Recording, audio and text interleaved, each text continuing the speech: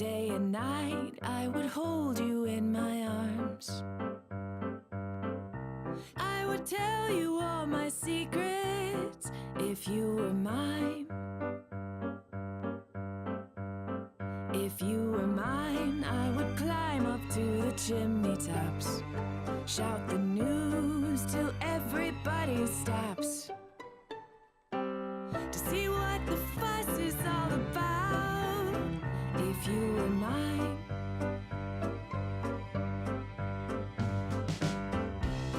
if you were mine, the world would never be the same. Ooh, won't you please be mine?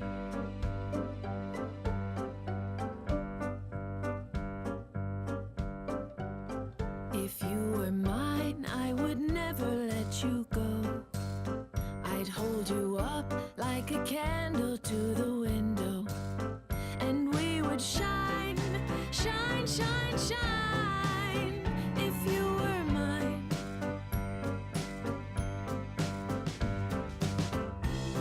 if you were mine, the world would never be the same.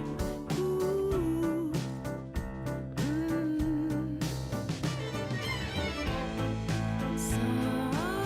Sometimes a dream is just a dream.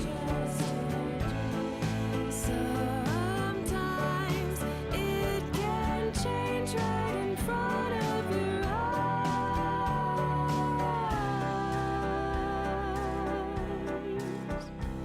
Ooh, you're not mine.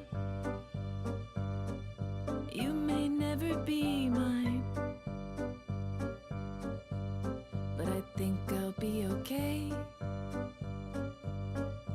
Yeah, I think I'll be just fine.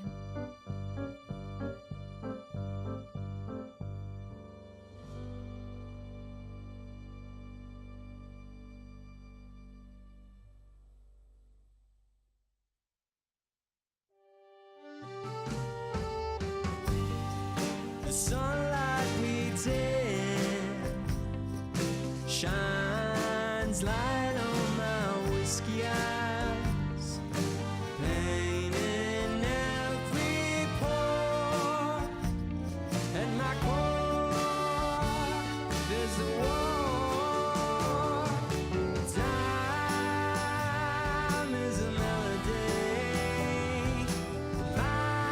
lines in a minor key, and you could be here with me if you really don't mind the end of the world.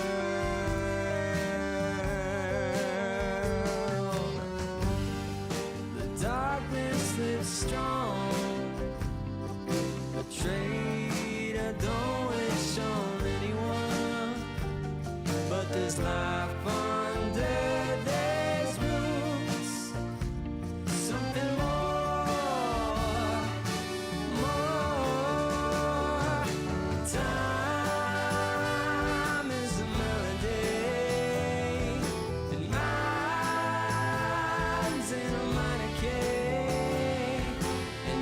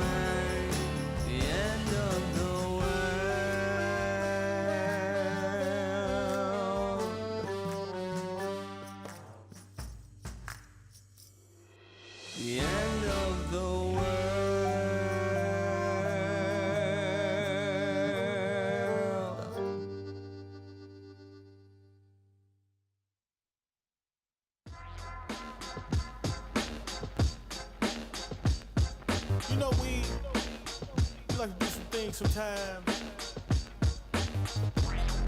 All these beats and rhymes. You know, we get it in. So we're gonna start it like this. Wave waters, we a pair of erudite men who grab the pen and then we Eric right. Meaning we do it easy above you parasites. He in a mic 1,000 degrees Fahrenheit. Jesus is an artiste with smart speech. Move smooth as a car thief and start beef. Black Panther with sharp teeth. We keep the moving while our music's pumping like a heartbeat. We did it once, now we checking in with a second win. When it comes to lecturing, they call me Malcolm Excellent. My record spin of veterans is dark water. Competition is wishing we set the bar shorter. Seems like they can never get ahead of us. We be catching flights, stay on the mega bus. Take it to Maryland, you'll recognize my rep strong.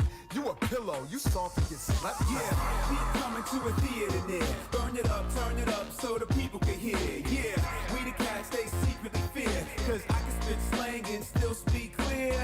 We coming to a theater there. Burn it up, turn it up so the people can hear. Yeah, we the cats they secretly fear. Cause I can spit slang and still speak clear. We here. Wave waters, brothers yelling black pride. Take offers, budget on the black side. Your girl can act shy, she been looking. Sleep, get your ones, fives, and tens took it. Real gains take labor, I've been pushing. Still turning haters into pin cushions. Catch me in Brooklyn, mainly Columbia. You better lace up quick, baby, we running ya. We coming to a theater near. Burn it up, turn it up so the people can hear. Yeah, we the cats they secretly fear. Cause I can spit slang and still speak clear. We coming to a theater near. Burn it up, turn it up so the people can hear. Yeah, we the cats they secretly fear. Cause I can spit slang and still speak clear. We here. I thought it was over, but I'm right back at you. And I'ma flip the whole scene over like a spatula and get it french fried for the extra crunch. And all you suckers that's hungry, take that for lunch. Cause I'm off the clock. I clock miles though, and I see them Angela Davises wanting miles though. That's why I keep it stepping with the samurai precision. I'm trying to change the color, David Banner, my decision. Blow it up and make it all green, and break it all down and share it with the team. So I ain't got time to sing Kumbaya till I'm cooping two-seater, just blew by y'all. Travel at a high speed, it's me, you in my rear view. Still wanna sing, but honestly I can't hear you. Unless you talking as loud as the bass hit. It's Krilla and the boy Frank Nick. Yeah. We coming to a theater near. Burn it up, turn it up so the people can hear. Yeah, we the cats they secretly fear. Cause I can spit slang and still speak clear. We coming to a theater near. Burn it up, turn it up so the people can hear. Yeah, we the cats they secretly fear. Cause I can spit slang and still speak clear. We here.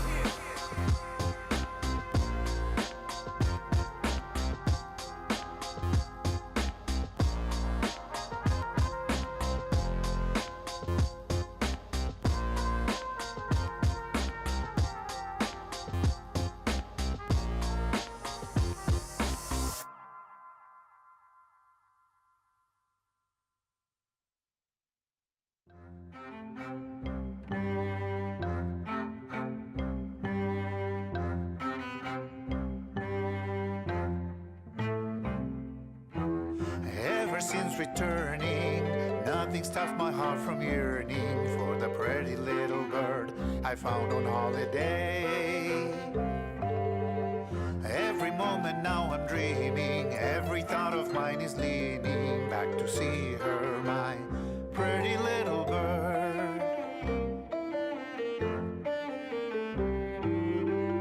Take me back to Pájaro Bonito. Bring me to her, to my papagayo. Setting sun and shining waters couldn't match the lovely colors that you bring to bloom. Pretty little bird, pretty little bird, la la la la la.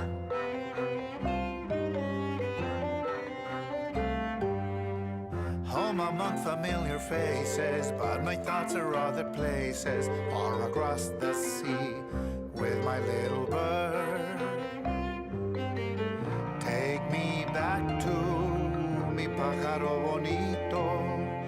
Bring me to her, to my papagayo.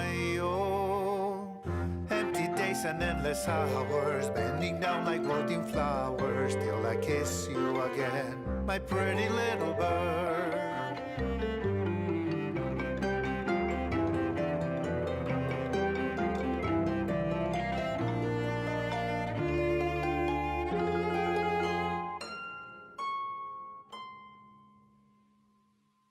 Fly to me, love, to my arms, love. Fly to me, love. Who knew that I'd come home safe but leave my heart in another place on holiday with my little bird.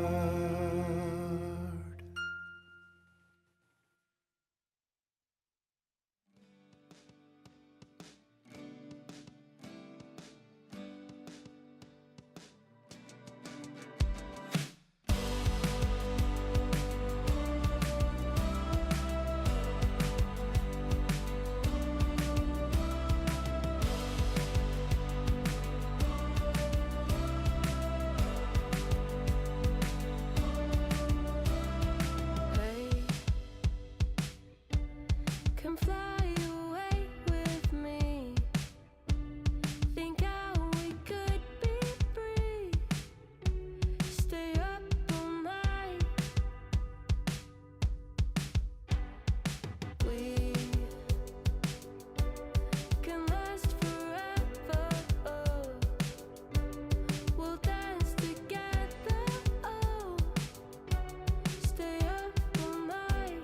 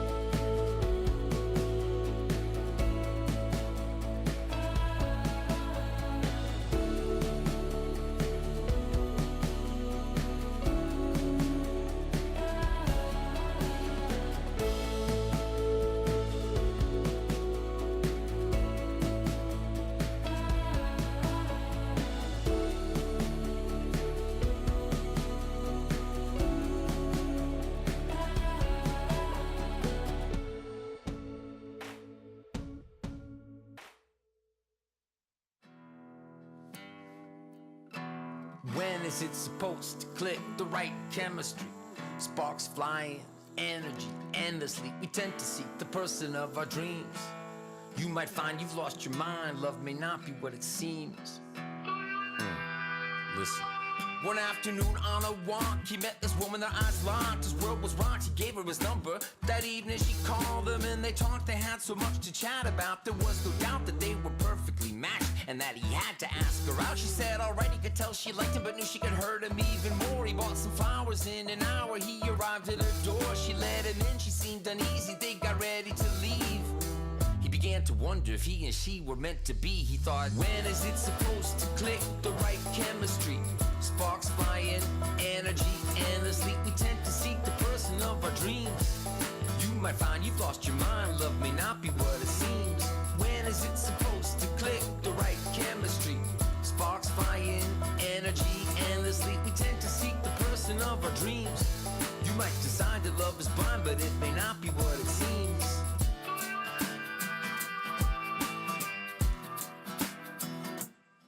She laid eyes on this guy and was overwhelmed with attraction. She saw he had the exact same reaction. It felt right from the start, but if he played her and broke her heart, she knew she'd never recover. She promised to wait for a man who truly loved her. She said yes to a date. At 8 he came to her place. The club they danced and embraced. It was so fast-paced, her pulse raced. Then he pulled back like he needed some space. Her heart sank, she quickly thanked him and went home. Turned off her phone and spent the night in her comfort zone.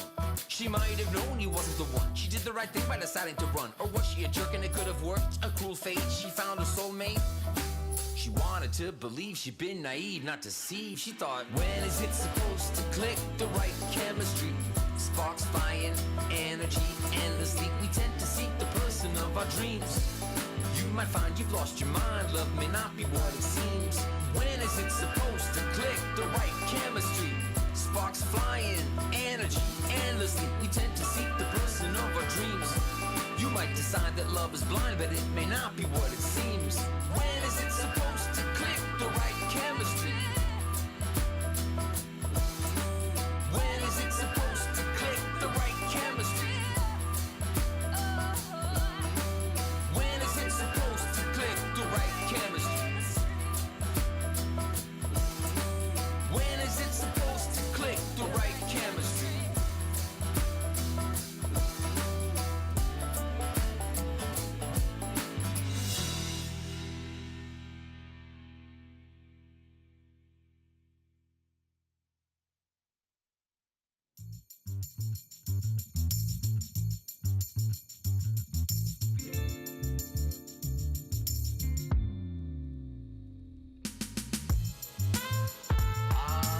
Good old days. Do you remember? There's no bringing them back. Continuation of the golden era. Golden era. Continuation of the golden era. May it live forever. Late 80s, early 90s, it came into its prime. Microphone prodigies with complex rhymes, sublime denser beats, deep sampling feats. Pure genius rose steep from the New York streets. Meet at Mars, the building for Milky Way. Payday, the tunnel, the red zone, new music cafe. Beat Street, fat beats, downstairs rockin' soul. In the music factory, stacked 12-inch gold. The innovation was cunning, stunning, nothing was contrived. From 86 to 95, New York kept it live. BDP, King PE, Ultra EPMD, Rakim, Stet, Slick Rick, MC Light is Marquis. The Jungle Brothers, De La, A Tribe Called Quest, Brand Nubian, Gangstar, G-Rap, Bello, and SP, Rockin' CL, Black Moon, Beatnuts, TITC, The Woo, Nas, AZ, Redman, Big L, and Biggie. Good old days. Do you remember? There's no bringing them back. Continuation of the golden era. Golden era. Continuation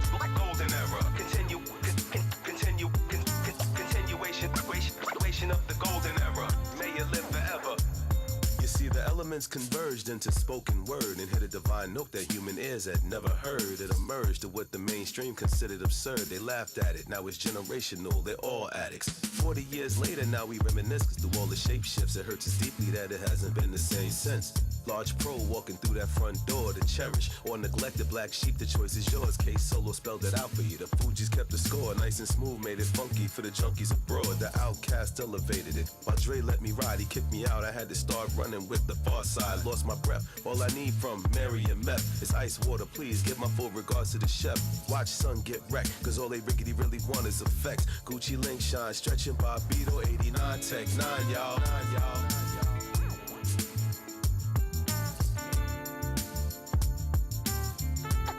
Continuation of the golden era. Golden era.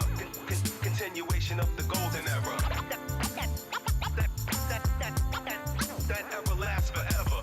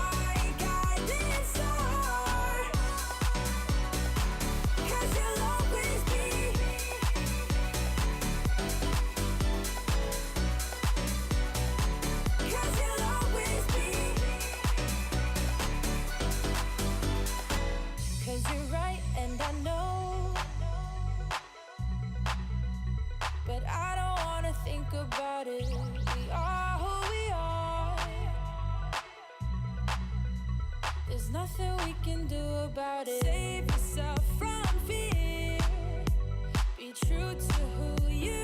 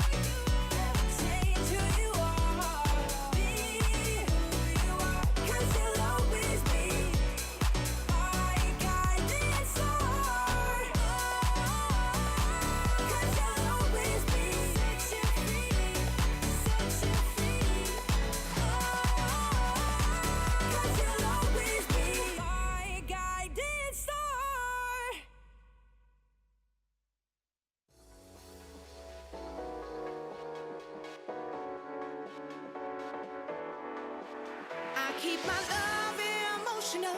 I keep on reaching high. I keep my love emotional. I keep on reaching high. I keep my love emotional.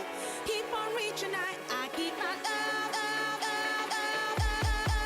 I keep my love emotional. I keep on reaching high. I keep my love emotional. I keep on reaching high. I keep my love emotional.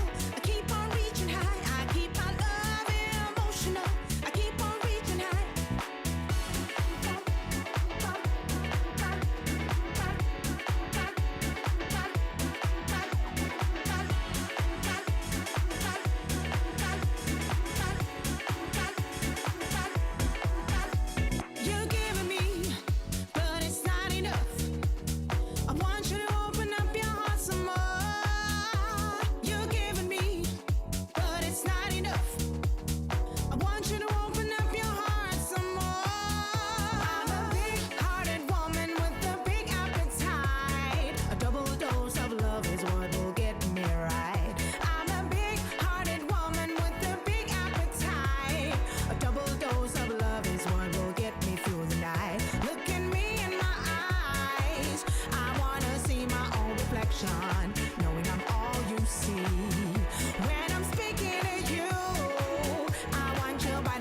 your soul and mind to pay attention. I keep my love emotional.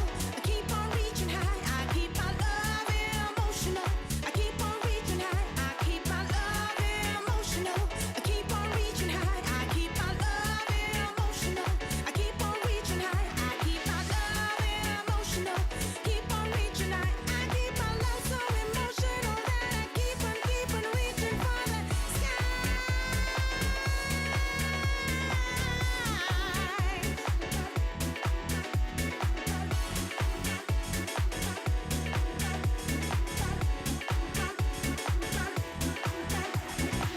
I weigh my love on high. I weigh my love on high. I weigh my love on high. I weigh my love on high. I keep my love emotional. I keep on reaching high. I keep my love emotional. I keep on reaching high. I keep my love emotional. Keep on reaching high. I keep my love so emotional that I keep on reaching for the sky.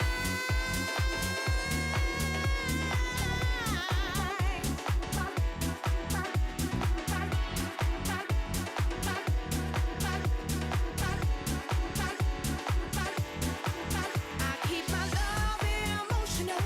I keep on reaching high. I keep my love emotional. I keep on reaching high. I keep my love emotional. Keep on reaching high. I keep my love so emotional that I keep on reaching for the skies.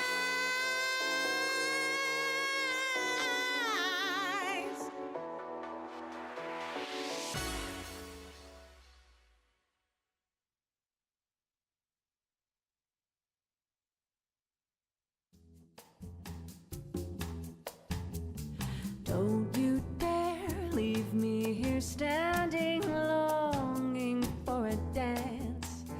Walk right up, your eyes are asking. Time to take the chance. Don't you dare end this night early. Life is short, my dear. If you're thinking of retreating, don't you dare. If I say that we will keep it to one short song, if I promise to behave and do nothing wrong, we might be having fun before too long, before too long. If we move a little slower, the music might stop. If we get a little closer, my heart just might pop. If they knew what we were thinking, their jaws might drop, their jaws might drop. Don't you dare leave me here thirsty while you sip that drink. I don't want deep conversation. I don't need to think. Don't you dare look toward the door. Tonight is young, my dear. Don't you whisper a word of leaving. Don't you dare. If I say that we will keep it to one short song, if I promise to behave and do nothing wrong, we might be having fun before too long, before too long. If you're wondering how you're doing, well, I'm a big fan. If you like the amber light and the sound of the band, if you're wondering what I'm thinking, I want to dance with you again. Let the time go by.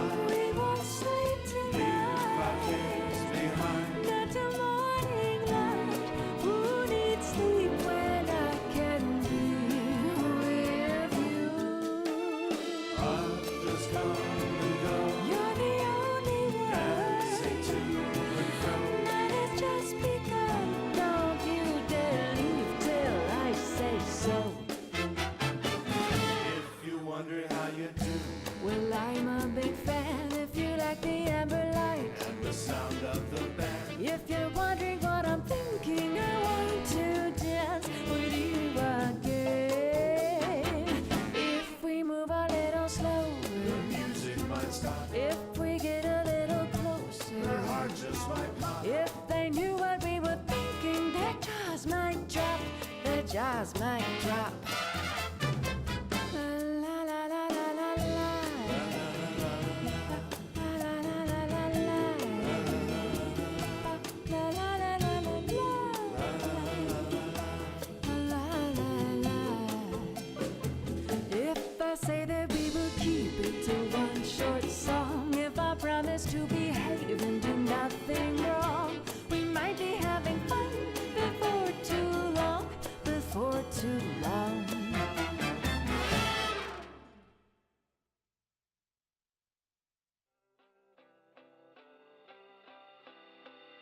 Hey, get up, we can wake the neighborhood. Okay, the sunlit days with you.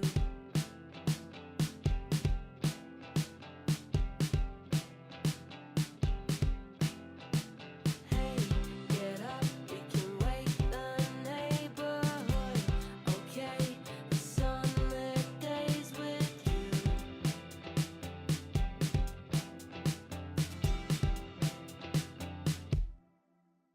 On the weekend,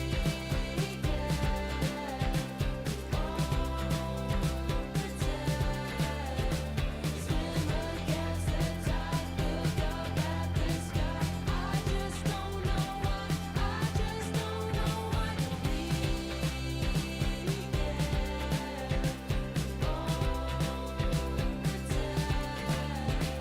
swim against the tide, look up at the sky. I just don't know why, I just don't know why. Run away as the sun goes down. Okay, as long as I'm with you.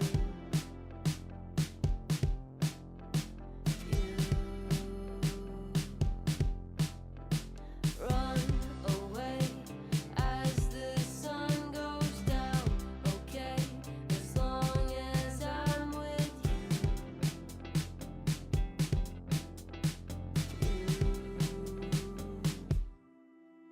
On the weekend,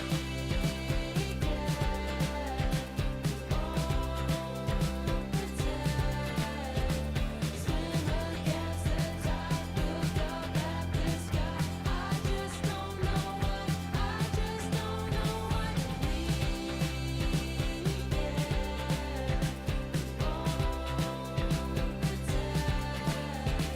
swim against the tide, look up at the sky. I just don't know why, I just don't know why.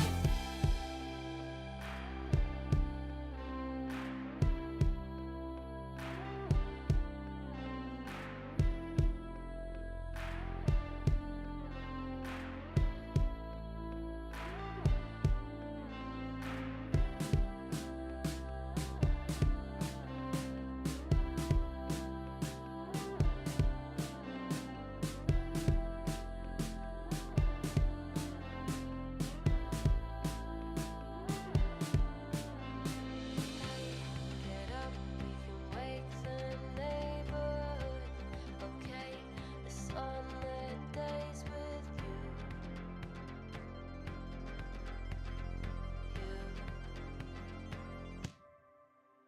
On the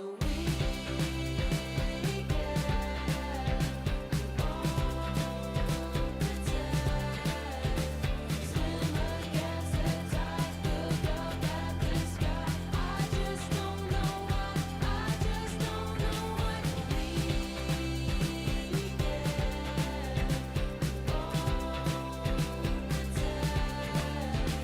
swim against the tide, look up at the sky. I just don't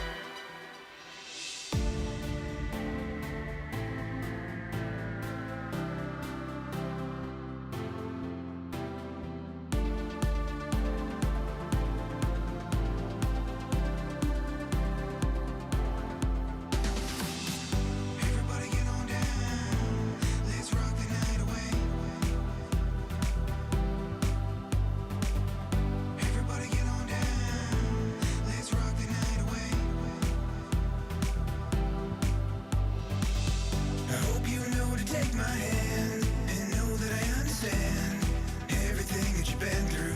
And I meant to tell you everything. It's gonna be alright. It's gonna be alright, girl. It's gonna be alright.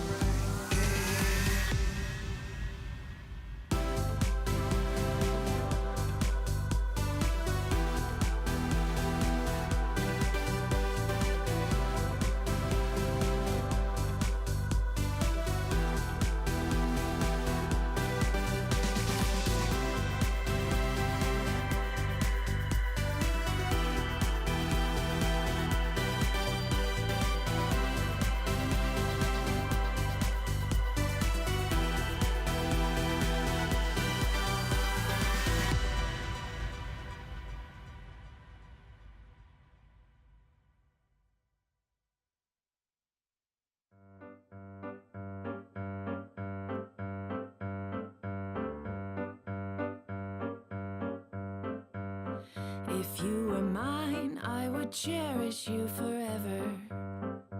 Day and night, I would hold you in my arms.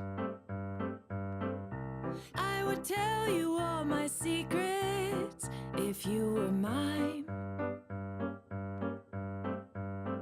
If you were mine, I would climb up to the chimney tops, shout the news till everybody stops, to see what the fuss is all about.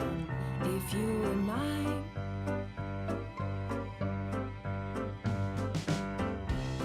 if you were mine, the world would never be the same. Ooh, won't you please be mine?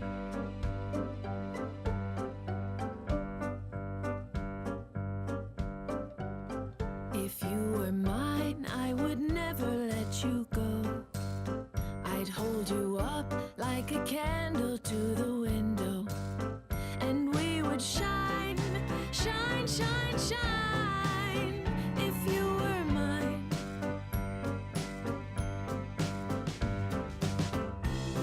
if you were mine, the world would never be the same. Ooh,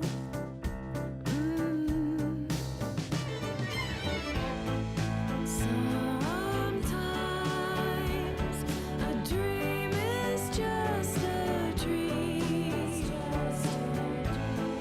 Sometimes it can change right in front of your eyes.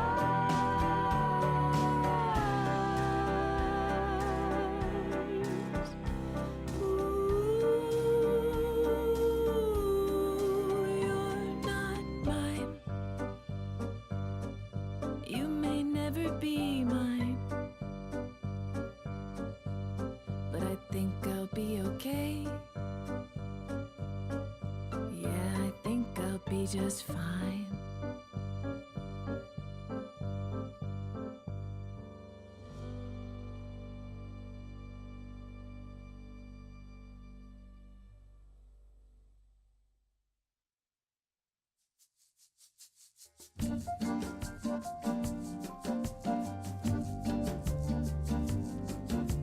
When I feel the darkness descending upon me, then I close my eyes to seek escape. Something in the darkness calling to me, but then I realize it's okay. La la la la la la la la la la la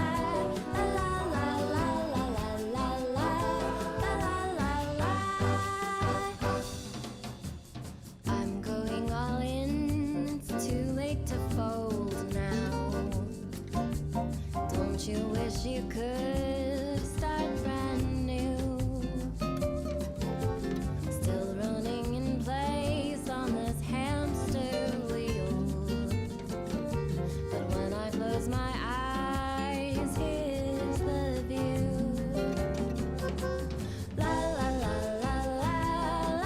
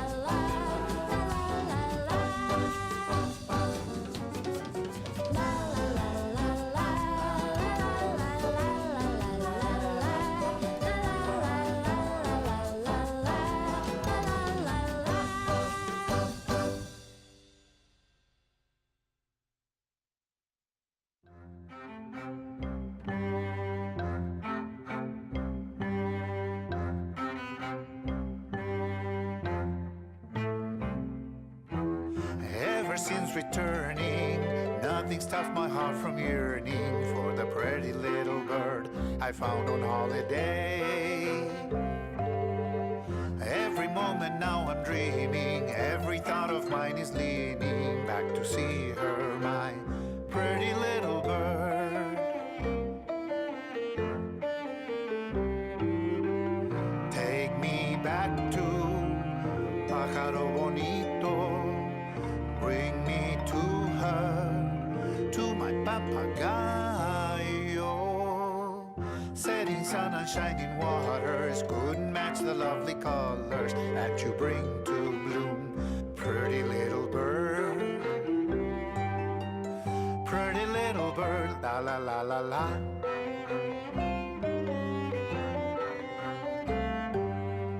Home among familiar faces, but my thoughts are other places, far across the sea with my little bird. Take me back to mi pájaro bonito, bring me to her, to my papagayo. Empty days and endless hours, bending down like wilting flowers, till I kiss you again, my pretty little bird.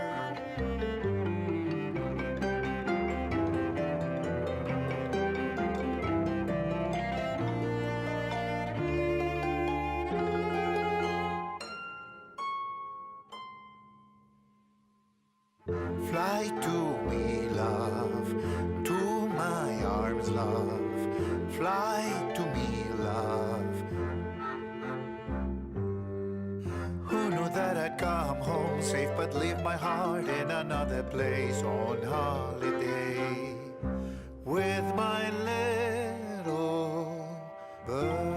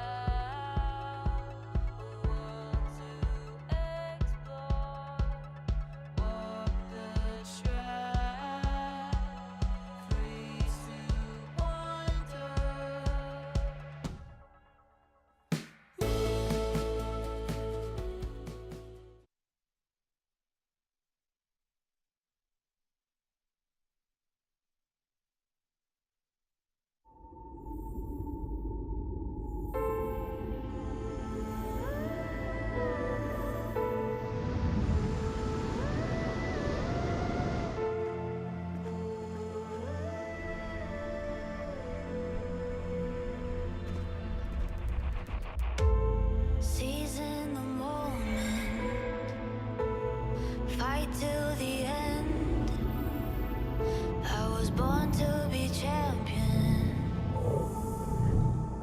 It's a war, it's a war.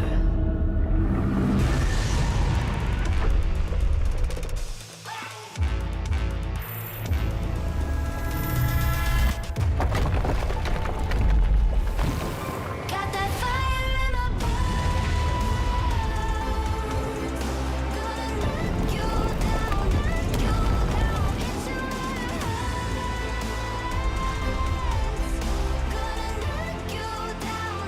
Gonna knock you down, it's your hearts. It's your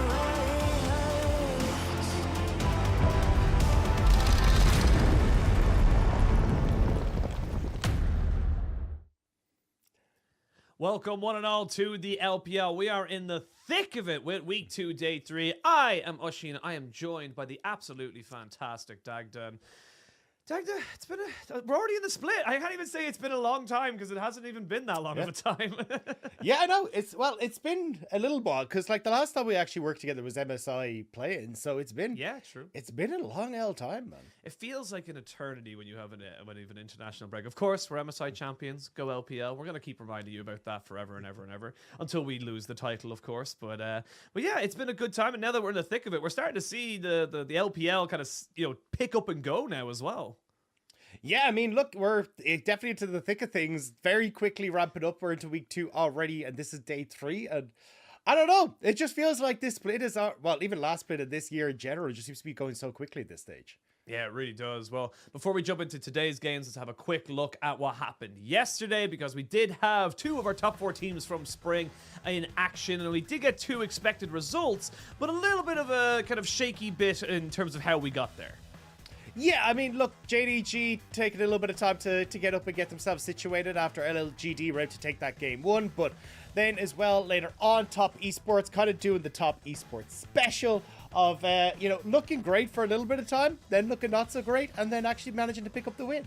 Yeah, I mean, look, WE, I gotta say, did some pretty nice things there, considering they're up against Top Esports. I'm excited to see where this roster can bring themselves, and that was without SMLZ, so, we'll see exactly how that team ends up developing throughout the split. Of course, we can move now into today's games, because we got ourselves 2 new teams, and 2 teams have already played who are currently undefeated, with LNG going up against Anyone's Legend in our first game of the day, and then we got TT versus V5 later on. Yeah, and I think definitely going to be looking forward to seeing V5 take on to the Rift again. Like, this, I think, is a team that a lot of people had high expectations for in Spring, couldn't quite live up to them, and everyone's kind of hoping, please, for summer, let us get Rookie versus Faker Worlds. Yeah, I mean, everyone wants it. Rookie's kind of been always that player. Yeah, I really think that this could be the Iwandi meta that we're starting to see come through. So for anyone who didn't know, Iwandi was a big Janet one trick over in the Korean solo queue. Actually hit number 1 in Korean solo queue with Janet with a plus 70% win rate on the champion. It was absolutely insane. And I think that this meta, especially as we're starting to see more and more enchanters come into the play, feels like it could really be the opportunity for the LNG support to take over. And looking over the course of his career, right, you can see just how strong his enchanter play has been, with super high win rates across the board. And we kind of got to see like a little bit of that in the previous series. I mean, the Karma game was a little bit suspect, I will say, at times, but overall, I really do think that this could be the time where Iwandi gets to strut his stuff on the champions he's actually more comfortable with.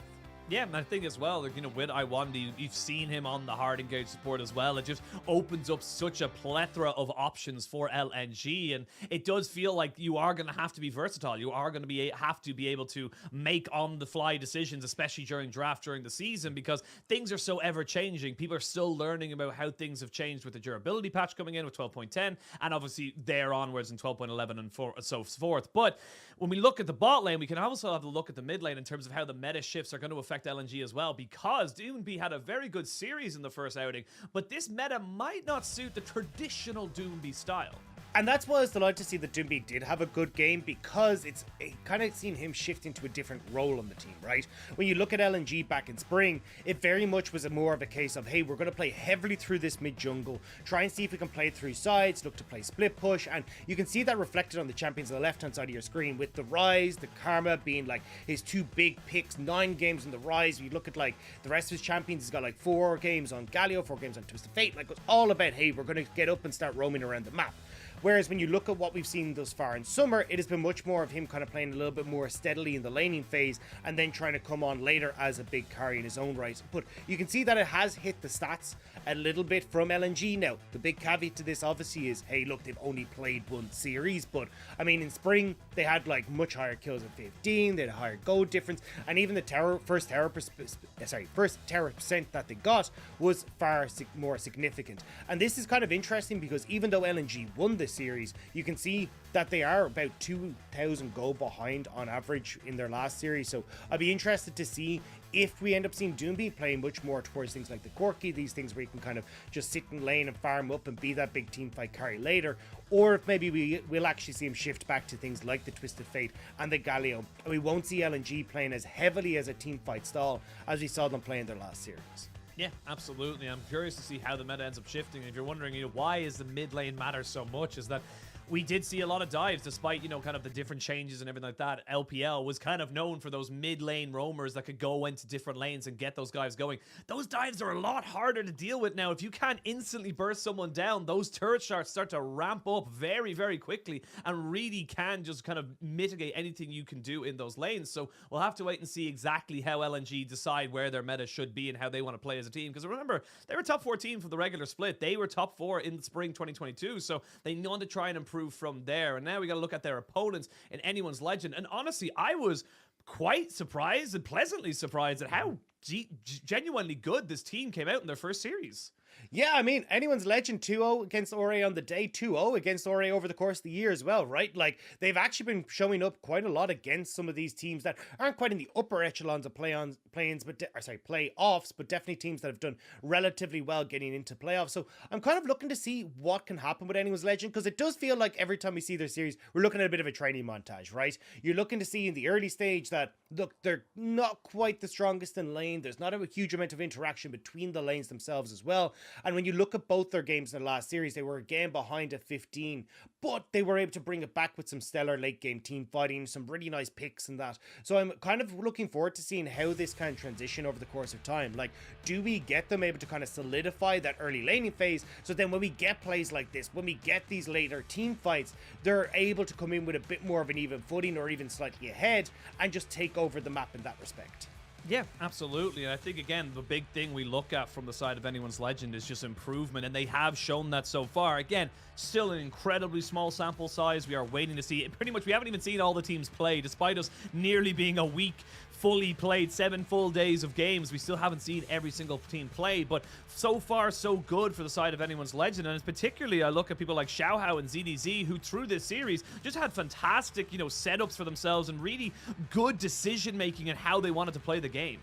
Yeah, exactly. And pretty much as you start to get through, like, early, definitely going through ZDZ and Xiaohao, but as the game went on later, Benny standing up as a regular carry again, like 35% of the team's damage in those games. Like, this guy is still an absolute monster for this team, and definitely someone that I want to see them give it a little bit more wiggle room to, so then he can have like more flexibility in kind of how the early game is playing out and how those resources can be dedicated to him.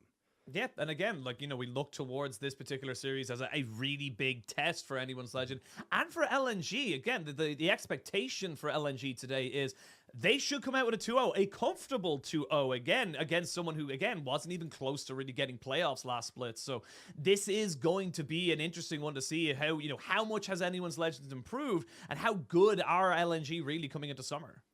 Yeah, exactly. And I think for LNG, it's going to be a test once more of kind of how their team fighting style works out, right? Because I think that was the really interesting part watching their last series against BLG, was seeing things like the Sion going in towards Alan, the top lane. Whereas when you look at last year, it was all about like Camille's, Fiora's, like big split pushers that could kind of try and take over in a side lane. You'd have Doomby, as we talked about already, on like Rises, Galio's, TFs. It was very much about this 1-3-1 kind of split push style. But when we got this last series against BLG, they were aiming more for these team fights with Doomby on hypercarries like the Corki and these kind of things. So I'm curious to see like if they stick to that style and if they just try to take this as a new style that they want to bring into summer, because honestly in spring this split push style was not working out for them at all. So I kind of agree with maybe switching things up and seeing if you can just go back to basics with these standard team fighting compositions. Yeah, and again, I love how you mentioned the Sion for Ala, because Ala was forever known, even back when he was on Natural, Camille, Fiora, these things that can just take over in the top side. Very Bin-esque, if you will, if you're coming in new to the LPL and what kind of style of player he is. But it wasn't really working out. And you could see throughout the end of the split, they started off fantastically, 7-0, 2 splits in a row. And then they just problems started to pile up. The issues started to come in. And as much as I love Tarzan, one of the best junglers in the world, he just ran out of steam, and unfortunately for him, throughout the last few games or last few series, including the playoffs, he just felt like he had given 110% for too long and just didn't have enough in the tank. So I want to see them maybe work around that a little bit better. And again, like you said, go back to basics, get themselves more options, and similar to Iwandi, maybe work with enchanters, maybe look towards, maybe hyper-focusing somewhere else rather than just on that mid-jungle combination. Yeah, exactly. And that's why when we kind of looked at the reason why I think mid matters so much to this team is because a lot of that kind of Tarzan's ability to take over in the early stages was kind of playing off of what Doomby was able to do in the mid lane. But when we ended up with the Corki 2 games in a row and Doomby's getting pushed in, Tarzan is a little bit more muted. Same when you look at the Swain game, right? Swain, I think, absolutely stellar when you get to the mid game because he just provides this like AP bruiser front line that is kind of missing a little bit at the moment. But it did mean that Tarzan kind of had to take a bit of a back seat, wasn't able to get as involved in the play as you'd expect, which is why we saw them kind of fall about 2,000 goal behind in those early stages. But we'll have to see now if they can kind of pick it up a bit against anyone's Legend, who aren't exactly the most dangerous of early game teams. Absolutely, and I think for anyone's Legend, again, it's all about improvement. It's all about little small increments. We saw a good bit about in their first series. I want to see a little bit more as well coming into this particular series because, again, they were 13th. The only way is really up for these guys. They were 5-11 in spring. They will want to try and improve upon that, and they've had a great start. And for me, it's going to come down to how good can they play against some of the better teams and some of the better players. And it comes down to laning phase, like you said, coming up against things like Doomby and Tarzan, who play the map so well, who play the map so smartly, and can make those clutch decisions. So for anyone's Legend, just show us that you're going to be committing to this new style. Show us that you've learned from spring and you're going to be improving for summer.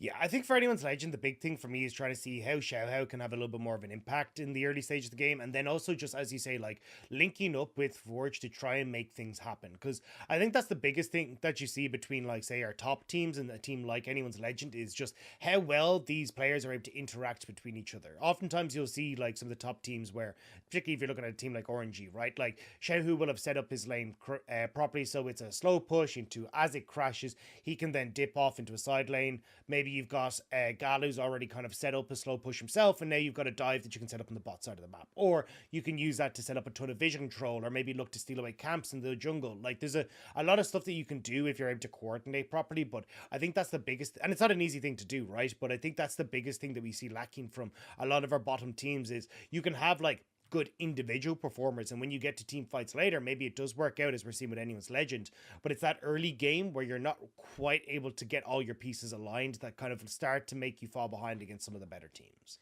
Yeah, and again, big test today for both these teams. And let's kind of like hyper focus on terms of what we want to see from either side. You talk about the Iwandi meta in terms of the enchanters. Where do you want to see them then kind of move that draft? Say hypothetically they do pick up something like the Morgana or the Janna, or obviously more likely the Karma. Where do you want to see them maybe focus then in terms of the other picks? Does many things change after that?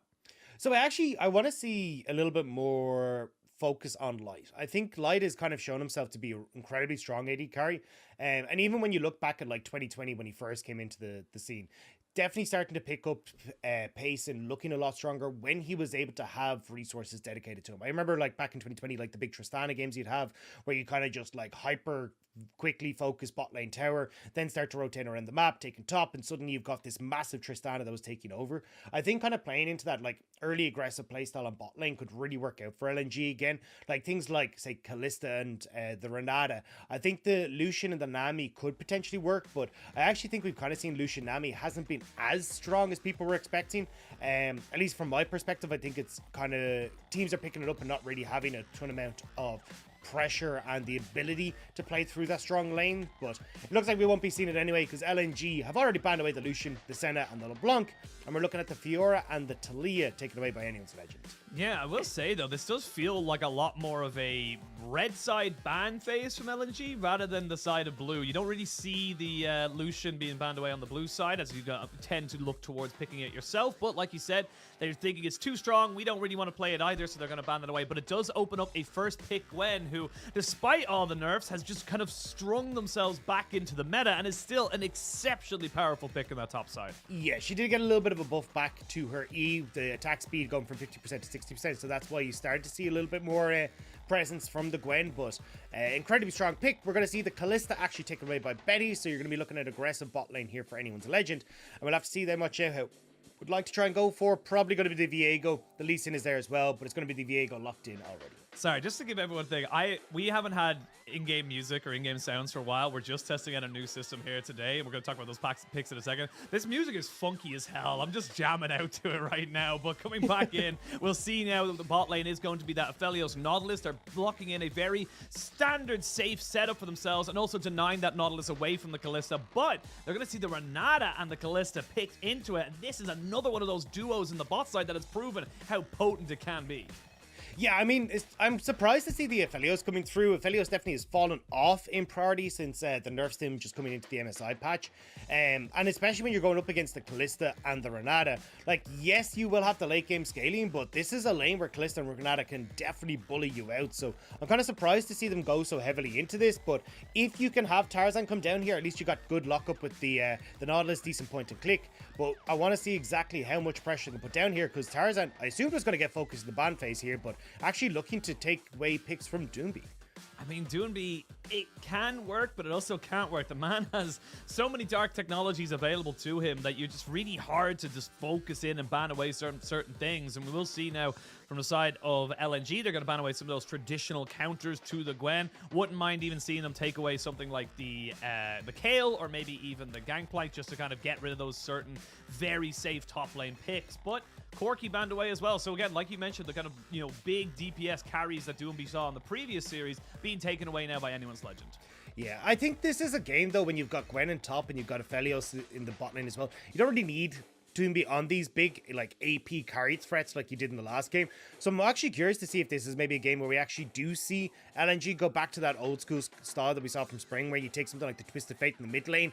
You've got an opportunity to play 1-3-1. You've got decent team fighting, but just the ability to try and, like, shut down this aggressive bot lane from anyone's legend, make them a bit more honest, would actually be great, especially if if Forge is gonna go towards the Swain here. You can get decent pushers, the TF against the Swain, and look to try and make those plays happen. Well, the Swain going to be locked and loaded here. Again, like you said, very powerful. You do tend to see the Imperial Mandate build as well. Oh, wow. Very, very potent at keeping itself alive. But the Sejuani locked in for Tarzan here. So a lot of engage coming out here from the side of LNG. Good front-to-back team fight. They just need to round it out with something good in the mid lane.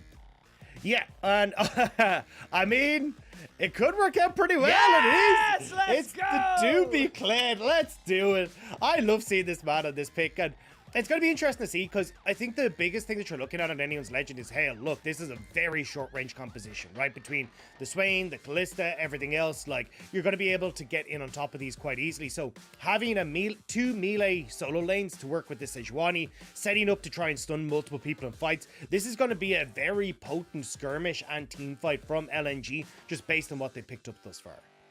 And then finally, to round it all out, the Gangplank that we talked about going into the Gwen, going to be there for ZDZ. And right now, both teams, they have win conditions. They have very solid ways. But for LNG, it's go, go, go. Keep that Aphelios alive and just get on top of these carries. Yeah, and it's all about trying to enable that Aphelios. I think you'll see a lot of presence here from Tarzan into the mid lane in the early stages, so then he can kind of unlock Doomby. And then we just talked about it, right? Like, we wanted things that could kind of roam down to this bottom side, shut down the pressure from Benny and Chocho in the early stages. Well, that's something that Eclec can do very well with that charge. So I'm expecting a lot of presence down in this bot side of the map, because if not, anyone's legend definitely have the ability to go for these very aggressive plays early in this bottom side of the map and set up themselves to try and play towards that mid-game team fight that we were talking about at the run of show. We'll have to wait and see, but again, I love the fact that we're seeing the Kled back for Doomby. Again, one of those things that he's always been known for. He brought it, obviously, was pivotal in the 2019 World Championship run, and for FBX, Very fond memories of that. Now he's bringing it out for LNG, and for now we can see now what we can do. I want to see exactly how Tarzan can work with this Sejuani. Very good at setting up, very good at just kind of controlling areas, especially with that ultimate. So very curious to see how they work. And for anyone's legend, it kind of feels like they have to get that bot lane going. I will say though, if they can land the hostile takeover when they're looking for a dive, they're looking for an engage on the side of LNG to the to the pixel perfect, that could be devastating for them. So for anyone's legend, this is a kind of a good execution kind of comp if they want to go for it. Yeah, and I think definitely in the early stages you can. One of the things that you've kind of seen with this Renata and Kalista combo, we saw from FPX with LWX and Hung, they ended up like going for literally a level 2 dive. Just the two players, level 2, diving onto the bot lane against the Lamy Lucian. These are definitely plays that you can make early stage with how potent this combo is. So just keep your eyes out to see if we actually get some of that funny business from Betty and Chocho.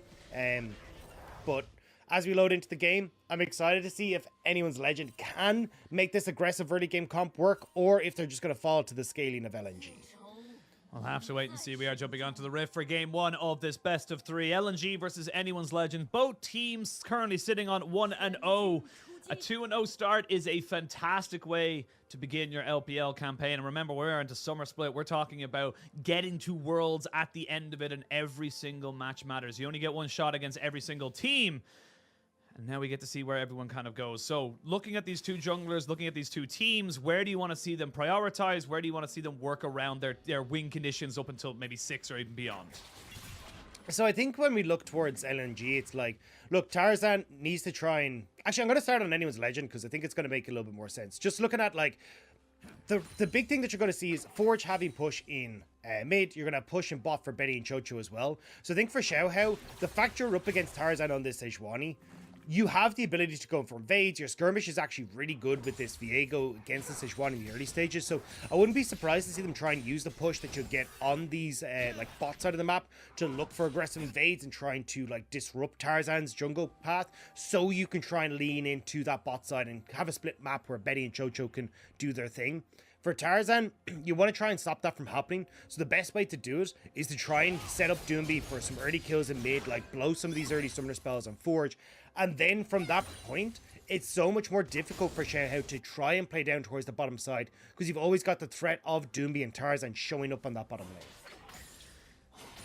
Wait and see. Forge already getting some early vision down, see if he can spot the path, but a little bit bamboozled because they do not know exactly where the Sejuani is. It's going to be on the top side of the jungle here for Tarzan, and we will wait to see exactly where everyone ends up kind of going. For Betty, again, to see just how much pressure they know that this Sejuani can do, especially early on. They want to make sure that they have a rough idea where she is, and that the Tarzan's not getting any free movements around the map. Already, though, we talked about this play mid. Yeah, we did. They don't have exact idea of where he is, and now Tarzan will be coming in. You've got the double melee coming in. Now they're going to try and stun him down, and that's first blood going over to Tarzan. Nicely secured there. And that's why this combo is so strong, especially when you start to add Gwen into the mix as well. Having 3 melee champions in your solo laners and your jungle that you can start to work through to get those stuns for the Sejuani is so difficult to deal with. And you can see there, Forge had the flash, didn't even burn it, and falls down to Tarzan and Doomby. Doomby's back does end up getting delayed ever so slightly as we have a look at the replay here. And again, like you said, it's all in on this. You have the double melee. It just works out. And now this is where you can start to really continue to punish this as well, right? I know that there's still the flash there, but I mean, you've already got the lockdown from Doomby, who can always flash preemptively to try and pull Forge back in. But Xiaohao now on this bottom side, trying to see if he can answer in anyone's Legends corner of this bot lane, but not exactly sure where Sejuani is. Doomby also dipping out of Fog of War. He needs to be so careful here.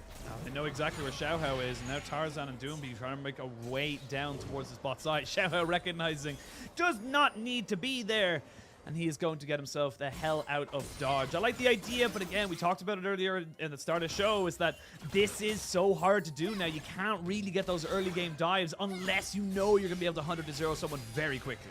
Yeah, I think the big caveat to that, though, is the Renata, right? Like, in rule of thumb, dives are more difficult, but Renata makes it so much easier because of the W, but anyone's legend still trying to be a pain on this bottom side. And this is what we were talking about, right? The invades you can go for, and they got him! They got him. They get the never move. They get the handshake. Thank you very much. That is the worst deal of LNG's jungler's life, and that is going to be a 1-1 now for anyone's legend. Good capitalization again. Good combo here from the side of Xiaohao and Chocho. Yeah, and this is exactly what I wanted to see. Anyone's Legend actually working together as a team, going to punish this Sejuani, and they do it perfectly there. Now Betty might find Iwandi. I mean, Iwandi's got to be so careful here. He will get rendered and slowed down here. We'll have a little bit of a hook to Spider-Man his way out of danger, but again, the Callista, you can't really leave those long skirmishes. It's one of the few things we talk about because it is just a very potent ability to have, as we can see now on the bot side. It's actually why we have Betty losing his heal, was because he got a little bit greedy on his own and got spotted out by the Aphelios. Yeah, so nice job by Light to burn that summoner spell, but still, with Betty now picking up the boots, should be in a pretty good spot to actually start continuing this pressure in the bot lane. Even though you've got a slight CS lead for Light, it's been more about the fact that pressure has led to a kill onto Tarzan, getting vision control on the bottom side here for Anyone's Legend as well. And I'm pretty sure we're just going to see this kind of trend continue, even as you look at where Chocho's moving, starting to get in towards the mid lane, going to try and link up with Xiaohao. And as these camps start to respawn on the bottom side, we're going to get Anyone's Legend just being such a pesky nuisance for Tarzan. Well, level 6 is going to be hit there for both solo laners in top and in mid. So you do have access to the cannon barrage now, as we have Chocho thinking about going for something in this mid lane. But Forge just covering Forge for the moment to make sure he can get that wave crashed in and reset. Dragon is available for either side. We can see now Betty just trying to hold this wave in bot lane, while on the top side, Ala just kind of recognizing that he has the ignite, he has his ultimate available, so in a straight 1v1, he might have the option available to him, but with Dragon up and available, and ultimate's almost there for both of these junglers, this could end up being a pretty big skirmish, but Tarzan secures the scuttle, gets himself out. Yeah, you can see, though, Anyone's Legend really trying to put the pressure on towards LNG. Nice job, though, for LNG to at least get the scuttle and give themselves some vision in the river, because if that goes fully dark for them, it's going to be so much easier for Anyone's Legend to continue to control the space that they need around this bottom half of the map. Because you can see, right, for the Gangplank, yeah, he's fallen a little bit behind in CS, but he's got first strike, he's a Gangplank, he's going to be farming up happy as Larry, as Anyone's Legend, again, just get this invade off and go onto the red. They're being such a pain for pain for Tarzan. Yeah, it's a great thing for Xiaohao, as he's just kind of constantly putting this pressure down. And this is, full all in the top side as we get the needle work and the ignite going down. ZDZ is ticking, but he will not fall just yet. Cannon Barrage is good to clear out this wave, and there is a little extra barrel as well. So ZDZ keeps his flash, but for how much longer? As Doonby's coming in, and he will charge up into the top side. He's looking for the Gangplank, and he will not be able to find him. Yes, he will. He flashes forward and picks up the kill. Doonby very much behind enemy lines, but should be able to get out alive. And this is what we're talking about for Doomby. This is what we wanted to see. The man moving around again, getting active on the map, stopping LNG from slipping behind in the early stages, and getting these kills for himself. That's now 2 kills that he's been involved in, and I expect that we're going to see a lot more come in his direction as well. I mean, it's the power of the Kled. You push in the mid lane, you've got that Iron Spike whip to be able to increase your wave clear, and then, like you said, you just move around the map. You put yourself into positions to affect the other lanes. Yeah, and I mean, look, this now gives themselves a little bit of wiggle room as well to just start going, okay, well, maybe we can start to set up some vision, especially around things like the Rift Herald that has just spawned, see if we can get people in position for that. Although, as I say, at Anyone's Legend, at least first back out onto the map, may look for something in the mid lane, or at least try to clear out some of this vision that LNG have established. Yeah, well, Xiaohao going to recognize now that he was seen atop this pink ward. Cleared that one out. Tarzan is in the vicinity as they maybe look to try and take down this Rift Herald. And you still have some decent ultimates available to Anyone's Legend, but you don't have the Cannon Barrage just yet. And bot lane having its own little move here as the hook does land. We will have the level 6 hit by Iwandi. He goes straight in to try and lock down Betty. They're now going to turn their focus on to Renata, but Chocho gets himself out with the Fate's Call, and they burn a couple of different summoners, but at the end of it all, it's still Anyone's Legend feeling okay in the bot side. It does mean Anyone's Legend have to ditch on the Rift Herald, though. You've got reinforcements coming for LNG, so LNG should be able to secure this Rift Herald off that bot lane play, and Light and Wandi have a move. And even though we talked about, Betty and Chocho having a good amount of pressure down in this bot side of the map, at least in the early stages, Light and Wandi have been doing a really good job of actually getting a CS lead and pushing back Betty and Chocho. Yeah, they really, really have. 10 CS lead, like you mentioned, the all-in there. They recognize they have the level 6. Chocho did not have the hostile takeover. And that is going to be the Rift Herald, like you mentioned, going over to the side of LNG. So, You got yourself the Rift Herald, and now it's all about where you want to use it. And honestly, I wouldn't be surprised to see them maybe just get Doonby out onto the top side or bot side and maybe use it there to try and crack open one of these lanes. Yeah, I mean, you can already see Ala up here, Tarzan's here. Doomby doesn't quite have control of mid, but Jojo and Forge are on the way, and that feels like it's going to be the call-off then for LNG in the top lane.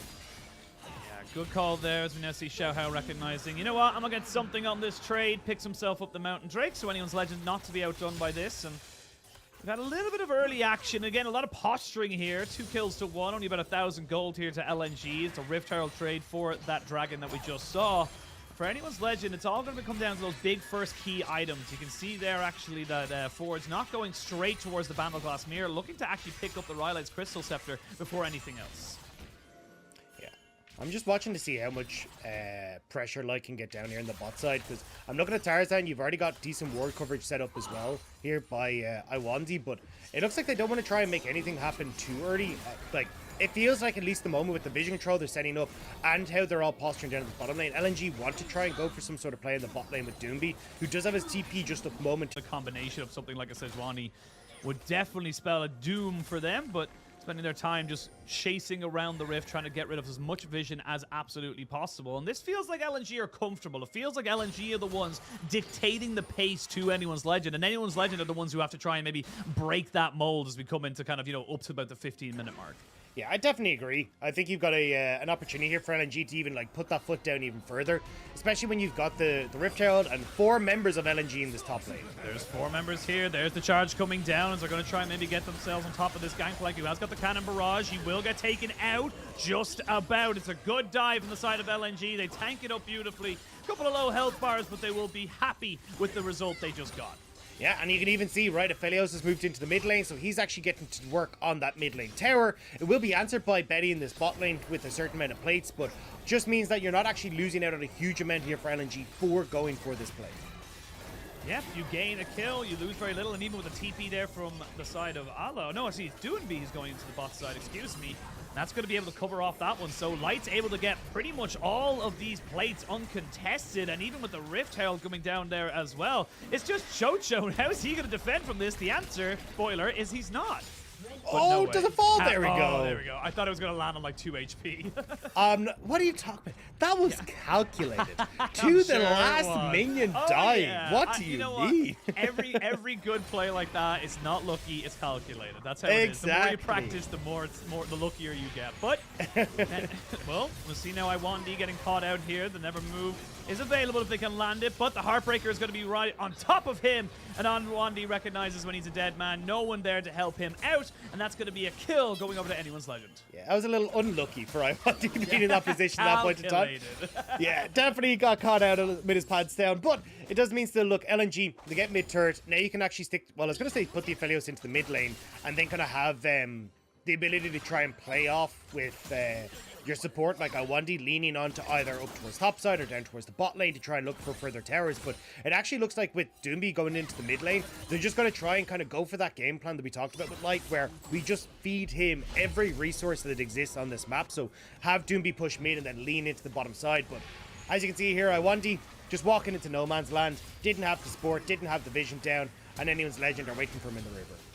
I like how everyone else is just like, all right, you're dead. We're gonna continue with our resets. There's no real reason for us to be sitting here. But despite that kill, despite everything else, of course, with that mid lane turret going down, it is about 2,500 gold lead coming up here now for LNG. LNG, again, like we said, dictating the pace. They're now coming up the first items. Riftmaker finished up here for the Gwen, so a massive power spike for Ala in the top side. Tarzan with that Frostfire Gauntlet. Of course, you now have the Stride Breaker for Doomby, so a little bit of extra survivability and CC, and the Gale Force there for Light. A lot of very key items being picked up here, and anyone's legend, they're kind of lagging behind the power curve. Yeah, they are definitely struggling here. I think LNG just kind of showing like what we're talking about with this early game, the ability to try and like play through sides, setting up interactions between the lanes, and like getting deep vision down, or even vision down just as a coordinated team. And that's something that we talked about missing from anyone's legend game plan, right? We're not seeing Force try and match these roams until it's a little bit too late. They haven't been able to set up as successfully as we're hoping for around Betty and Chocho, and it means that they're slowly but surely falling behind.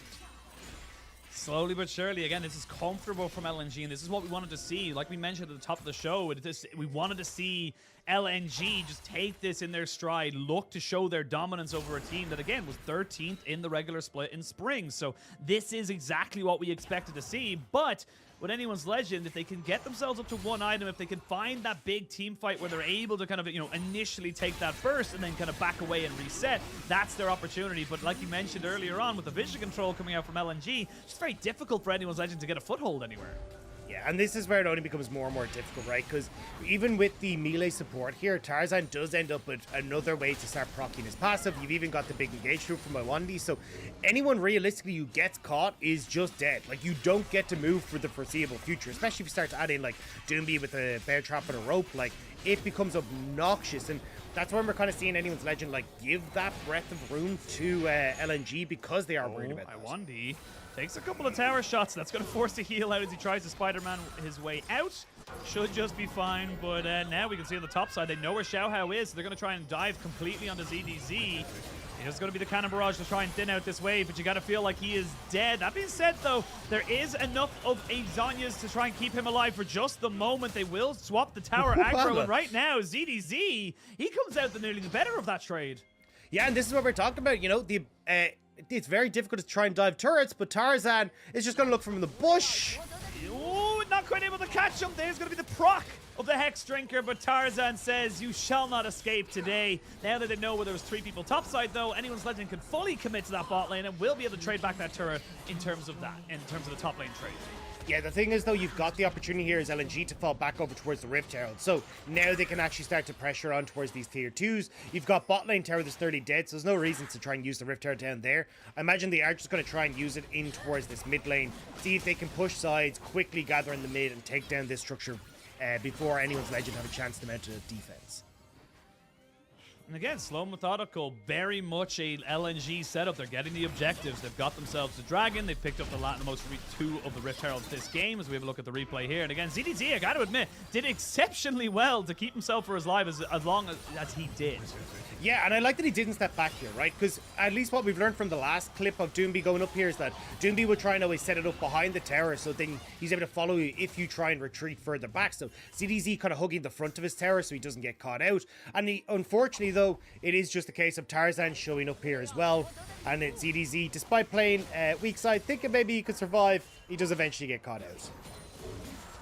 Does get caught. Now you can see what anyone's legends. 2.5 minutes to the next dragon, so there's no real reason here for LNG to go check into that brush unless they want to try and establish vision control. But Doomby's already here and he's going to jump straight onto the backside. We are going to see the ultimate pop there from the Swain as everyone tries to just engage on top of this. Good disengaging ult here from Chocho, but with the ultimate there from ZDZ, you got to feel like it was a little bit of overzealousness as they try to go into this one now. They got the bailout there for Xiaohao, but he will not be coming back to life. And now the rest of LNG just pile in onto anyone's legend. They'd used all their ultimates, they'd used all their resources, and there was no way they could get out alive.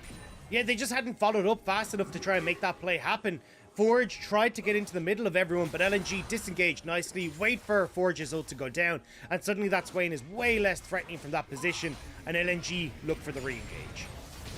Look for the re-engage. We're already going to see now as well. Top bot lane turret going down. They had the Rift Herald in pockets. This could potentially crack open this turret as well. You can see Doomby and Tarzan, that mid-jungle combination. They're so tanky. They're so scary. Just these 2 mounted beasts coming at you from all angles. You have to just walk away. Yeah, and they're so incredibly strong as well. Strikebreaker picked up for Doomby means it's very difficult to escape. But you can see here, right? They jump onto Iwandi. This is where Forge actually needs to start playing forward into this, because the second you backed away, Forge is running out of the demon essence that he needs to keep that ultimate going. And the second Forge has none of that available, that's when LNG pounds, because they just know, look, this is where the bruiser front line for anyone's legend with this Swain isn't really as strong as you'd expect, and now they can actually go for it. Yeah, the Demonic Ascension, very powerful, especially with that Rylan's Crystal Scepter, if you can stay on top of people, if you have the team kind of working with you. And you can see already for Forge, hasn't been exceptional for him so far. Now Doomby getting a little bit caught out here by Xiaohao. Forge going to try and see if he can maybe land and never move, but again, it's a Kled. It's so difficult to lock him down. He's got so many ways of just getting away from you. Even at a last-ditch effort, he would have had the charge. Yeah, and that's why it's kind of looking like LNG are just so confident to try and make these plays. Even at the top side, we're going for one more. Yeah, they're very comfortable here. They wait for the flash to come out from Forge, and they land him with the Sejuani ultimate, drag him back, pick him up. Tarzan now 4, 1, and 2. And we had a question mark of whether or not Doonby would be able to kind of trade himself or move into this new mid lane meta. He doesn't really care about the new mid lane meta because he's got himself so much of the dark technologies. Yeah, and that's the thing, right? It's not the fact that he has to keep up with the meta, because I think meta is like so fluid at the moment in the mid lane, but it's just a case of like actually having champions where you can go and roam and look for picks and side lanes, and we're seeing Doonby play so exceptional in that style once more with this Kled pick. And now they move over towards the dragon, they're able to pick up that one. You're looking towards the mid lane as well, where you're able to go and see, hey look, now we can start to push in, get a little bit more pressure there. Like, it has just been so well orchestrated by LNG. It really has. It's been cool, calm, collected, very calculated, and Anyone's Legend just haven't had an answer. LNG have just been picking them apart in every single opportunity. And yes, there's been small moments of almost turning it around, of almost getting themselves into a position to be able to fight back, but almost is not quite going to be good enough against LNG. And for them, this is just, again, just a slow but surely kind of taking over the map, taking over the rift to the point of which, like, Forge can't really deal with Doonby here. He's just basically resigned as taking out as many waves as he possibly can. Is Kalista 0-0-0 at the 21 minute mark. Not exactly the position you want that Kalista to be in. And it's not like it gets any easier, right? Like, Gwen going to be getting towards her second item now with the Nashor's Tooth coming through soon. You've got the Aphelios as well, who's nearly picked up the Infinity Edge for himself, working towards it with the pickaxe. Like, you have LNG starting to come online with these late game carries. And yeah, sure, you've got the Gangplank here, but he's 0-3 and he's not coming online for a long while. And he has still yet to pick up his mythic. No Triforce yet, and he's not even close to it. He's got himself some decent current items, but again, not really the position you want it to be in. Has to pick up the anti-heal, the Grievous Wounds, of course, to try and deal with this Gwen's healing. And I don't know, it's getting tougher and tougher, darker and darker for Anyone's Legend to walk around their map safely. And you can see they're trying to just stall this one out and get themselves somewhere. They do have the Imperial Mandate now finished up here for Forge, so he will have the 2-item spike. But with Baron being started up right now by LNG, I don't think LNG are going to give them an opportunity to try and fight back. No, especially when you can see Iwandi and Light on the wave. You don't realize that this is going down. They have no vision on it. It's already been cleared, and now Anyone's Legend starting to realize, hang on a second, maybe this is going down. It is going down, but it's just a little bit too late. Xiaohao trying his hardest to get to the position of the Baron, but unless he ulted and Heartbreakered immediately over the wall, there was just absolutely no way, and that's just LNG picking themselves up a free Baron. Yeah, really nice job by LNG. Now, Ala and Iwandi actually starting to come in on the flank. Xiaohao, he's a little bit of no man's land. He's trying to just juke away from everybody. We'll have to flash away and use the Heartbreaker as well, but there's just too much CC. My God, is he just tearing through people? You can use all the mobility in the world, but when you have a Sejuani and a Nautilus, you're not getting away. And now you've got this Baron push that's about to start up in this top side. You got the minions there. There's another wave that's going to Conga line its way in just a moment, and Anyone's Legend 4 versus 4 here. You've got the reset coming through from Doonby, who now TP's in. I was going to say, you got the TP in. The hook does land on the ZDZ, who's forced to flash away immediately. There's going to be the Moonlight Vigil coming down on the Chocho, who does get rooted down by the Gravitum. Forge trying to keep everyone at bay with the Demonic Ascension. Iwandi just kind of keeping everything away and making sure they can't re-engage. And again, you can see Anyone's Legend, they have opportunities, but they're just being closed in front of them straight away by LNG. Yeah, and it's unfortunate now for Anyone's Legend, because I've got to say, I think the best way for them to try and get back into this game was to, like, look, sack a tower somewhere, maybe look for a pick around Dragon early where you can get some deep vision down, try and do something a little bit funky. But because the Baron was stolen, because you've gone for this fight now with Xiaohao getting caught out, it means that you don't really have the opportunity to go for a pick at this Dragon that's about to spawn. So that's going to be the third Dragon potentially now picked up for LNG if Anyone's Legend can pull off some sort of miracle play.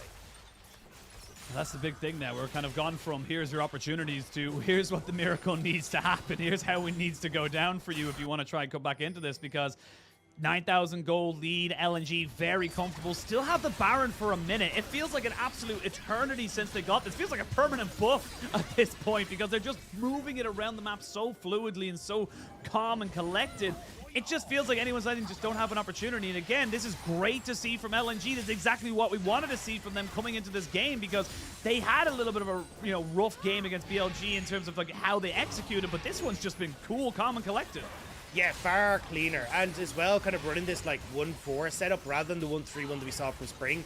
But Ala, I mean, he's just bringing them on a bit of a wild goose chase. Doomby's on the backside here, and you've got 3 people here chasing on the Ala, but over the wall and far away, LNG are going to be there to play. They get the hostile takeover there onto Iwandi and Ala, and finally Ala will be taking down the Cannon Barrage, doing some decent work. The heal used to keep Iwandi alive, and they keep focusing on this. Doomby was not here for this fight. In fact, Doomby dies, and now Anyone's Legend keep pushing forward. Light using the Gale Force to try and keep himself alive, and now you can see Betty trying to just put in as many spears as he possibly can on the Tarzan, who's in absolutely no man's land, and he will finally be taken down. Anyone's Legend with a bit of life in them.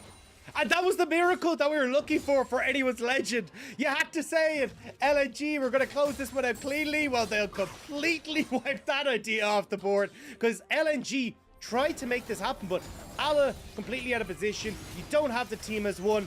Anyone's Legend pounds, and now they've got the dragon for themselves.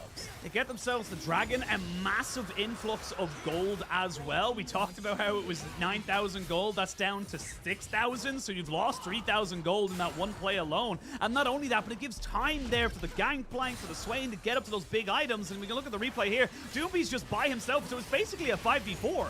And that's the thing, right? Like, we talked about the strength of this composition being the fact that you can very quickly enable Tarzan CC. But the thing is, Tarzan is with Light and Iwandi. Ala is off on his lonesome. Doomby off on his own. Ala's like out of this equation before he even gets to really get damage off. So you're fighting on multiple different fronts. You don't actually get the ability to enable Tarzan in these fights. And Forge is doing such a good job of making sure he continues to get that Demon Essence so he can keep the Demonic Ascension up. And it makes it so difficult then for anyone on LNG to actually set up properly for this fight. I mean, you can see the Aphelios. He's running for the hills because the front line just isn't in position for him to fight. Yeah, very scattered, very disconnected, and that was exactly what Anyone's Legend needed if they wanted to try and come back into this. Now, still, a couple of things that need to happen if they want to try and really be a part of this. Good damage there from the side of the Gangplank and, of course, the Callista, but it is going to be a very much a long uphill battle here for the side of Anyone's Legend, should this be able to be redeemable, shall we say, in this game.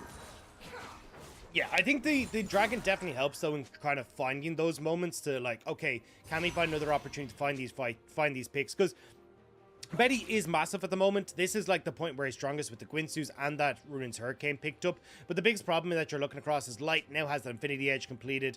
Doomby as well, kind of having the Black Cleaver now, should give him a little bit of help to kind of enable Light to be the big carry in these fights. But as long as you're able to set up on LNG side as a straight front-to-back fight, you should be alright. But if they end up going for these like wonky setups again, like we just saw, that's where you're going to see Anyone's Legend have an opportunity to come back into this game. Yeah, you finally actually have the Prowler's Claw being picked up here for ZDZ, so he's going to try and just find someone and take them out if they are in the wrong position. Also, Tarzan is a very rich man on this Sejuani. He already got a Warmogs going alongside the Frostfire Gauntlet and, of course, the Thornmail, so very rich, very tanky Sejuani that's going to take a lot of spears to try and burn down. So wait to see exactly where they want to go for. It's about 20 seconds till the Baron does spawn, but 28 minutes into this game, we'll see Anyone's Legend start to get a little bit of comfortable position in their own jungle, try and force out the likes of LNG away from this. And I feel like LNG are going to be a little bit more skidded to try and start any fight because they are still waiting on some key flashes. Yeah, I think the big one for Anyone's Legend is that they want to try and like bypass the front line of LNG. Like, Tarzan is way too beefy at this stage. You've already kind of highlighted all the items that he has. And with the build that ZDZ is gone, he's gone for the like earlier mid-game spiking build with the lethality. So this is more so about, okay, can we try and hold this vision control in our jungle? So maybe LNG try and face check us, because if you ever catch Light with these barrels, he's going to be dead. Ala's going to take a serious amount of hurt from them as well. And it's about trying to bypass Tarzan and Doomby. Because if you can kill Light and then focus Ala, you can actually try and win out these fights. But if you end up in this straight front-to-back fight where Ala and Light are pretty much untouched, that's where you're going to have big issues. I will say, though, those barrels are starting to really hurt. 1,000 crit for ZDZ if he's able to get it landed onto the Aphelios, or even the Gwen without the immunity. That is where this game can get very scary for LNG. They are starting to establish dominance again over this Baron pit, and you can see just how much they're investing in terms of the vision control. They will start up the Baron immediately and try and burn this one down. The TP is going to be coming in. The Swain isn't quite there yet. They can try and get Xiaohao over the wall. He goes in, but he's not quite able to get it. Will flash in and Heartbreaker straight back out. Again, LNG just quicker on the execution, make a call, and they commit to it. Yeah, and it's just been time and time again, LNG been able to just sneak these ones away.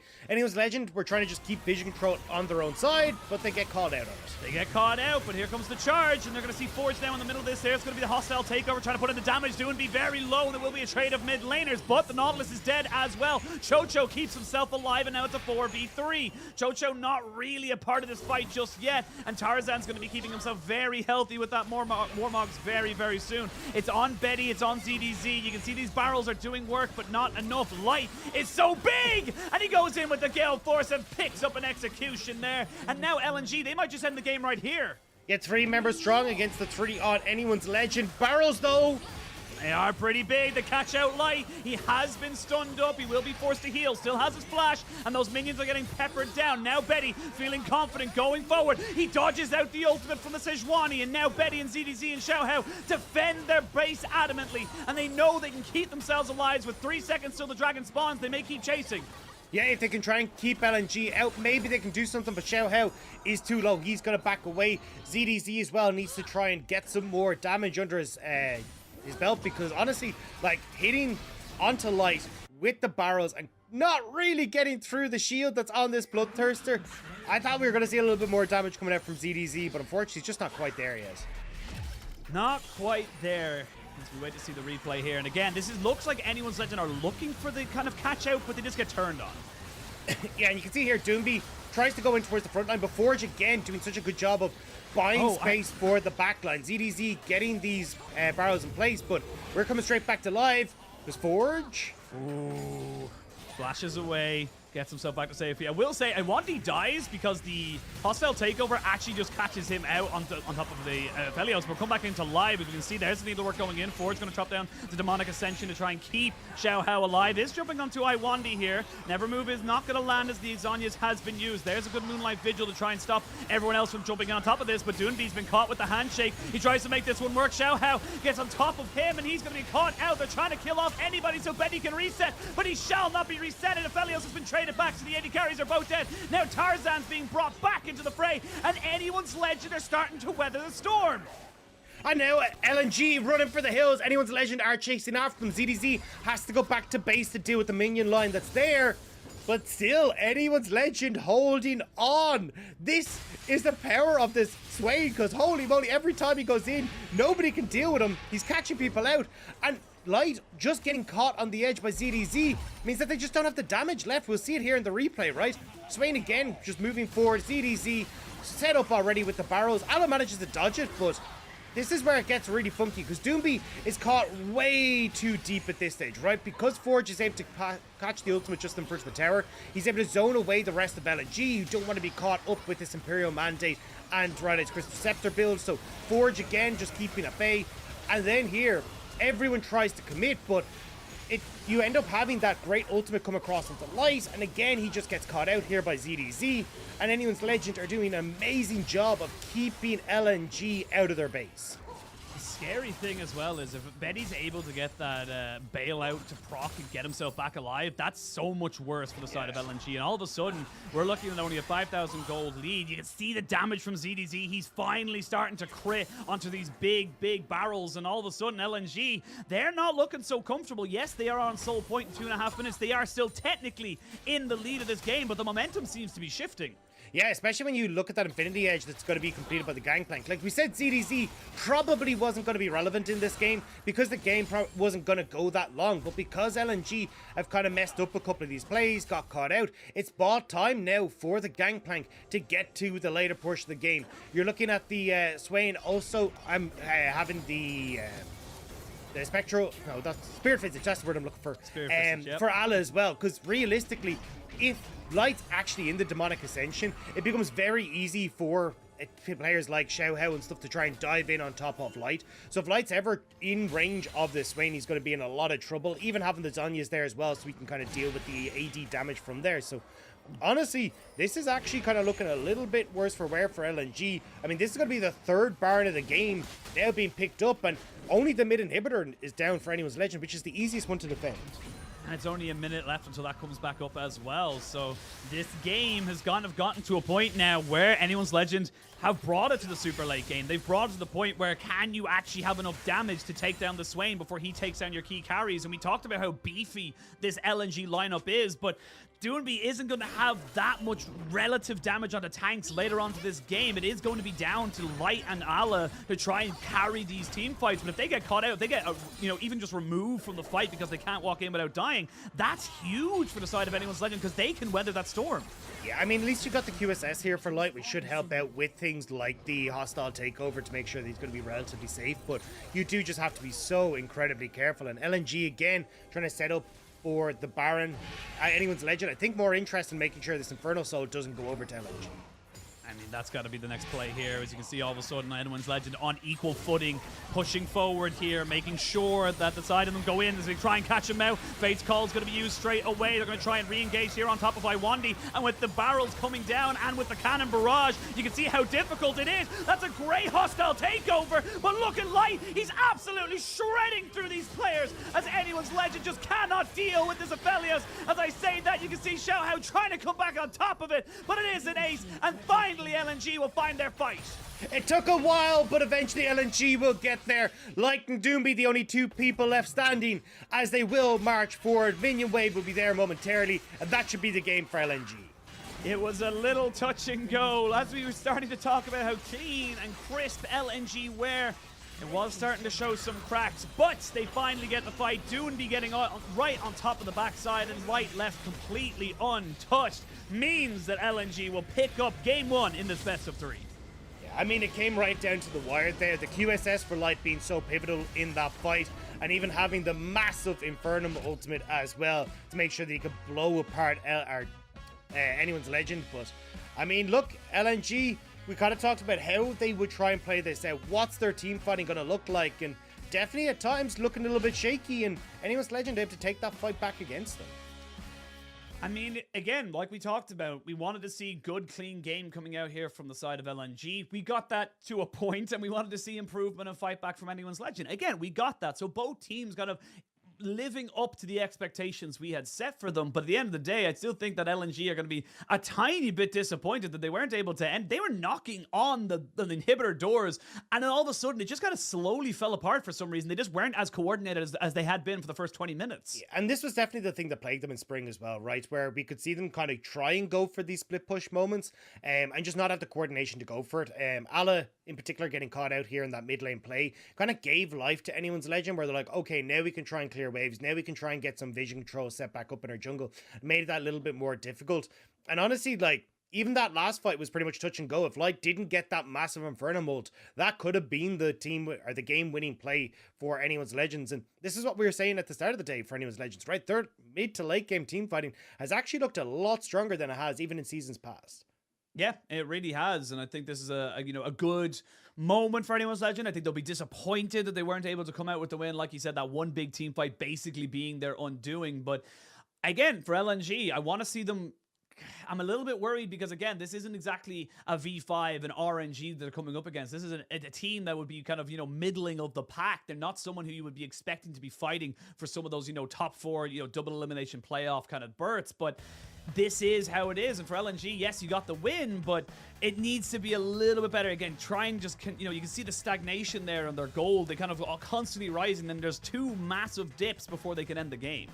Yeah, I mean, the fact that anyone's Legend were able to put up such a good fight when they were so far behind kind of speaks volumes to how close this game kind of was. And this was the problem, was that when we look across at like BLG previously, the series, against BLG previously, LNG didn't have the cleanest of closeout, right? It was very scrappy, very back and forth. Now, you can argue, look, BLG, a very different beast. I mean, especially when you look at some of the caliber of players that are on that squad. But realistically, like, this isn't the best of showings for LNG, and especially for a team that we were hoping to see a lot more out of coming into the summer split, we're still kind of seeing the cracks in their gameplay. Couple of cracks coming in, and again, like we said, it's a long season, it's a marathon, not a sprint, but you got to try and show how strong you are right now. You can see Light playing absolutely fantastically on this Aphelios. It did take a while for him to have those big Infernum ultimates, but when he hit them, they were devastating. Nearly 32% of his team damage. You got to say for Ala as well, 30% for him, so he wasn't too far off of being that very relevant carry, which is what we expect from him in terms of those big damage carries in that top side. Yeah, and I think this game would get a lot easier for LNG if they end up banning away this way in the next rotation. Just because when I look towards it, like the ability for Forge to just literally plonk himself in front of them and everyone from LNG just kind of goes scattering towards the wind. So I think definitely just kind of going, hey, look, let's get rid of this. Let's try and go for a bit of an easier to execute team fight. It should be a little bit of a simpler time for LNG, but we'll have to see.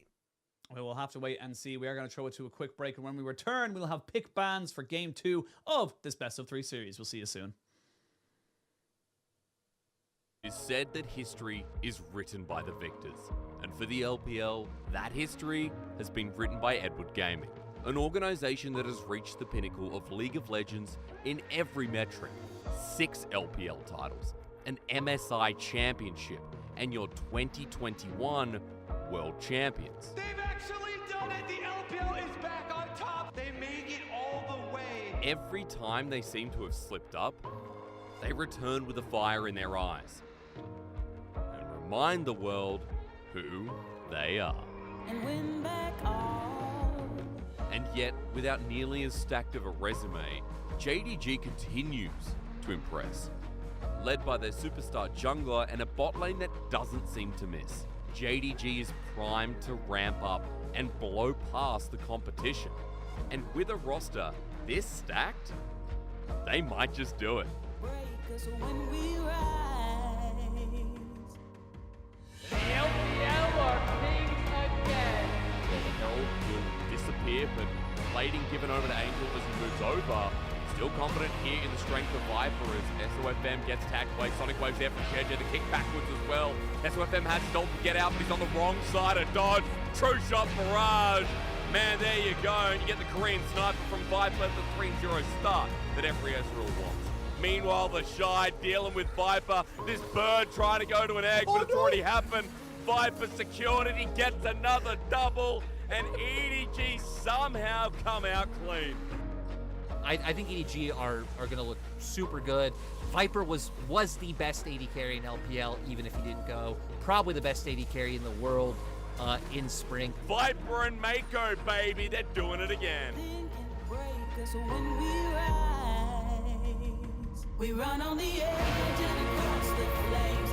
That burst damage is huge, but missing is getting very low as well. Jackie Love. Oh ho ho! Hope with the slam down. The hook misses as well. Mark gets outplayed by Hope, and Hope unleashes the calling into night. That was Hope breaking the ankles of the top esports bot lane. We run on the edge and across the flames. The world we knew is not the same. Oh my lord, that damage! Literally just dead. Konami goes into the backline. Heroic entrance comes in as well. Righteous Judgment not going to do anything, as it's another fight white for JDG. Absolute massacre on the rift. The damage coming out. That will be a convincing finish to this series. A stompier game than we saw in the previous two. This is a heated rivalry, and JDG absolutely have the edge today.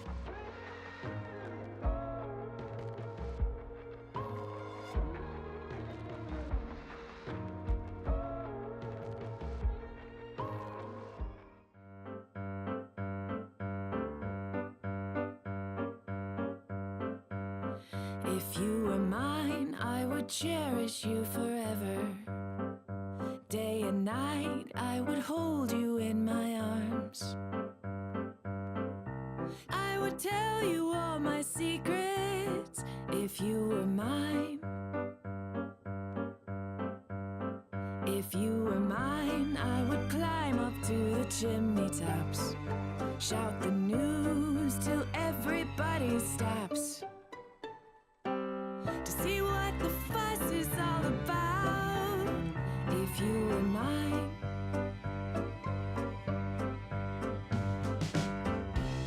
If you were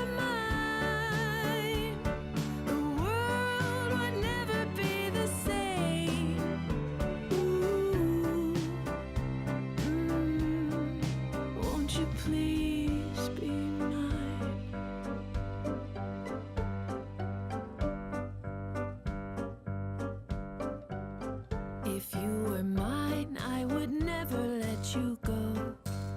I'd hold you up like a candle to the window, and we would shine, shine, shine, shine if you were mine.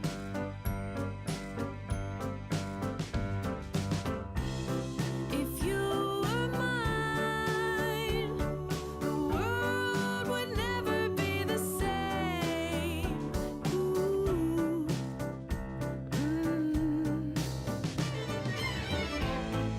Sometimes a dream is just a dream. Sometimes it can change right in front of your eyes.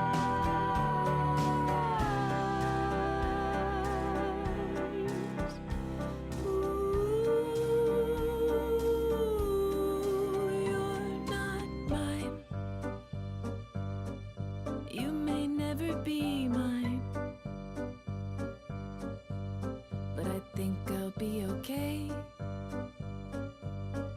Yeah, I think I'll be just fine.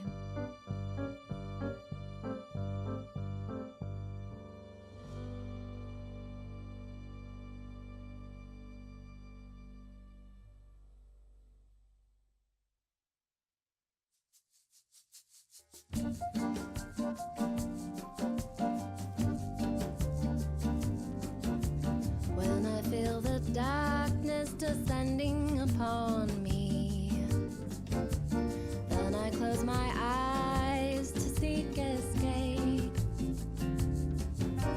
Something in the darkness calling to me, but then I realize it's okay. La la la la la la la la la la la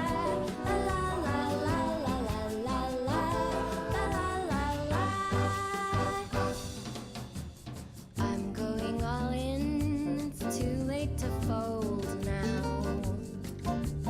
Don't you wish you could start brand new?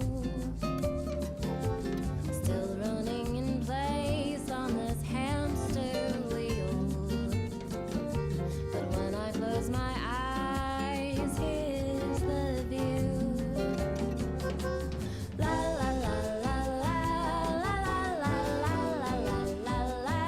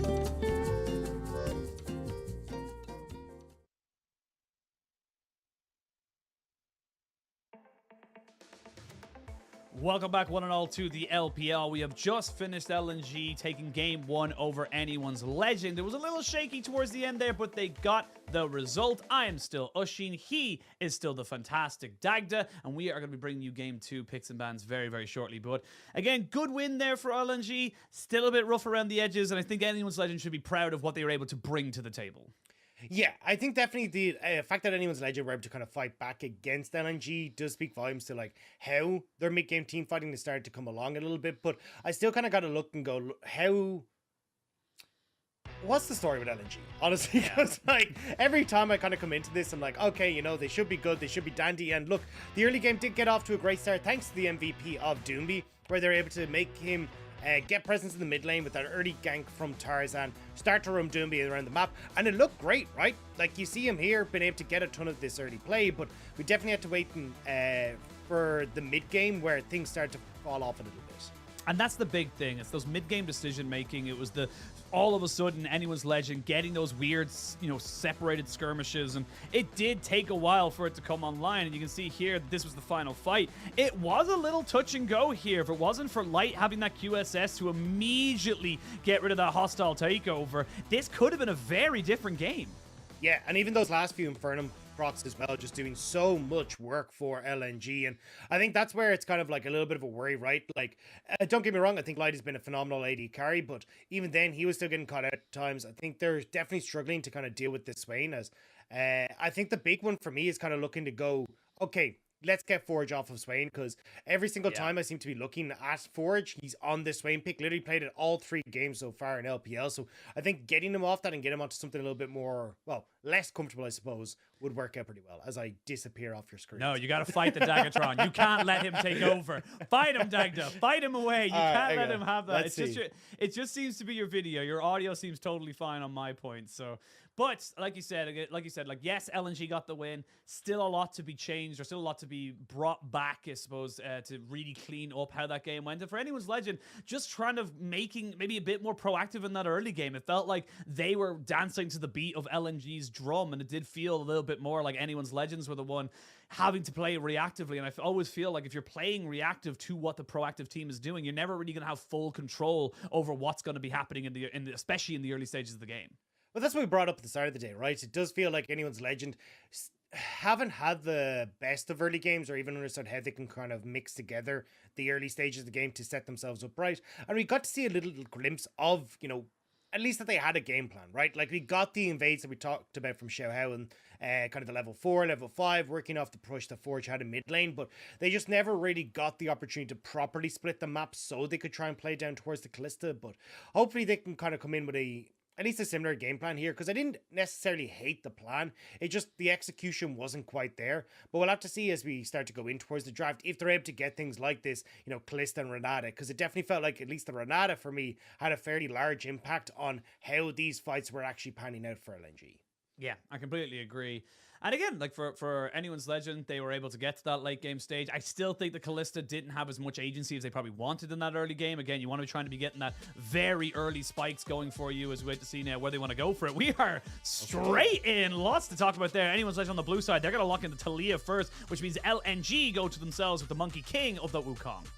Yeah, I mean, look, Talia is incredibly strong. We've seen her a lot in the mid lane thus far, but is a flexing towards the jungle, which is why she's high priority. But I think Wukong fits perfectly for Tarzan. Like, strong early game, you're able to get like good presence in team fights with your ultimate as well. Like, it kind of sets up for what LNG's kind of style they're leaning into is, and will be the Ezreal picked up for Light on the opposite side, so might be open up by Wandy to go for some roams.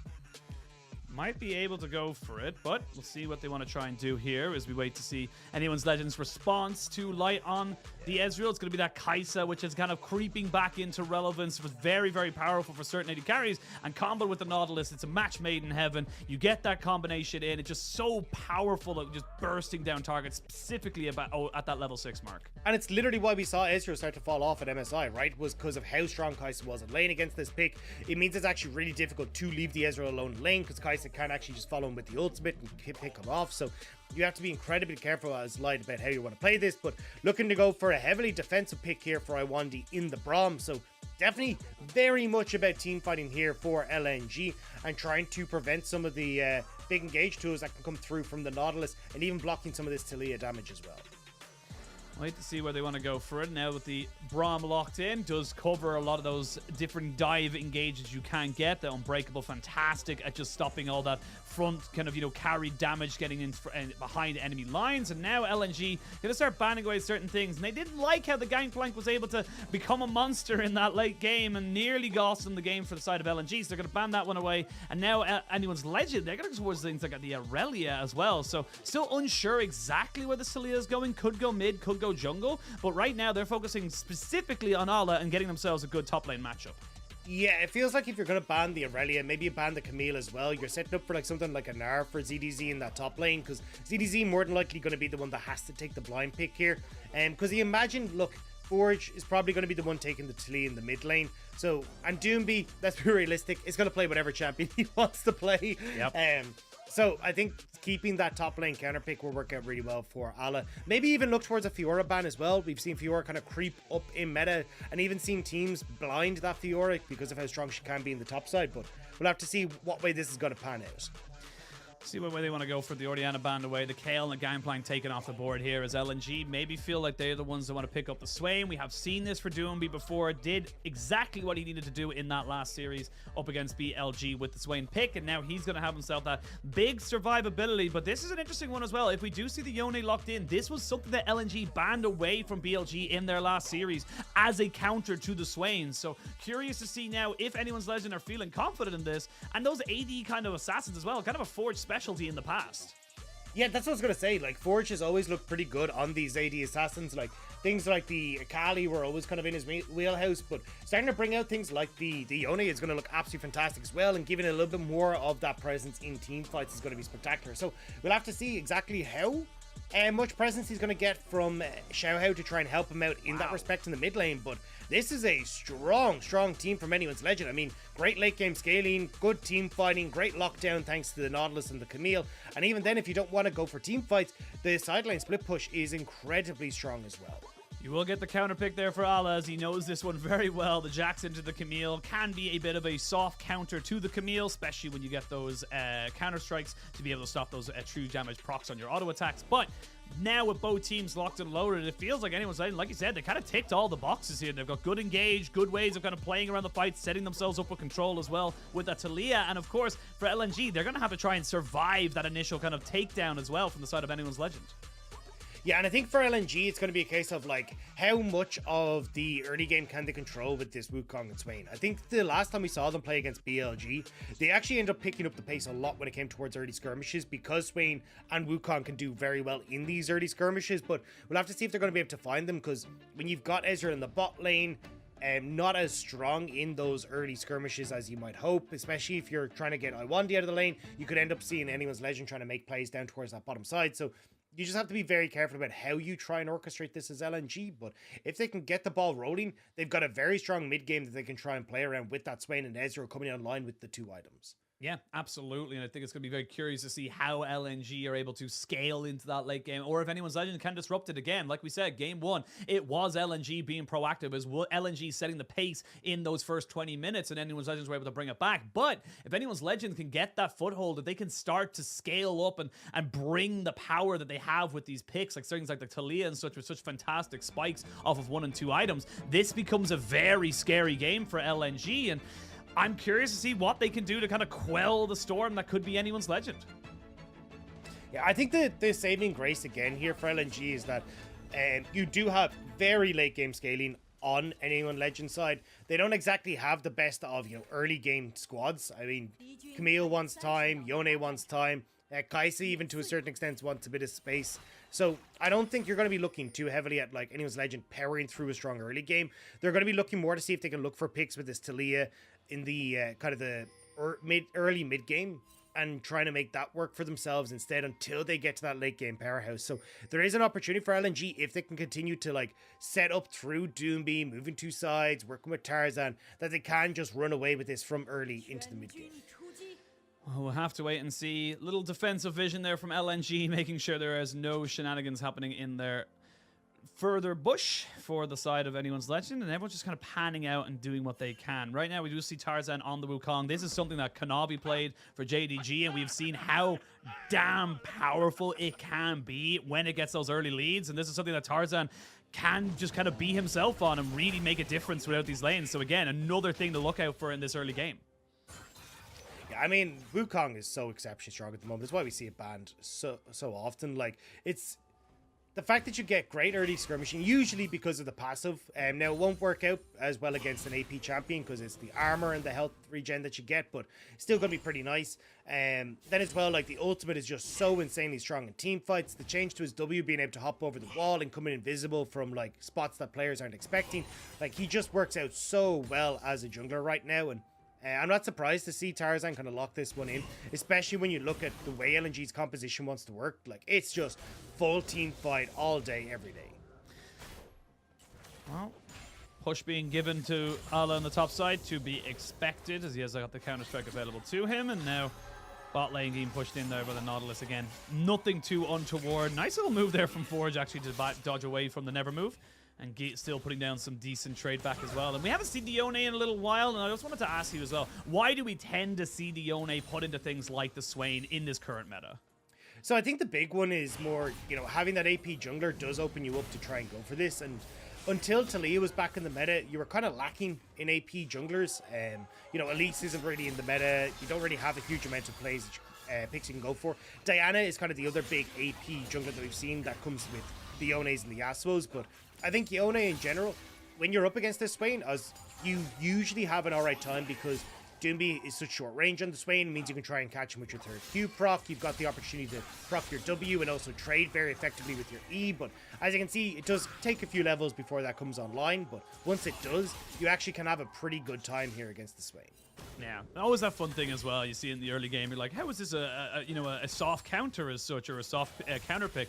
It is, but just later on in the game. As long as you survive the first few levels, once you start hitting level 6 and beyond, it does tend to be a little bit better. And now, Xiaohao looking to see if he can sneak himself around the vision, put himself into that bot side, and they have no idea where he is. So if they can crash this wave, get it to bounce back, this could be an opportunity, but just taking a little bit too long for the likes of Xiaohao to really make something happen.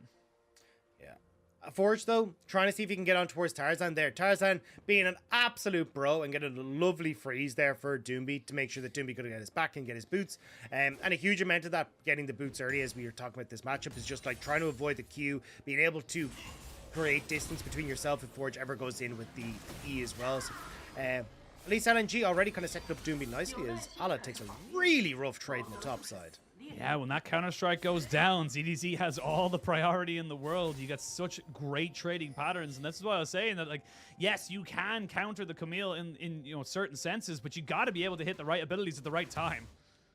Yeah, and now you can even see Xiaohao off of first reset, moving up towards the top side to get the ward down, just making sure that ZDZ can crash this wave, but also just here to support because he knows Tarzan is up top side after helping Doomby in the mid lane.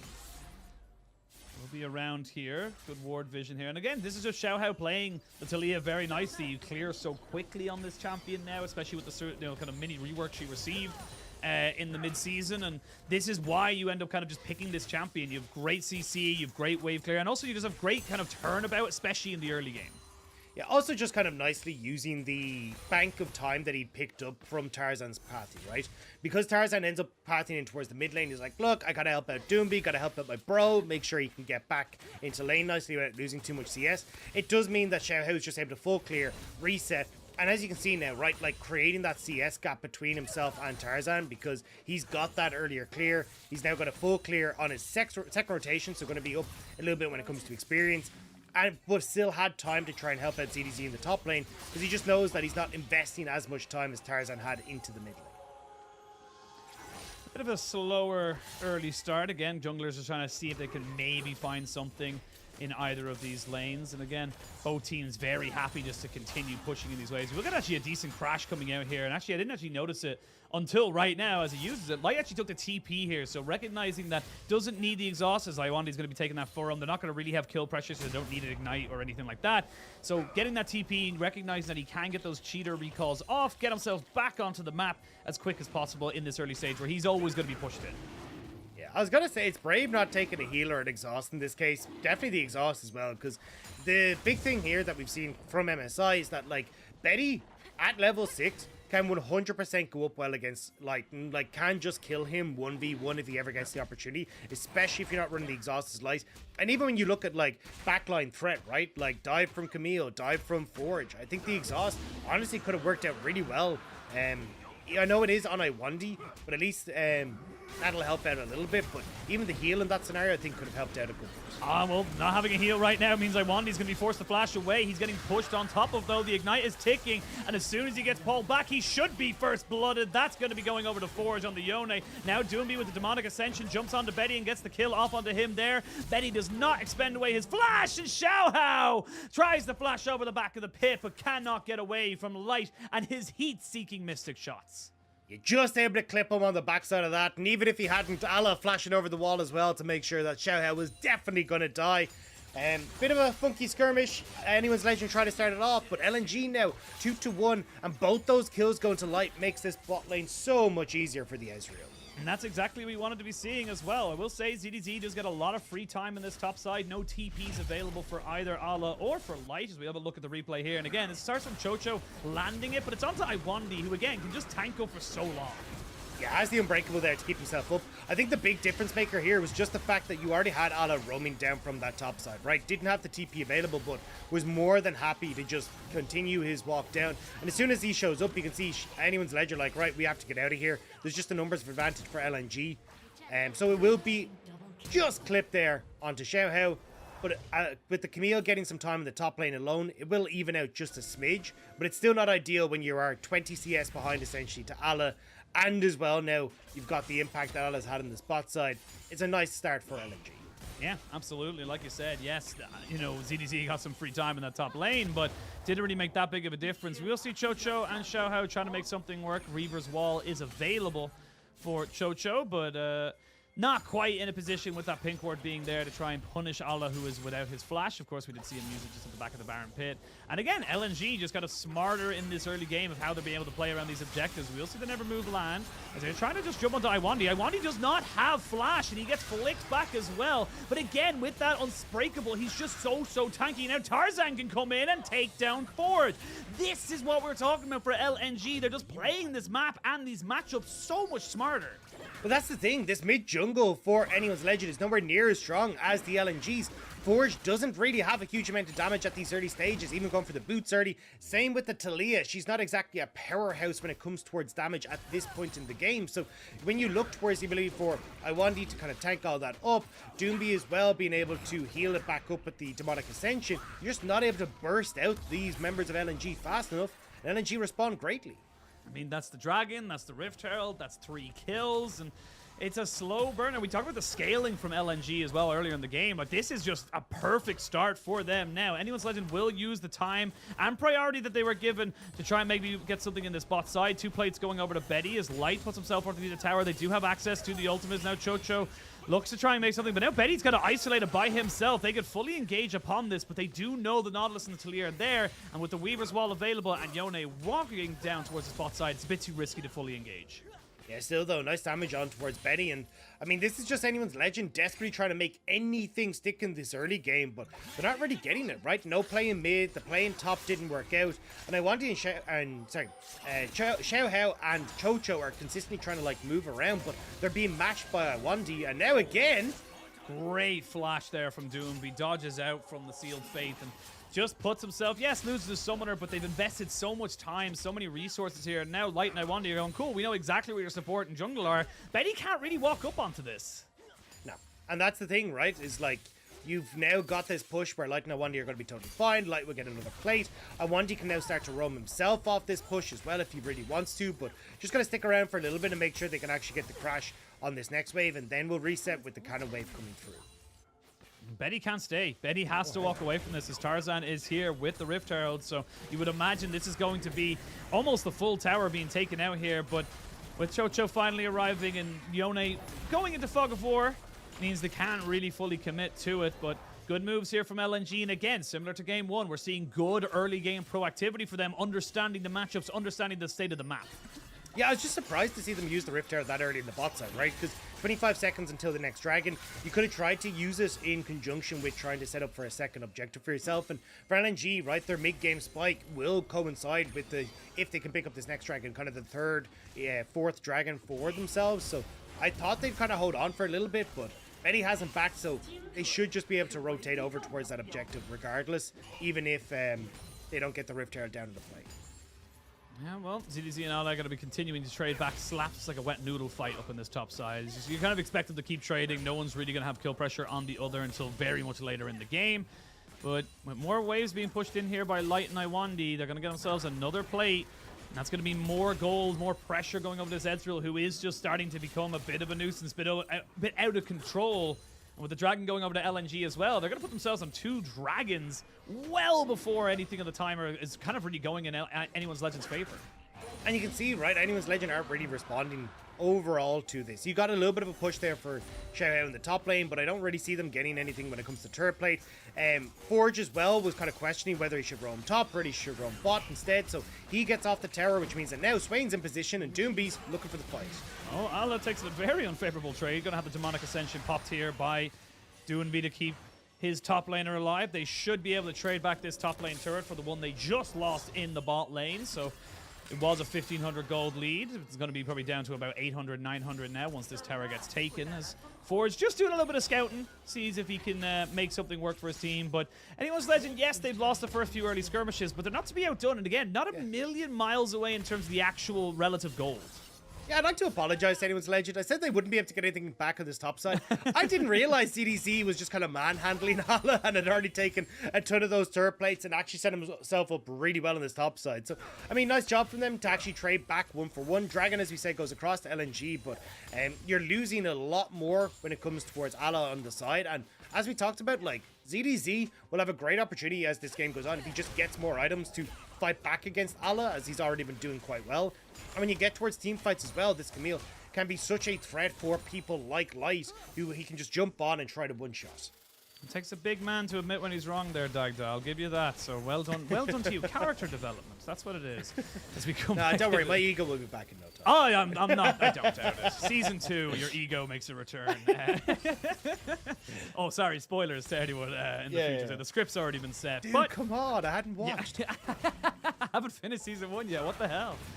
But we'll see now some more posturing in this mid lane. There's a minute and a half until that Rift Herald does spawn. And starting to see some first items being picked up. Essence Reaver, the first one there for Light, as he does go the non-mythic route for the Ezreal. Have been seeing it a lot more as of late. We have got the Imperial Mandate and double Divine Sunderers here for the side of LNG on Doonbee, Tarzan, and Ala respectively. But Xiao Hao gonna try and help out their top laner. There's the Reaver's Wall coming over the top, so he has nowhere really to go. And yep, he's gonna be dead. Xiao Hao's got the damage with that Luden's Tempest, and that was a very clean execution there from Anyone's Legend.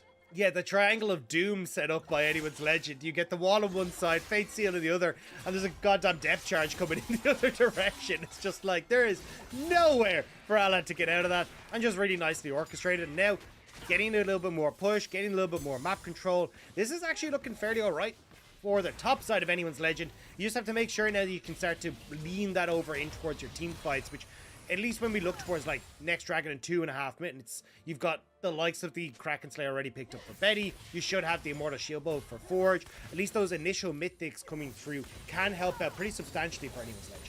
Absolutely, and yes, you know, you won't have those ultimates you just expended for that pick for this Rift Herald fight, but importantly, you will have it for the Dragon in 2 minutes' time. So, and Anyone's Legend are kind of saying to themselves, right, we don't care about this Rift Herald, we're going to take this bot lane turret, put our focus down towards there, because at the end of the day, that's all the second Rift Herald's going to get you. There are no more plates, you're just trading it for kind of pressure on the map, and Anyone's Legend playing the map really solidly right now, and ZDZ kind of getting everything he wants in this kind of matchup right now. He's actually gone from 20 CS down to nearly 20 CS up. Yeah, Forge is the one that's losing out though, because he moved down towards the bottom side. He doesn't have TP to get it back towards the top lane, so he's losing out on the CS in the top lane. You can even see like 112 CS. He's the lowest out of any of the laners by pretty substantial margin, honestly, across the board. So Forge going to be taking a little bit of time to become very relevant in this game. Tarzan has been spotted out here and has been caught out as he has to use the Cyclone and the Flash. He's trying to just get himself away. The Ignite's coming down. The TP is going to be challenged. They try to shotgun in on top of this. It's a good Glacial Fissure to try and disengage, and you can see that Iwandi's doing as much as he possibly can to save his jungler, but Tarzan, you heard this in the wrong place. And now it's going to be Anyone's Legend that can actually get the Rift Herald off that play. You have Dragon in 50 seconds. They can try and do both, but it looks like instead they're going to give the Rift Herald over to Xiao Hao. Make sure that Bessie can try and push in mid. Get position for this Dragon. And especially Rift Herald in the back pocket as well. It makes it so much easier for you to get that mid power that you want to move into River and try and contest that neutral. And the TP comes in from Light to try and reset and push in this mid lane, and they should be able to get some decent damage, if not the entire turret here, as Betty... They have got the Reaver's Wall, though. They may look for an engage, as the Never Move will not land. They will get the turret here, and they try and push something here, but Anyone's Legend not quite able to put themselves in a position to fight. And with 15 seconds till the Dragon spawns, Betty's got to reset. I don't think Anyone's Legend is going to be able to take this Dragon. Yeah, unfortunately, Betty taking a bit of damage, not able to get the reset that he wanted in, and you actually also had a lot of ultimates used in this fight by anyone's legend, right? You get the ultimate coming through from the Camille, the Kaisa ultimate just there as well from Betty, and you can see there they're just not able to contest, and that's going to be 3 dragons uncontested now for LNG. Anyone's legend really have to find ways to make sure they're actually playing that map correctly so they can be there for that 4th dragon. You think of an Ocean Soul as well. An Ocean Soul on a Wukong, a Swain, a Jax. Very, very powerful tool to be able to keep them in the fight, continue those long, extended trading patterns for the side of LNG. So for anyone's legend, yes, they're making some good moves. Yes, they're being proactive, which is exactly what we wanted to see a change from Game 1 into now Game 2. But they're not quite getting the timings right, and it is starting to hurt them right now at the moment. So they need to fight in 4.5 minutes' time. But until then, they've got a couple of options to maybe, you know, mitigate the blow. Kaisa moving up towards this top side. You can see already they're trying to get some sort of position here so they can try and get the Riptide. I imagine in towards the mid lane. Would love to try and get that full wave pushed out from top so you can rotate multiple members in towards the mid lane. Oh, Xiao Hao does get caught out a little bit. They can't really dash over those stones because it will just stun them up. And now Doonby flashing in on top of 3 people, gets joined in by the Jax and is doing so much work on this backside. Finally gets taken down. Now Ala trying to deal with the Yone and the Kaisa, but he's just getting burnt down, and that ends up being a 2-for-2 trade at the start of this one, and it's 3-for-3. Tarzan very low, and Light and Iwandi want nothing else to do with this, so it ends up being a 2-for-2 trade as anyone's legends get to feel the power of this Imperial Mandate, Swain. Yeah, you're definitely giving some big kills over towards the carries of anyone's legend, though. One going towards Betty, one going towards Forge, but 3-0 now for Light. The kill as well going over towards Ala is going to help him out in that matchup in the top lane, but this is so back and forth, and even looking at the goal, right, it's nearly dead even. The only big separator here is 1 tower for LNG, those 3 dragons, and that's where we're going to see this game blow open, is in 3 minutes time, where if LNG can get the soul, it's going to be very difficult for anyone's legends to try and compete. But we're just going to catch our eyes on the replay here. As I don't know why everyone is here just trying to like hard force this play. Yeah, I mean, look, Scuttle is there, sure, but I mean, the least valuable of neutral objectives. And Xiao Hao just barely gets clipped by the concussive blows from Braum, which means that Doomby's able to proc that, take out the jungler, and then Ala is just way too deep here as Doomby falls. Does nearly get Forge, but Forge able to get that nice little flash over the wall, dodges away from the ultimate from Ezreal, and then more fancy feet to dodge back in towards the safety of his team. Ala seeing if he maybe find somebody roaming around, as Forge was up in this top side. No TP available for either Light or Ala, as they do end up using them to try and gain favor in this mid lane. 2 minutes time now. We will see that dragon starting to see how powerful these AD carries are. Despite Betty having the most gold on his team, he's still about 1,500 gold behind the Ezreal, who is starting to build up towards that Serelda's grudge. It is becoming a bit of a nuisance. And this is exactly what you wanted to see from the side of LNG, relying on Light, who has proven time and time again he can be one of those big DPS carries for the side of LNG. Yeah, I think Light has really made a big name for himself in the LPL, starting to come on as one of these major AD carries that we do look at to be a standout carry. And now we'll have to see if he's able to do it once more with 3 kills to his name, 2.5 items, and Dragon coming up shortly. This is his time to shine. Anyone's legend, though, trying to contest the vision as LNG go to put it in. You do have CDZ on a bit of a flank, but will just hop himself over the wall and continue to deny vision for LNG. It's getting very tentative right now. Resets are going to start coming in, the final items to be picked up, and vision control to be contested. So you can see now, if we look down, a couple of key stopwatches picked up on the side of LNG. They've got 1 for Tarzan and 1 for Light. So if Light's picked off, he can wait and give himself time. And as well for Tarzan, he can go deep, knowing that he's going to be able to catch out, you know, and kind of keep himself alive throughout these things. Big item power spike as well here for Doomby, as he finally picks up that Riley's Crystal Scepter beside the Imperial Mandate. Now, how do you want to see these two do, or where do you want to see these two teams fight this dragon, and how do you want to see them set it up? So I think the big problem that you're seeing on kind of both sides is that key carries don't have the flashes available. Like Doomby still waiting on theirs to come up, Forge, Bessie's both having theirs down. It means that if you get caught, you are done. So for ZDZ, trying to see if you can dive on towards Light with Forge is going to be so strong. Whereas on the flip side, if you can actually manage to get Tarzan in on towards Betty, that could be absolute disaster for anyone's legend. These 280 carries very vulnerable right now. Here we go. Flash in. Tarzan gets a Cyclone. He almost gets immediately deleted. The Fate Seal goes in on the Doomby to stop him from engaging in the rest of the team fight. The Demonic Ascension is good. And there's the Hextech Ultimatum to try and disengage. But look at Light. Again and again, we see this man just kiting out so beautifully. It looked like anyone's legend had called the bluff. But without a jungler, I don't know if LNG are going to feel super comfortable trying to flip this dragon. No, Xiaohao is there, has the flash just coming up and available. The Weaver's about to get over as well. LNG trying to bait anyone's legend in and see if they can catch him. Oh, they're going to go in ZDZ, though. Not quite able to get the stun down. That dragon is falling very quickly, and there's going to be no congestion. So, Ocean Soul for LNG. They get the 2 kills. They get the Ocean Soul job done. And now they are in such a powerful position coming into this mid-game. Honestly, I'm surprised Xiaohao didn't try and flash over the wall. I don't know if anyone didn't have vision in the bot lane or in their inventory or what the story was, but they just needed to get into that dragon pit and try and smite it away, but they don't manage to. So LNG win the fight, they get the soul, and now this is so much more difficult for anyone's legend.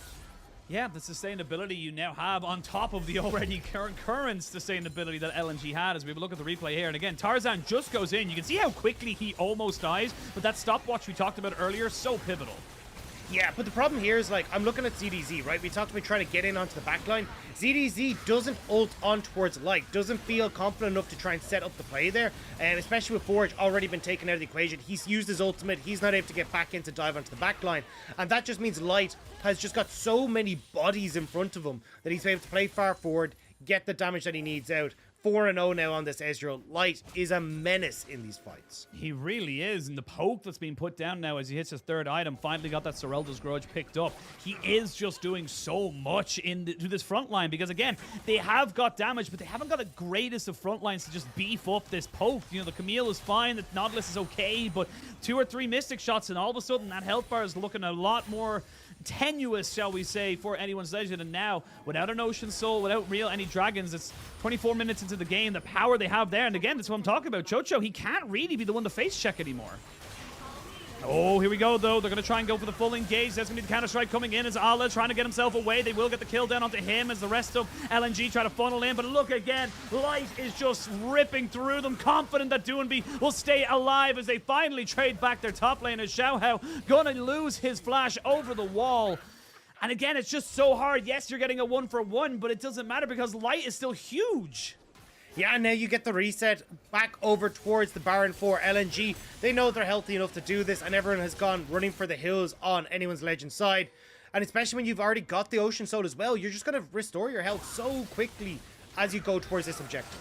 Oh, they're going to try and look for it here. Betty going in very aggressively, trying to make something work. Forge trying to jump onto Light. The flash from Betty as he tries to get himself away from this fight. Actually, not even the flash. It was his ultimate, and now he's still doing work on top of this. Doonby taken very low. Forced the flash away. Light and Iwandi not quite able to continue this fight, but a TP coming in from Ala on the backside of this. Forge has scattered it out. They flash forward. There's Light feeling very comfortable, and you can see why. He knows he has the support of his team as Ala flashes forward. Not quite able to catch out Betty, but he is still hunting. Chocho, I do not care about you. Never mind, I do now. And they're going to take away an easy kill on that particular end of things. He's still pushing forward. ZDZ very tanky, so will not be taken out just yet, and they can go straight back towards this Baron.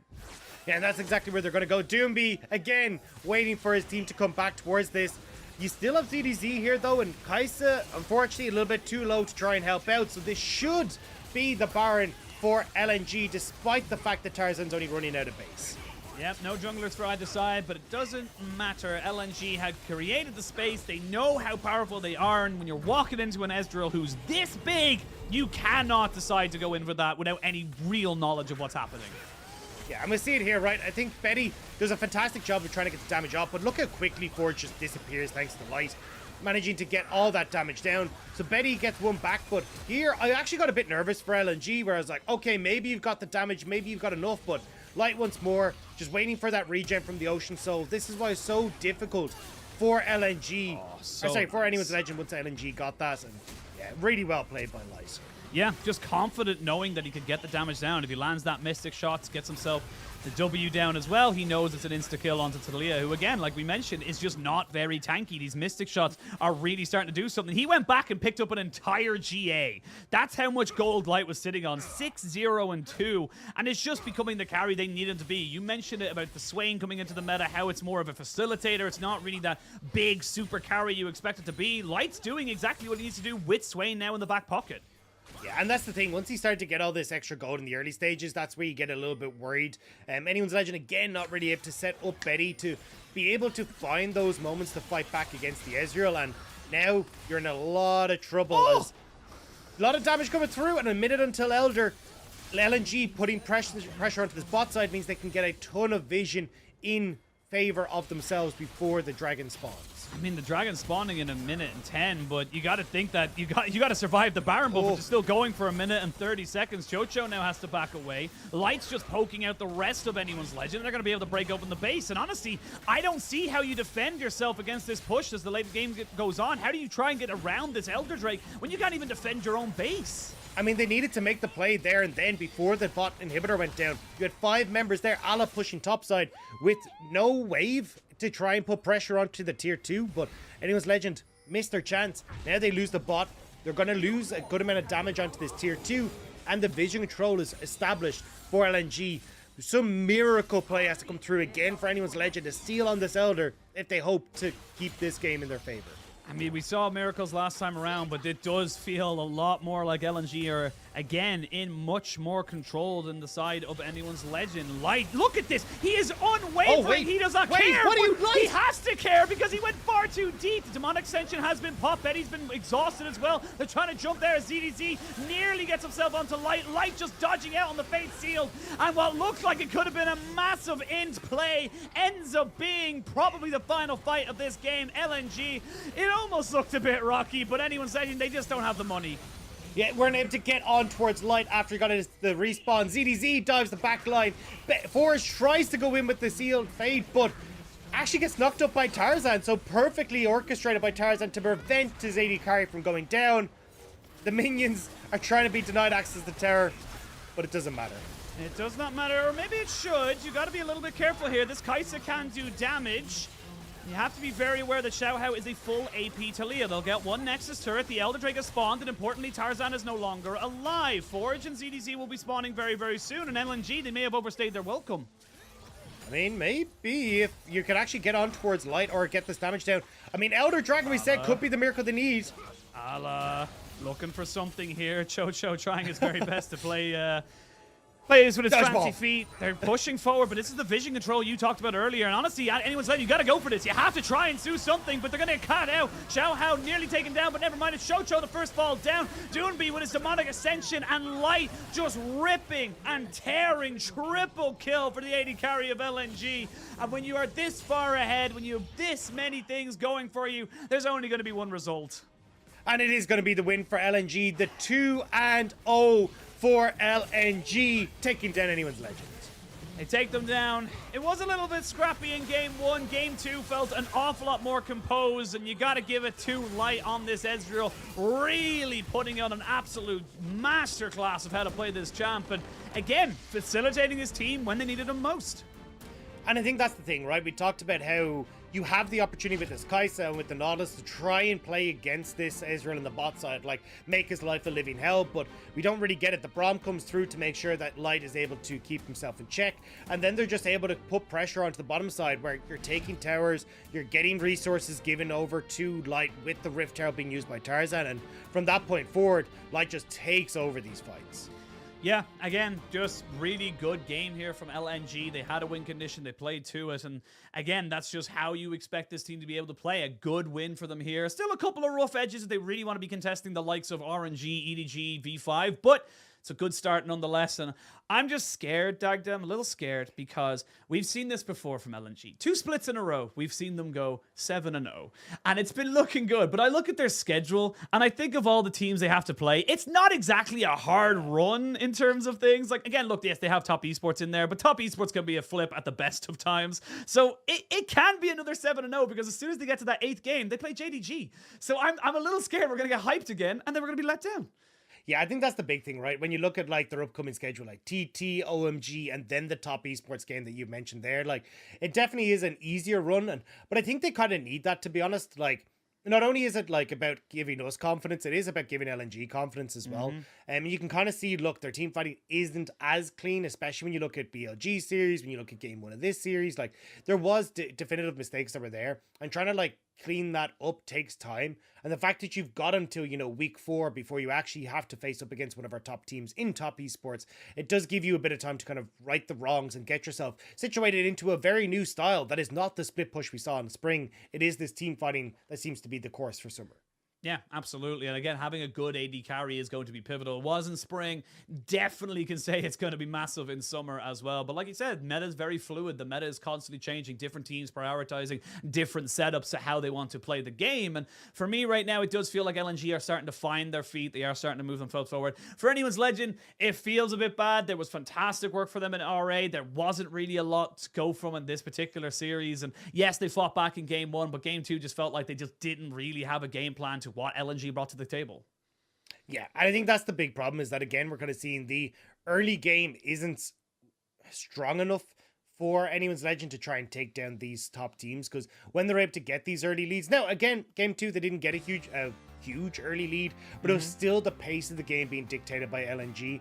And you can see that once we kind of got towards that 25 minute part of the game, that's where LNG were able to come alive and find these really strong fights. Yeah, it's real. Look at that. The way the game just kind of fell away from anyone's legend. It was 1-2 avalanche of mistakes or just getting caught out. And it did feel like LNG were the ones to force that hand. The early Dragon Soul meant you didn't really have an opportunity to try and set yourself up later on to the game, where the Kaisa does have 3 items. The Talia is basically able to one-shot anybody and everybody on the side of LNG. And these mid-game spikes just going to be so much bigger. That damage percentage from Light, my lord! 42.9, nearly 50% of an entire team's damage to that game is ridiculous. Yeah, and I mean, it's kind of matched by Xiaohe as well, nearly 40% of his team's damage as well. You can see there was like people that were really trying their damnedest on anyone's legend to keep this game rolling, but just unfortunately that Light was as large as he was and able to churn out so much damage. Like, it was absolutely insane. It really, really was. And again, good moves here from LNG. Like you mentioned, we will see them in their next series, I believe, against TT. So that's going to be another kind of relatively easy test, something that we will actually see TT later on today. So maybe, I don't know, maybe TT throw us a curveball and give us some absolutely massive upset. Not quite sure how big of an opportunity that is, but, anything can happen in the LPL. It happened before. But yes, big moment for them. And for anyone's legend, you got to try and pick yourself up, move yourself on from this. Yes, it sucks that it's a loss, but you gotta come up against, BLG next, LGD, and then IG. You have a couple of games which you 100% can win. And honestly, if they want to try looking at playoffs later on the season, top 10, they got to start picking up wins now. Yeah, and I think the thing is for both these squads, I don't know how likely it is that anyone's legend will make top 10, but we have seen them kind of like start to slowly but surely, like turning from Rogue Warriors into anyone's legend, like start to pick up steam where they're slowly, steadily climbing up the ladder. So well, let's see if they can kind of keep wins against teams like Rare Atom in their favor. They were able to push teams like FPX to 3 games last split, and even pushing some of the top teams that we had, like sorry, my brain's breaking. IG as well, who were another team that they took to 3 games. So it's going to be a case of if anyone's legend can try and like continue to find strong team fights in the later portion of the game and maybe shore up some of those early game mistakes. For LNG, I think this is a team that a lot of people are looking to go, hey, like, if you want a successful year, it should be top 4, top 3 even in the LPL. But I just don't know with the way that they're playing at the moment if they'll actually hit that. And yeah, again, that comes down to the meta and your own meta read. And we have a little bit of time, of course, before we do get our MVP of this particular series. If it's not Light, I'm going to be mad. But it is coming down. What's your take right now of how teams should be playing if they want, quote unquote, the most optimal way of winning the game? Well, I think it's still kind of difficult to say, right? Because there's so much flexibility in the meta at the moment, right? Like, you can look towards, hey, do we want to try and play for this, like, very strong mid game, like we saw from LNG here, where you go for someone like a Swain in the mid lane. You can go towards, like, the Ezreals and the Kallistas in the bot side of the map. Make sure you're playing for this style. And then you're going for these big team fighting junglers with like the Wukongs and these kind of things. So that is definitely one aspect you can take it. But I think that's the beauty of this meta, is that there's so many different styles, right? Like if you look at day 1, we saw even day 2 as well, ton of Azir bans, something that can answer for the Swain. And suddenly then you're like, oh, but we're actually going to go for a late game pick. So now we're looking towards things like the Aphelios maybe coming in. We go towards a Kai'Sa pick in the bot lane. Even something like the Crit Zaya as well. Like there is so much flexibility in the meta at the moment that it does open up things to kind of, well, at least for teams, to play towards whatever they feel is their own strength, which I think is really cool. And this is actually something that I talked about in the last cast I did, is like the design, like the balance team actually said that this was something they wanted to bring to the forefront. Like have many different picks that you can actually play and styles that you can play, so then you can actually like lean into what is your own bread and butter rather than having to play to the beat of what the meta is. Absolutely, and we have got our MVP. Thankfully, it was Light who gets himself the first MVP of his summer split, so congratulations to him. And honestly, it couldn't have been anyone else. Like 9-0-6, perfect game on this Ezreal, and again, it just feels like we saw it with Gala at MSI. We've seen it multiple times with certain carries in the LPL. Ezreal can feel like this absolutely overpowering champion where his mystic shots feel like point and click, you know, never missing. Yeah, and I think this is where this fight here was where we started to see kind of Light get to take over the game, because he ends up picking up one kill here onto Betty and then manages to get the Arcane Shift over the wall to get the kill onto her Xiao Hao as well. So it meant that you had 2 quick kills coming through. He already had a decent amount of CS lead over the Kai'Sa in the bot side. And from that point forward, like, there's very little that you can do. Like, the amount of bodies that are just in the way of this AD carry between, like, the Swain, the Wukong, you got a Braum, and then every so often Ala kind of pops in as well. Like, there's just no way you're going to really have much threat on towards Light as soon as you start to go into reverse. Yeah, absolutely. And again, we saw even when he 100% threw everything in terms of caution out the window and just went, screw it, I'm killing this Nautilus, lost his GA. He just wasn't able to get jumped on. ZDZ wasn't quite able to bring him down. The Yone couldn't really be a part of the fight, and that's just because he had full confidence of how tanky his team was. Well, 2-0 though to LNG at the end of it all. Anyone's legend going to be licking their wounds after that one, but we're going to send it to a break, and when we return, we'll have the debut of TT and V5 in our second series of the day.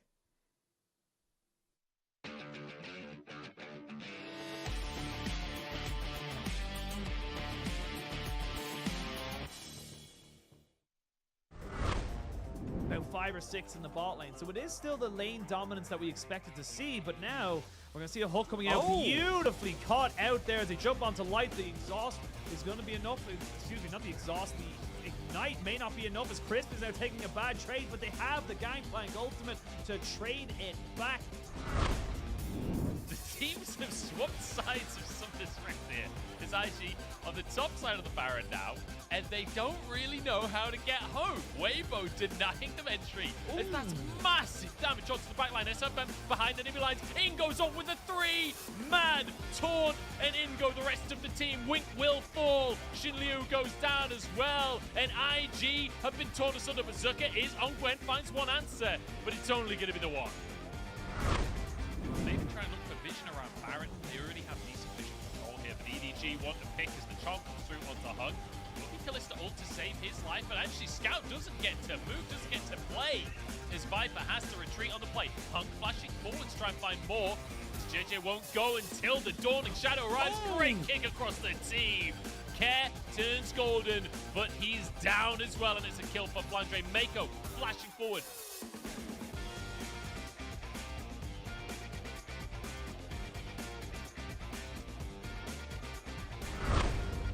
With a Kalista, it's always going to be hard. There's Drake taken by Weibo. IG want to fight for themselves, but Wink can't really get in just yet. Hostile takeover goes wide. Yukai into the back, but One pulls out to safety. SFM in the middle of everyone. That's a huge pull-in. Do they have the damage? Exhaust onto One, he cleanses it. SFM goes down. Double kill for Yukai. In comes the Shy, though, to try and answer. Angel gets one, dashes out the backside of the fight. In goes the Shy. The solo laners come up huge for Weibo. It's a triple kill. Make it a quadra for Angel.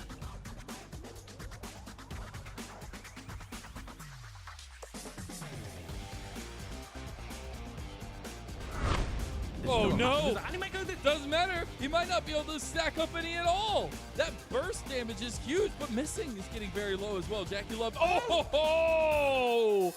Hope with the slam down. Shadow Surge is gonna miss because of the flash. The hook misses as well. Mark gets outplayed by Hope, and Hope unleashes the calling into Knight. Knight has to flash away. What plays coming out for JDG? They have woken up.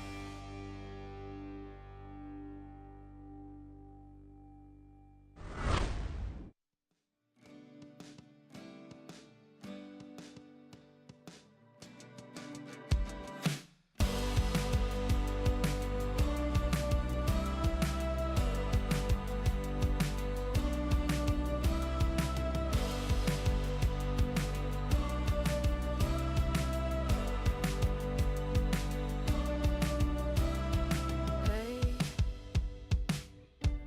come fly away with me. Think how we could be free. Stay up all night. We can last forever. Oh, we'll dance together. Oh, stay up all night. We have what it takes. We can make it if we try. Oh, oh, run with me now, don't be shy. Oh, oh, you let me be me, as happy as can be, my shining light. We can last forever. Oh, we'll run together. Oh, stay up all night. We can make it if we try.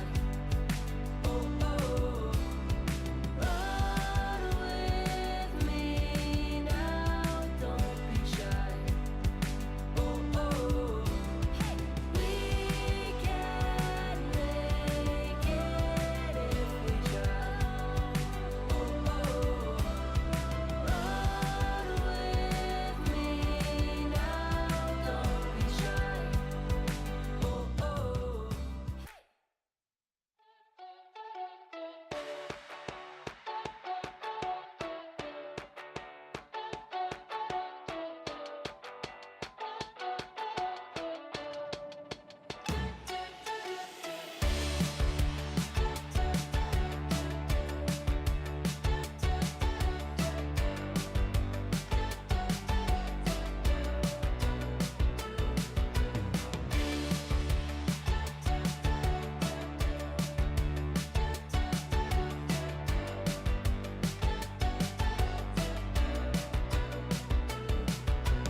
We don't need anyone else. A warm summer night all by ourselves.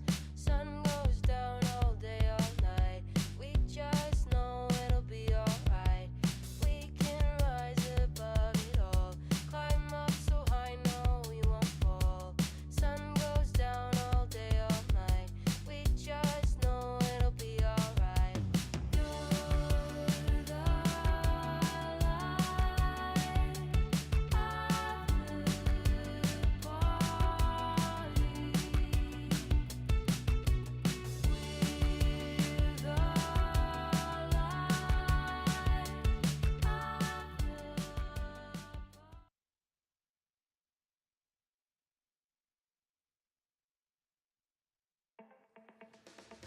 We're back again for another Oh. game of League of Legends. Welcome all. Yeah. Yeah. I guess. Yeah. I needed you to bring in the harmony a little thicker next time, all right? I'm not going to lie. Going. I'm not a singer. I'm not a vocalist. You can be. We get you there. We'll get you. Bring in Dracos and Vedios. Vedios? Vedios. It sounds like an evil version of Vedios. I need to keep people's ears alive. I need to not break my camera. Like, you know what? Let's not do that. You have that. a lovely voice. Let's not be bringing yourself down now. I refuse to believe that. But welcome back, one and all, to the LPL. We are going to be bringing you our second series of the day. It is going to be V5 versus TT. And we're going to talk about these teams because the first time we're seeing them in summer. And TT, they've made some massive holistic changes to this roster. Yeah, they've really started to mess about and see what they can find, because I think the biggest problem that we saw with this team was that, look, you could have Puff and Southwind definitely carry games, but they weren't really having that synergy in the mid jungle that could set them up properly. Oftentimes they'd end up falling very far behind in that. So taking Chieftain out of the equation, they brought Beishwan over from FPX. You got Xiao 17 as well, who's coming in from Joy Dream, which is JD Gaming's academy team. And also, I think the big one for me is Xiaoshang as well, coming over. Will be just stepping in ahead of Hoya at the moment, as Hoya is still trying to move in towards China. But I think at the moment, Xiaoshang has kind of been a bit underrated on EDG because he's been sitting in behind Flandre for so long. But Xiaoshang as like a frontline tank player with things like he's always on the Mordekaisers and the Orans as well, I think is going to actually set up really nicely for TT, because I feel like this is a squad where if you can actually set up nicely for strong team fights, could do well, because as we said, like Puff and Southwind were kind of the lifeblood of this team. So actually enabling them in a lot of respects to try and step up into that main role is going to be great. Yeah, absolutely. And I think for TT as well, they've kind of solidified their mid laner in UCal. They're saying to bring him in and say, look, we know what this guy can have very good pop-off moments. And if he can play that more facilitator role with something like the Swain, which we've seen so much in the first 6 days of the season, that can maybe work out to TT's favor. However, they are playing up against V5, who have changed nothing in their roster except adding a little bit of magic and maybe a dream into that mid lane as they bring up their absolutely massively hyped up academy mid laner in Dream.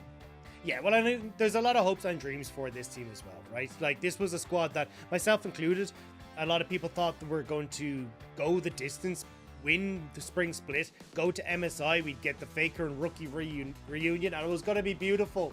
But it never happened. It all fell apart because although we had, like, very strong laners in Rich and Rookie for the squad, we had like great mid jungle between Kars and Rookie, they just couldn't quite solidify themselves in playoffs with kind of individual performances from people like Rich not really coming up to fruition in playoffs. But this was always a team that was a ton of fun to watch and cast, because as you can see on your screen, like, you never really knew what you're going to get because they had such smart ideas about how they wanted to play the game. They'd make like really cool decisions around how they wanted to set up for objectives, and even when teams like RNG thought they were going to have V5 in the back foot, they'd go for some of these crazy plays to end the game and bring it back. So I think a lot of people really hoping we will get V5 either at least in the top 4 and being one of the teams that we send to Worlds, because I think this is a squad with a ton of potential. They just never really got to realize it in LPL spring playoffs. Yeah, absolutely. And I think the big thing as well for V5 is, we got to call a spade a spade. They did kind of not meet expectations. They came into playoffs as the favorite. They went down, unfortunately, to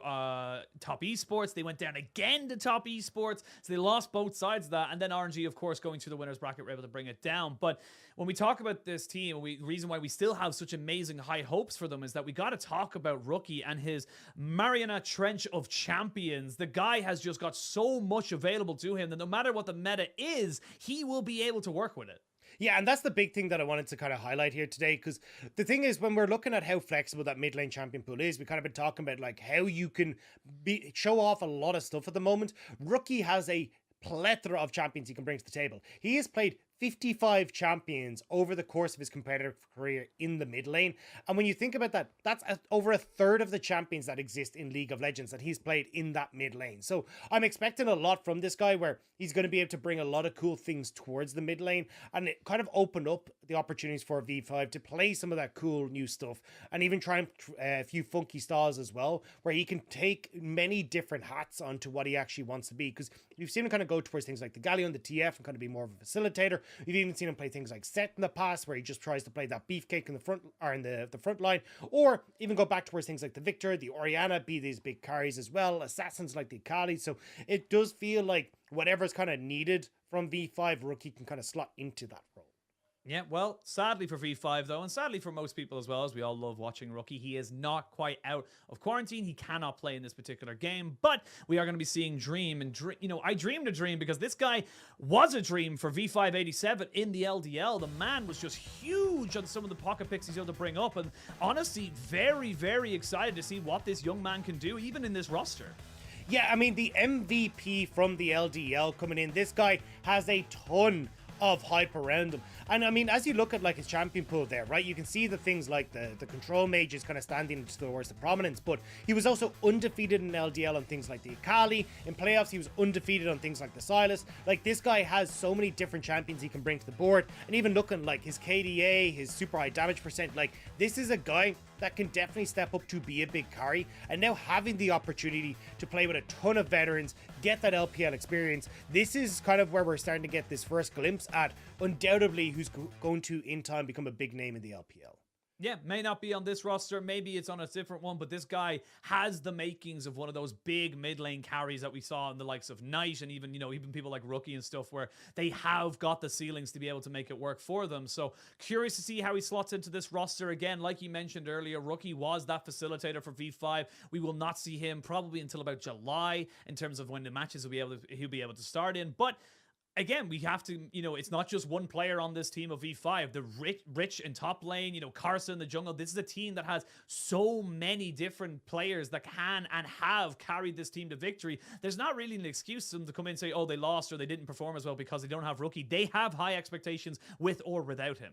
Yeah, and that's the big thing, right? The kind of the shining light of V5 was the fact that they could carry from any single lane, right? Rich was looking phenomenal in the 1v1. We had Rookie who was able to carry from mid. You had Photic as well, who stepped up to kind of step into his own role as another good AD carry that we had in the LPL. So now we got to see what the game plan is going to be, because TT very worried about the bot lane at the moment, with already the Senate Kalista banned away. Yeah, they just want to get that away. Of course, we talked about the Ari as well for Dream. They're going to ban that one off of him, so trying to keep him off of Comfort for the moment. Lucian's still up and available, but like you mentioned earlier, is counterable if you get the right matchup. And the thing is, it was the Kalista, but now we're kind of to see that the Renata tends to be the big thing. So with Swain banned away, Lucian picked in here for Puff. See what V5 want to take it down into the bot side. Yeah, I'm actually curious what we will end up seeing, because a lot of the champions that you kind of look at to be answers towards it, like the Senatan Kench, the Kalista, are taken off the board. This is definitely something that I've been waiting for a little while. The Lulu Kog'Maw has been insanely strong because of the tank changes, and I was curious to see when we were going to get to see it. Looks like we'll get it now for V5. They will get the Kog'Maw, but will they get the Lulu? That's the question. You feel like the Nami's got to be locked in here. It's just too damn good. Synergizes too damn well with the Lucian and his passive. The Gwen being locked in early here for Rich in that top side. Exactly what we'll be seeing. And they've got the Viego now for TT. So Beishuan on something that he's comfortable on. And again, gives us that reset and one of the most popular junglers on the patch as of the moment. The thing is, though, now for V5, you have to take the Lulu or else get bans away in the next rotation. So this actually opens up Beishuan to ban away things like the Lee Sin, any of these jungle picks that might be a bit of an issue for him coming in onto this patch. So I think it'll open up a little bit of safety here for at least Beishuan in these early stages against Karsa.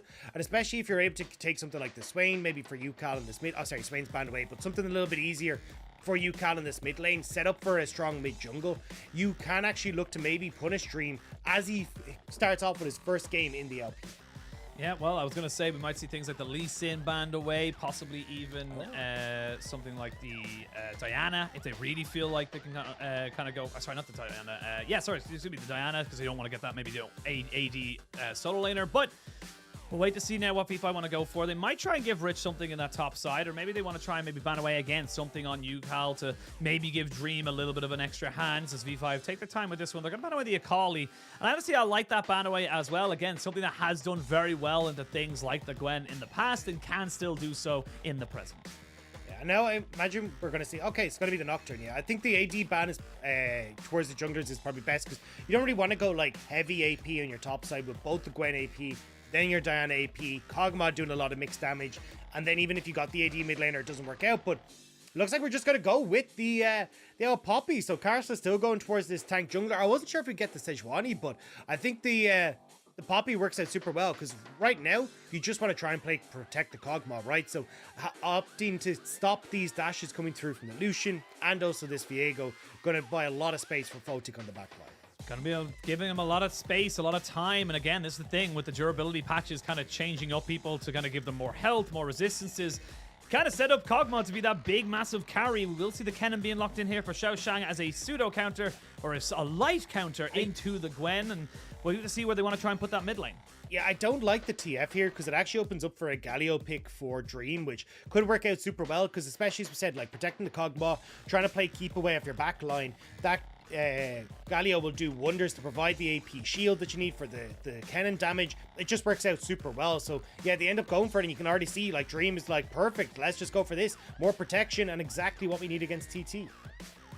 Well, V5 got themselves one more pick, and they are going to go for that Galahil. So this is old school, Season 4, Season 3, protect the Kog'Maw. Get him as many resources as possible. You do have a little bit of extra resources going over to the Gwen. You'll be able to have that split push pressure and, of course, that 1v1. But this is all about getting Photic as safe as possible and as many items as possible.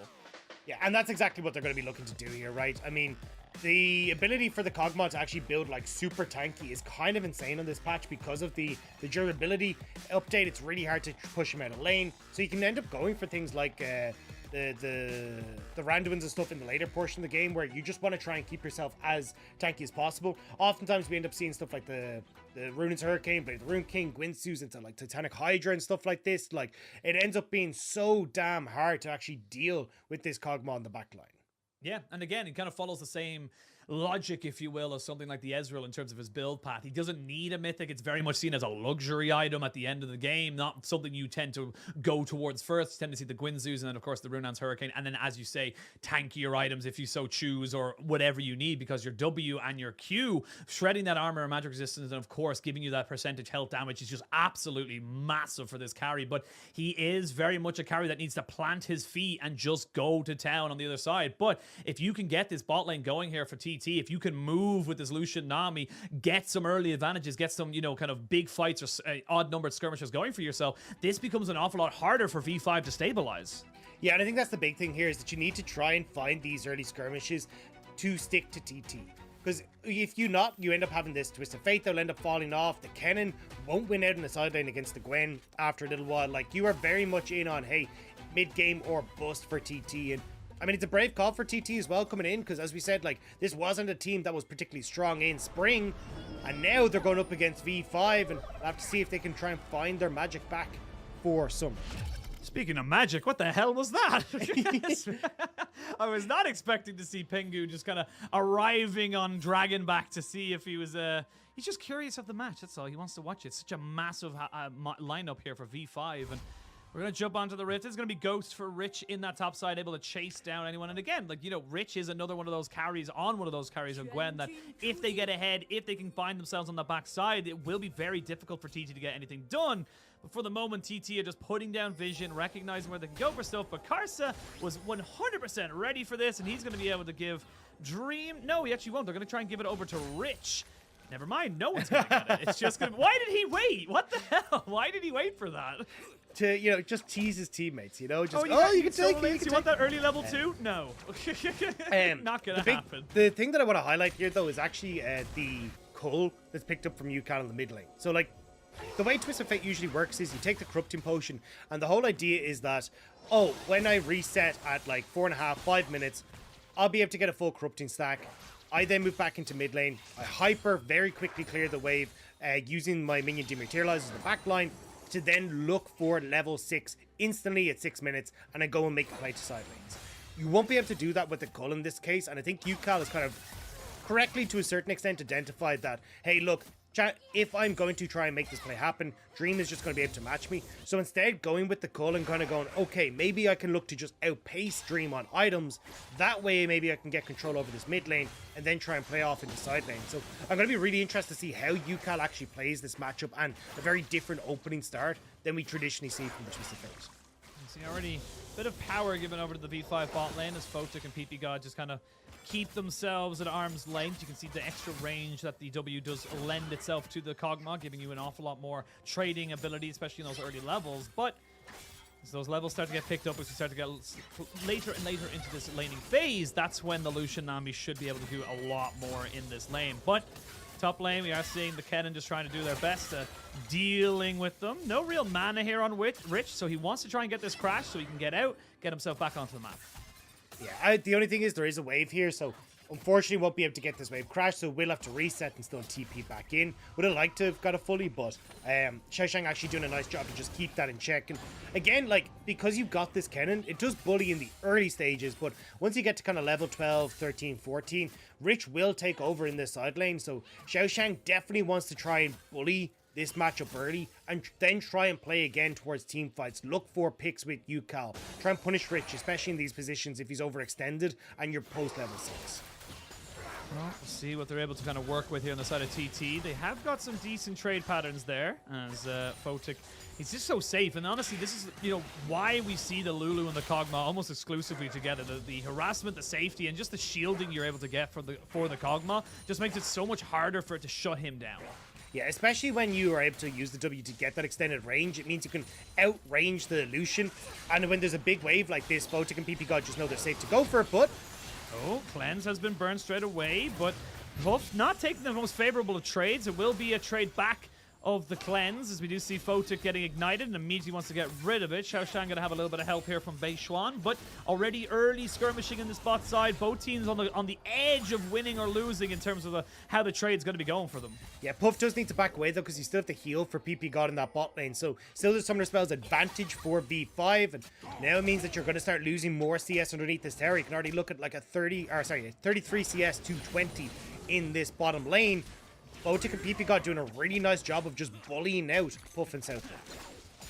So, Dagda, I had a quick look at the runes, the keystones for the side of V5. That's a Dark Harvest Poppy. Yeah, I don't think that... Is that a thing? I thought it would have been no, Predator. it's usually Predator. Yeah, I think that's a mistake. Yeah. So I think the thing is, like, you can start to proc it, like, in early skirmishes and stuff like that. It will give you a little bit more damage for the later portion of the game, but I just don't think you really need more late game damage from the Poppy. And I think if you had... Yeah, I'm not sure, because I don't think you really want Predator I think it's just straight up in a this mistake. game. Maybe. But, like, I'm trying to think, like, because will you get much use out of the Predator in this game? Not really, right? Like, any lane that you want to gank is going to be mid lane, and you already have the Predator for Dream there. And Dream is realistically going to be your main engage tool. And from the perspective of, like, oh, well, late game Karsa is literally just going to stick on Photic and make sure that he's going to be safe. Maybe having that little bit of extra damage could help. I just don't know what else you would take. Like, I think we've seen Phase Rush Poppy in the past, but again, that's not going to be too valuable here. So I'm actually not sure. I think if you're not going to go for Predator, maybe it could be worth. But I think Conqueror probably would still be better just from a, hey, I can actually deal damage over a consistent portion of time. Yeah. We'll see how it works out for them, of course. You know, plenty of things that I am not privy to in scrims, and of course, you know, the inner workings of some of the pro players, as we see now on this bot side. Was pushed in here by Photic, but without his Lulu, an awful lot less threatening in this bot side, as TT just going to try and pick this one up. V5 did pick themselves up the first dragon of the game, so they've got that one going for themselves at the moment. And with level 6 is now being picked up here by Dream and Yukal, we do have the Hero's Entrance and, of course, the Destiny starting to come out for these two teams. So we might see some early skirmishes coming out. Both mid laners having the opportunity to either influence the lane or follow up if another mid laner tries to follow. Yeah, I think this would have been your best moment here for Yukal if he was able to go to the bot side. But as we said, right, like, he actually doesn't have a huge amount of damage or anything picked up at the moment because he's gone for that early cull, so instead goes to the reset. But the thing is, like, Photic and PP God are very heavily trying to push in this bot side to get these turret plates, get the waves reset. So, I mean, if you're ever going to try and find a moment to punish bot side, it's going to be when they're overextended like this. It's been a relatively early start to the game. Not too surprising given the junglers we have. But with level 6 is now for Karsa and, of course, for Beishuan, you have access to the Keeper's Verdict and the Heartbreaker, respectfully, means that we might see some extra moves coming in now in the next few minutes. But both teams relatively happy with the game state. Bit of a CS lead in top side. Not going to be too much to write home about. And, of course, pretty much equal across the board. So I haven't seen too much happening just yet. But with the W and the help picks now onto Photic, you can see him just how confident he is and how much damage can come down so quickly. Yeah, all summoner spells back up for Puff and Setwind, though, so they are desperately trying to see if they can make plays happen. There you go. So Cleanse burned by Photic, and that's actually pretty key because you're looking at this big wave being pushed in, the opportunity to rotate up towards Rift Herald as well. Like, TT can actually use these summoner spells being burned to set up for these big fights. Where do you want to see TT look towards? You talked about how like UCal had an opportunity in mid lane, but didn't really get the wave in a position where he could roam around. Where do you want to see TT make an advantage for themselves now that they have access to so many different ultimates and advantages? I mean, you got the push here for UCal in the mid lane. You want to try and get him out to move up towards his top side, pick off Rich, because realistically you want to try and get Rift Herald, right? This is a team that. Yeah. Oh, instantly flash! Gold card! They didn't give V5 or Rich an instant to react, and that is a fantastic gank up in the top lane. And that's exactly what I was just in the middle of saying, right? You want to try and work for the Rift Herald. You already have Southwind up here. Puff is just going to call the wave in the bot side to make sure that he's going to stay safe. And now you've got the numbers advantage to turn over towards this Rift Herald. Really well orchestrated by TT. Yeah, Karsa and Dream are in the vicinity, and you still have full access to all your ultimates. There's going to be the tidal wave coming out. Karsa, though, taking a lot of damage. The Heartbreaker to try and break some of that distance. And V5 taking very odd skirmishes right now. And you can see with the culling coming out on top of PP God, he needs Kog'Maw to save him out right now. And this is honestly very weirdly scrappy right now from the side of V5. They're not really getting the skirmishes they want. No, I mean, it's been a bit weird from the get-go here from V5, right? Like, you can see Photic and PP God almost, like, freezing the wave on themselves in this bot side about 3 minutes ago, where Puff and Setwind got a ton of that CS back in their favor. Karsa was in a position almost to try and help out, but PP got to just reset so they don't get that help. Now they're going for a play on the top side, where Karsa's in a weird position here, like, going for, I think, the stun, but doesn't hit it, but you don't even, like, have people in position here to try and help you. Like, this is just a 2v2 with people en route that you don't technically win either, so very weird decision-making from V5. And I mean, this is kind of what we saw in the playoffs, really, of V5. Again, it's only one particular play, but it was this disjointed, not really on the same page, kind of thinking they had advantages or had information that they just straight up didn't have. And it was very much their downfall versus top esports during the spring playoffs. So not great to see them happening this so far, but TT, they're delighted because, again, they're getting the kill down onto the Viego, one of the key people they wanted on, and they're keeping people like the Gwen down. And especially if they can start to now use this fact that they've got these advantages to move in towards, like, bot side, for example, right? Because UCal has just popped his cull, so he's going to sell that one off, get his full Everfrost, and this is super nice. I will say he does need boots. I thought we were going to see the Seal, mate. Get that rapid fire as quick up. as possible. As quick as possible. Yeah, but so it means that we won't have his ultimate up as often as you'd like and that kind of stuff, which does make it a little bit tough the top side. No, we're going to see Rich fully engaged. The needlework is doing just that, as we can see Rich now underneath the tower. But you can see the first tower hit, not so bad. The second tends to hurt a lot more. Yeah, and he will end up backing away.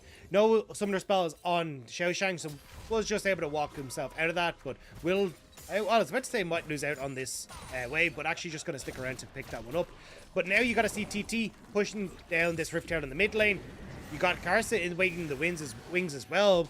But this should just be a nice charge, giving some gold back over towards UCal. Yep, 160 gold, 320 in total, given over between UCal and Beishuan. They set up the dragon now as well. But Photic and PP God are saying, look, maybe we can fight for this. We've got 4 people here. There is no TP available for the Gwen. There's the tidal wave coming out as it's going to force a flash away from Dream. He wasn't really in a position. The Keeper's verdict. Southwind is isolated, but again, they don't quite get the stun down, and it could be traded back. The Everfrost is big. The Heartbreaker is good. Now Puff on the backside of this, but Karsa takes down Beishuan. Just with this Lulu, you can see just how hard it is to take down these health bars. And now without a jungler, TT cannot contest this trade.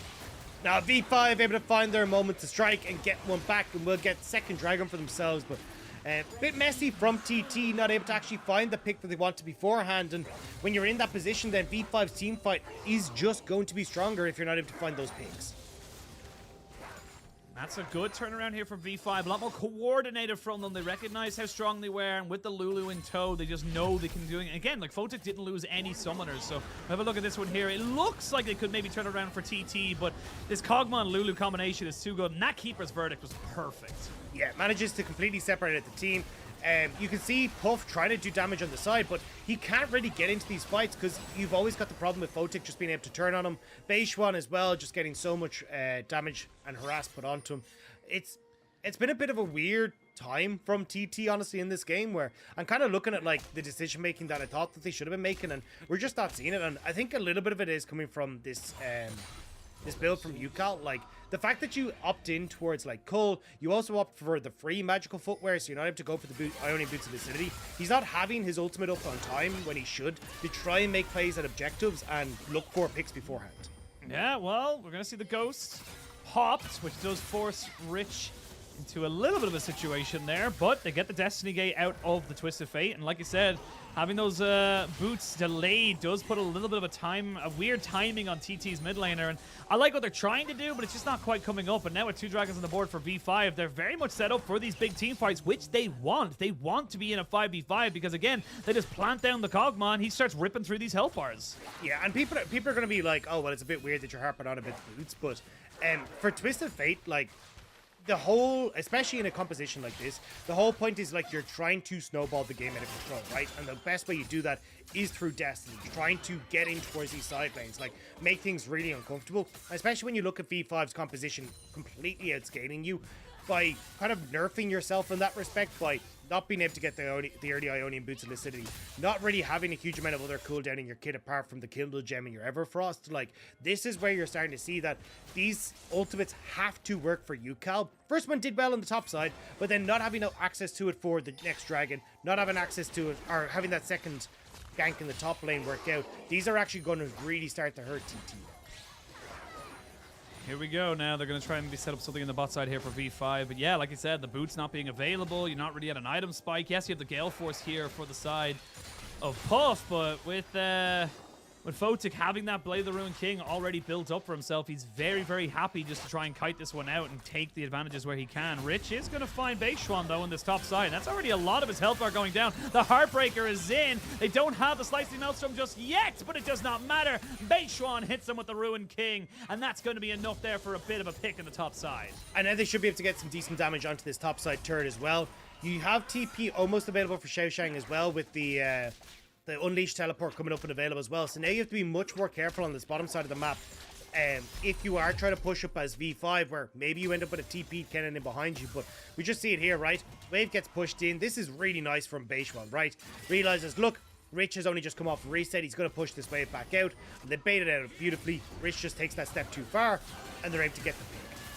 Yeah, and again, when you're against things like the Cannon, like the Viego, your immunity ain't going to be so immune because they want to be on top of you at all times to try and put down that damage. So now we start to see TT coming back to life a little bit. I do think, though, if Rich had maybe angled the 5th shot, the 5 needles better, I think he might have had just enough healing to keep himself alive there. You end up kind of angling it where I think it just hit Beishwan rather than hitting both Beishwan and Xiaoshang, but just a little unfortunate there. But still, nice job from TT. And now V5 are in the mid lane with Destiny coming through. Destiny coming in, but they don't put it onto Photic. Instead, they look to try and take out Karsa, and that's exactly what they're going to do. You do have the ultimate coming out from Dream, but it's just not enough. And I love the fact that they just said, look, we know that you have full summoners, Photic. We're not going to waste our CC on you. We get a free target right here. And here is the upside of the build that UCAL has gone for, right? Because you're getting so many free things and free gold into this build, it means he does have the very early rapid fire cannon and can look to make these picks when he does TP in. So nice job at least for TT to find those moments to actually push down V5 and get this pick, get the mid lane tower, and opening up the map to let UCAL look for even more. 30 seconds till dragon spawns. We do see though Beishwan is already on a Puff though. May have to flash here if he's not careful. Does have a cleanse and should just be able to walk away.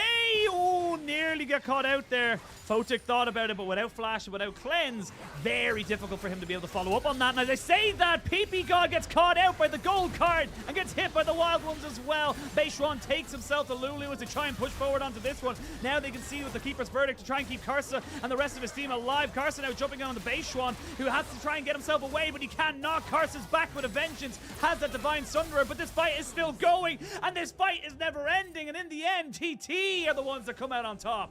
And they're getting more and more gold back in their favor. 3,000 gold lead now for TT. And they're able to push over towards the dragon as well. Interrupt the dragon stacking that V5 had. And it was very messy and very scrappy with like 1 to 2 members of each team coming through. But honestly, that favors TT, right? Like, they want these small, isolated skirmishes, and you see it here, right? Puff, unfortunately, getting caught out. Doesn't end up falling, though, thanks to the cleanse. But here, you've got Beishwan coming into the bush. I don't know why PP God face checks this. Like, that's just, honestly, a little bit daft. You end up giving over the kill. Beishwan quickly realizing, though, that it needs now a Lulu and needs to be afraid of damage. But it does mean that he actually goes that bit too far forward, because this is still a 3v2. And Beishwan just doesn't have the damage to kill out Karsa quick enough. Yeah, and Karsa goes a little bit too far forward. And like you said, Yukal finally online with this build. Finally got himself the boots, the rapid fire cannon, of course the Everfrost. He's just able to lock down someone for an absolute eternity. And with Dragon going over now, that's TT picking themselves up a nice little bit of extra resistances. Rich is in this bot side, but he's all alone, and you need to be very careful. There is a Destiny Gate available to the side of TT if they want to try and go for it, but Twisted Fate's a ways away at this point. Won't land the final needlework, and will have to try and dance and skip his way away from this potential fight as Yukal thinking about going a little bit further. Beishwan is here. They know there's a lot of cooldowns down now onto Rich. He gets slowed up. He's going to get stunned up as well. Has got the Merc Treads, though, so the tenacity keeping him alive. While that was happening in the mid lane, the culling used there to try and just dissuade anything from V5 and TT. They're being very competitive right now. The tidal wave just coerces them a little bit away. It's going to be the gold card. Oh my lord, the damage! You cannot sit there, Photic, and expect to survive, especially with a single target CC on TT. Yeah, and everything was used already, right? Wall, growth, shields, everything to try and keep this Kog'Maw up. But unfortunately for V5, he's not left standing. Now that's the kills in mid, the terror bot. Like, TT are taking over this game, and I mean, it's off the back of a lot of really great plays coming through with Yukal understanding where he needs to be on the map, Peishwan as well, linking up well, and Puff and Setwin just chasing people down with this combo.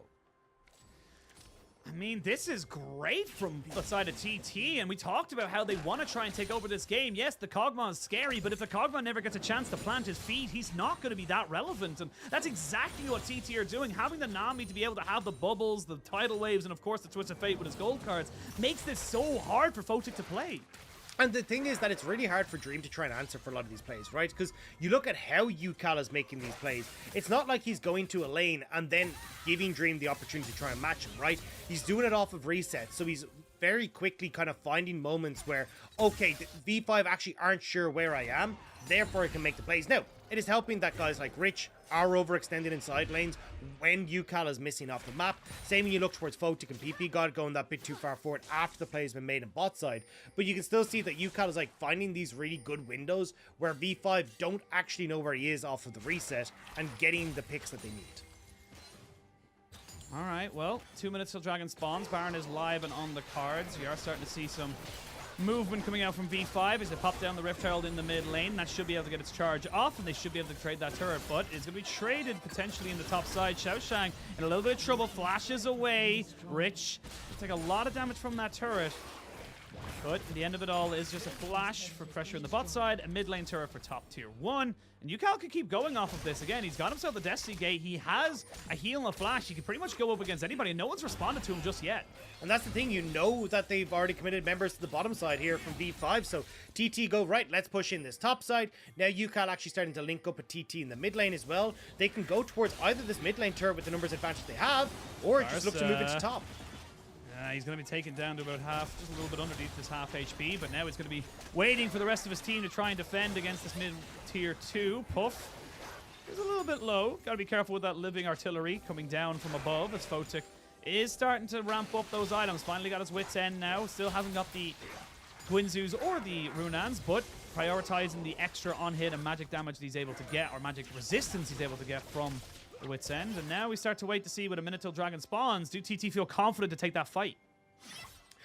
To V5 though, because the quicker reset, have managed to get like Gwen pushing the bot side. Yukal really needs to back and he didn't, which is now why you got pressure coming in from Photic, because they were trying to see if they could maybe make a pick before this Dragon of 40 seconds, but I don't know if they're going to get a chance. Rich does need to be careful with how far extended he is on bot side though. I would have preferred to see him trying to link up with V5 in the mid lane instead. Well, they're going to look for a TP in the bot side. That's going to be the Galio jumping in, but Rich is already taken so low, and he's dead to rights now. Galio, Dream, it's actually a nightmare because he's all by himself. He does land the taunt. He just needs to try and survive for as long as possible. There's the Zhonya's. It's going to land a little bit of extra time. He flashes and the wild growth is there. They will kill off Xiaoshang. and that's going to be this top laner's traded off. Now Photic, with no one really there to try and stop him, will keep pushing forward, but look at this Lucian, the damage, the cleanse is a little too early. He will stay alive, but these health bars are so low. Yeah, now you're kind of waiting to see if Photic can heal up off this Blade of the Rune King, waiting on his W to come back up, but I mean, you end up getting the pick onto Xiaoshang for the pick onto Rich, and V5 are the ones that are in position to actually move over towards the Dragon. So all said and done, Dream with that ultimate kind of saving the play here for V5. Yeah, it felt like it was a nightmare, but it was just a very lucid Dream. He was able to keep himself alive for so long. You can see the idea coming out here from V5. They just weren't expecting the pure damage to coming out, especially with the quick reactions from the Destiny. Yeah, I mean, realistically, Rich going down here was a major mistake, but you can already see the TT can't get the play on towards Dream fast enough. They've already invested a lot of the damage that's here, and V5 are just able to rotate into position quicker because PP God has the Shirelia's Reverie rather than the Imperial Mandate that Southwind has picked up. And then Photic, this is the power of that Kog'Maw, right? Absolutely terrifying. And once his W is down, a little bit less scary, but still just enough to keep Puff at bay without anyone actually able to follow up with the damage to kill the Kog'Maw. Well, it's a good start here for V5 to kind of bring themselves back into this game. And again, the longer this game goes on, the more relevant this Kog'Maw becomes. They will lose their tier 2 because they had a little bit of a late disengage or late reset coming out after they took the Dragon. They are on Mountain Soul Point though, and any extra resistances you can give to this Kog'Maw, the better. Any extra shielding, the better, as they kind of come into that mid-game now. We'll see the Force of Nature being picked up here by Beishuan as TT are kind of creating a little bit of a camp now in the blue side jungle of V5, and V5 need to be very careful of when and where they decide to try and put themselves or even just kind of face check. Yeah, and that's why, like, for people like Rich, every time they try and push down in towards this bot side of the map, they have to be so careful of Yukal showing up, because Yukal at the moment is not showing on any wards. Like, look at him just sitting there in river. He's basically hovering back and forth between the two lanes, making sure that he can always threaten V5. And that's why Rich, you can see, right? Not actually moving past his tower, always hugging there for safety. Same with Dream here, just trying to clear out waves, but keep towards the fog of war so we can't get caught. As we come up now, 25 minutes onto the clock, we will see double 2 items pretty much for all major carries. You have got the Zhonya's now for Yukal, who's a very rich man and honestly has continuously kept himself relevant. 2-0 and 4 on this Twisted Fate, but we talked about it like, you know, earlier in the draft. You will just be relying on him to basically be a stun card bot. He needs to try and get Photic summoners out before they really engage for it. And I got to give props to Puff, who's really stepped forward to saying, look, I know when I can trade, I know when I can go in onto this Kog'Maw, but it is going to start to become harder and harder the longer the game goes on. Yeah, I mean, especially if V5 managed to get this Mountain Soul, like, this Kog'Maw just becomes unkillable. And between everything and even the fact that he's going to start, like, building much more tanky now, once he gets the Guinsoo's Rage Blade completed, like, this is where you're really going to start to struggle here as TT. But we'll have to see, because they've been doing a pretty good job of finding those picks and creating this gold lead, at least for the moment. It's just the Dragon count is very much a worry for them at this stage. Even if Karsa just gets a steal, that could be just so much in favor of V5. A perfect Dragon for this Juggermaw comp.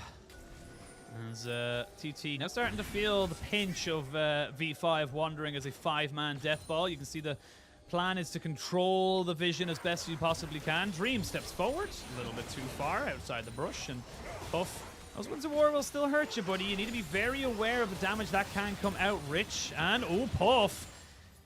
Very, very low at the moment, but we'll have the ebb and flow to try and keep him going. They are trying to go for something here as Rich will get the flash out of Yukal, but he can't get himself over the wall, and that's going to be Yukal maybe trying to get away. He actually just walks away from it with his life, but now the Lucian is dead. Xiaoshang jumping onto Rich, and Rich is just cutting through this team. There's nothing they can do. The damage is just not quite there to take him out, and V5 finally come alive in this game. And now they can actually run over towards the Baron. You have a ton of damage that can come out from the squad, and I mean, I gotta laugh, Yukal kind of walking away from that one, but it's more so Rich going, I've got bigger fish to fry, because they take down the other members of TT, and now this is a big swing for V5. I mean, massive momentum now going in. They were about 4,000 gold behind. They're going to be pretty much equal once this Baron buff is taken, and it just comes down to Rich saying, look, I have a Nashers and a Riftmaker. I am stronger right now, and that failed flash from Yukal to try and get himself over the wall just really hindered him and the rest of his team. Yukal just taking that step too far forward, not realizing that you actually had Rich waiting over the wall, but it does bait the rest of TT into a great spot here with Karsa. Flash into stun Puff against the wall. Xiaoshang tries to protect him with the ultimate, but there's just too much coming from V5. Rich already in a position to follow over the wall. And Photic then finishing off some of these kills. Well, that's Baron now for V5 as they almost equal out the gold. Still about 1,000 gold behind, but that dragon is spawning. That is going to be Mountain Soul Point. You have to fight this as TT. You don't have a choice anymore. Yeah, and you can already see they're trying to set up the vision control spot out where Xiaoshang is. Karth's actually going to find him here. Oh, he doesn't know that he's there either, and with the steadfast presence, that's Xiaoshang dead. That is such a huge team fight, but Ultimate no longer available now to the side of TT with a TP coming out as well from the Gwen to try and just dissuade everybody else. You feel like this is all but done right now for TT. There's no way they can contest this, and even with the damage they had put down on the Photic, he's got himself a honey fruit. He keeps himself nice and topped up. And that's the thing, Photic has cleanse and has the QSS as well. So anytime you try to get onto him, you got to do a double whammy of CC to try and hold him in place. It really is just so hard to deal with V5. Mountain Soul as well for the Kog'Maw. I mean, TT, it was a nice attempt, but now gold is even. V5 are in control, and they don't want to let this go. No, they're not going to let this go. They've got themselves the Mountain Soul. They finally have themselves the gold leads. We see the picture-in-picture. It was just very unfortunate there for Xiaoshang. Just not quite catching the Poppy and just gets caught out himself. And now V5 moved down onto the bottom side of the map. Xiaoshang and Southwind just out of position here. So Dream going to walk forward. Now the rest of TT will show up, but the inhibitor's already gone. Never mind. Gone. Never mind. It's gone. Just yet. Gone. Got a little Gone. life Going. left in Going. it. Going. Gone. There it he is. They wanted to make sure they weren't throwing it away. You know, dot your I's, cross your T's, and now with Karsa having his Hex Flash back over towards the side, realized Photic's going to need some buddies in order to keep himself alive and healthy. They will land the stone on the Photic, but he immediately cleanses that one away. They're trying to use that Slicing Maelstrom, but he's just not in a position to get onto this Kog'Maw. And you can see now Rich and Kog'Maw starting to shred through these people like they were absolute paper. This is just going to be so easy now for V5. They still have 30 seconds on this Baron power play, and it's going to be an easy way for them to end this game. Yeah, I mean, they're just going to go for Karsa, running them down. The towers will fall. Kog'Maw standing proud. It took a while for us to get it, but there's the power of the late game. The power of the late game and the power of V5. It was very shaky for them in the early stages of this game, but the power and the prowess of this squad came true. V5 will take themselves their first game victory of summer 2022. And you can see there, looking pretty damn calm about what just occurred. It did look a little bit shaky in the mid-game where you had UCal doing some nice stuff on the Twist of Fate, but again, you just needed a bit more of a buffer against the late game that had come through from V5. We kind of talked about it coming into draft, right? Like, once you got to the late game, you have the Galio is able to buy a ton of space for the Kog'Maw. Lulu's going to be able to protect her a whole heap as well. You even got Karsa there too with the steadfast presence. Like, there was just very few people that could actually touch this Kog'Maw unless Photic was willing to put himself into that harm's way. So just easy for V5 to continue that pressure, continue that momentum that they picked up from the Dragons and win the game. Yeah, and again, I think it was just good moments from TT, but like you said, it kind of weird timings and certain things, weird aspects where maybe they could have pushed the envelope a little bit more, maybe gone for a little bit more of a risk, but sadly, when you sit back and relax and you wait for this Kog'Maw to get as big as he did, it was just so difficult, and he had so many options available to him, not excluding the Lulu in general, the QSS, the cleanse, the flash, just so many ways of keeping himself alive, let alone anyone else helping him out, just impossible to get on top of him. And I think that's a pretty big kind of, statement as to why this Lulu Kog'Maw is so powerful right now, because even if you do have, so many answers to try and kill it, it's still going to be a Lulu Kog'Maw at the end of the game. Yeah, I still think, to be fair, like, the Lucian and Nami should have had a better time against them in the bottom side of the map. Like, you definitely at level 3 have just so much damage that you can throw in, but always end up kind of launching themselves in towards the Whimsy, so not really able to kind of find themselves that momentum. But the unfortunate problem now is that you've actually had this Kog'Maw Lulu absolutely batter you, and now you got to try and figure out a different game plan if you want to for this ban phase, because you can't just let that through once more. You can see that the Lucian didn't, at least in the hands of TT, have much of an answer for it. So now you got to drop things like maybe an Ahri ban or something along those lines that you had banned away from Dream in the mid lane to see if you actually have an answer. But that's then 3 bans towards the bot lane that TT have got to throw. Yeah, and I think that, again, like, TT had some good answers. They had some good opportunities. I don't think Dream had the best of starts, considering it's his debut within the LPL, but a win's a win, and we have a 100% win record now within the LPL as it stands right now. But again, there was some very uncharacteristic or very kind of, questionable moments there for the side of V5. I think Karsa and Dream getting caught out in that mid lane brush around Rift Herald was very strange. Rich having a very poor game, 1-3-2, just not really having an impact on this Gwen until right at the very end. These are things that, again, we don't want to be seeing from, again, what people would consider a top 4 team in the LPL. This is something that you would expect would be bread and butter for them, and that's going to be a bit of a slug for them to try and fix, before they come out to the end of the season. Yeah, and I'm excited to see if they can. I think there's definitely some question marks there, but I don't think anyone who kind of looks at V5 coming into the split has ever said they're the cleanest team. I think they're just a very fun team and are very, very good with their mid-game decision-making, but we'll have to see if they can try and shore up those early games, because that is what cost them in spring. Yeah, it really is. We're going to send it to a break, and when we return, we'll have picks and bans for Game 2 very, very shortly.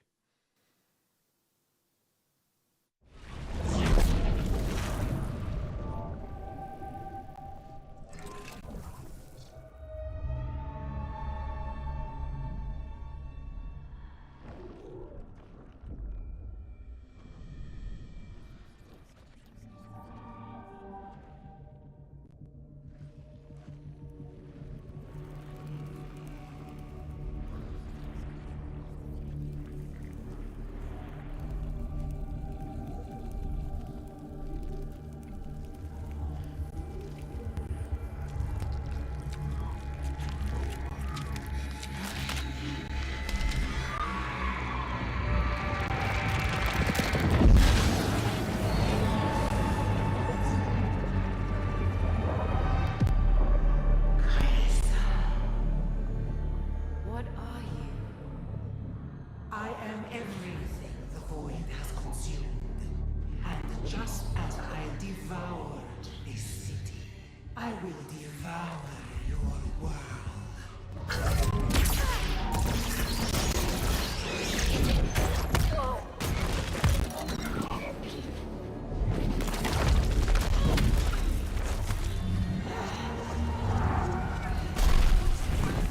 You disappoint me.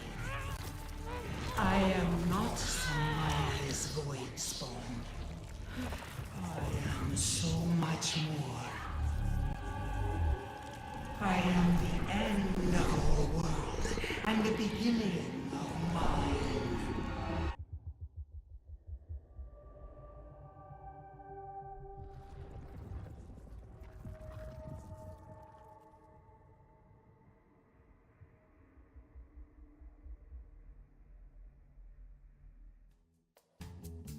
Don't you dare leave me here standing, longing for a dance. Walk right up, your eyes are asking. Time to take the chance. Don't you dare end this night early. Life is short, my dear. If you're thinking of retreating, don't you dare. If I say that we will keep it to one short song, if I promise to behave and do nothing wrong, we might be having fun before too long, before too long. If we move a little slower, the music might stop. If we get a little closer, my heart just might pop. If they knew what we were thinking, their jaws might drop, their jaws might drop. Don't you dare leave me here thirsty while you sip and drink. I don't want deep conversation. I don't need to think. Don't you dare look toward the door. Tonight is young, my dear. Don't you whisper a word of leaving. Don't you dare. If I say that we will keep it to one short song, if I promise to behave and do nothing wrong, we might be having fun before too long, before too long. If you're wondering how you're doing, well, I'm a big fan. If you like the amber light and the sound of the band, if you want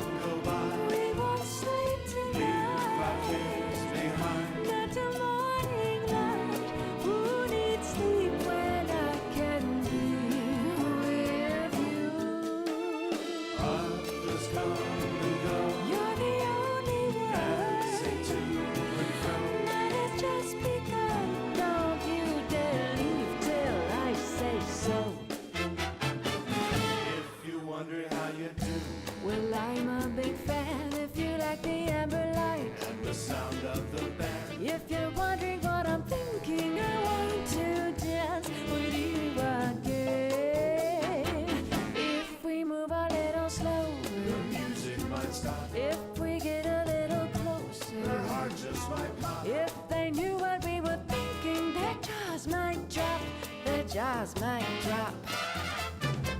La la la la la la la. La la la la la la. La la la la la la. La la la. If I say that we will keep it to one short song, if I promise to behave and do nothing wrong, we might be having fun before too long, before too long.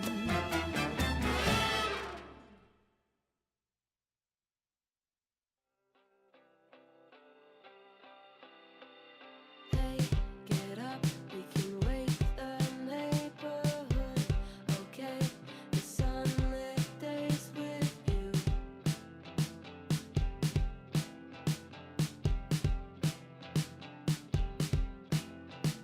Hey, get up, we can wake the neighborhood. Okay, the sunlit days with you.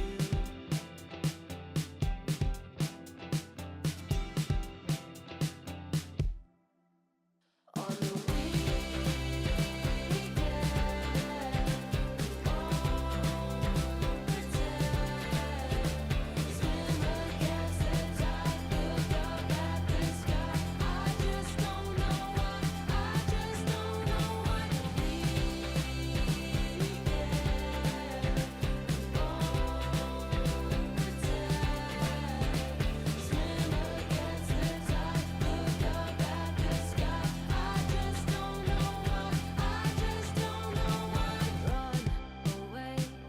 as the sun goes down, okay, as long as I'm with you.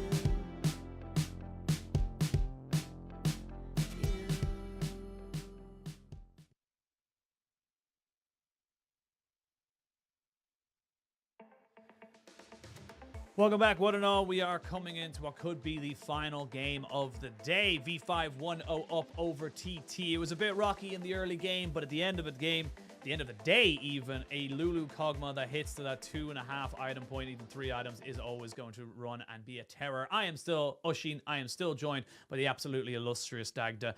And we got to talk about Photic on that Kog'Maw, our MVP from game 1. He was just unstoppable. He had all the tools available to him and more.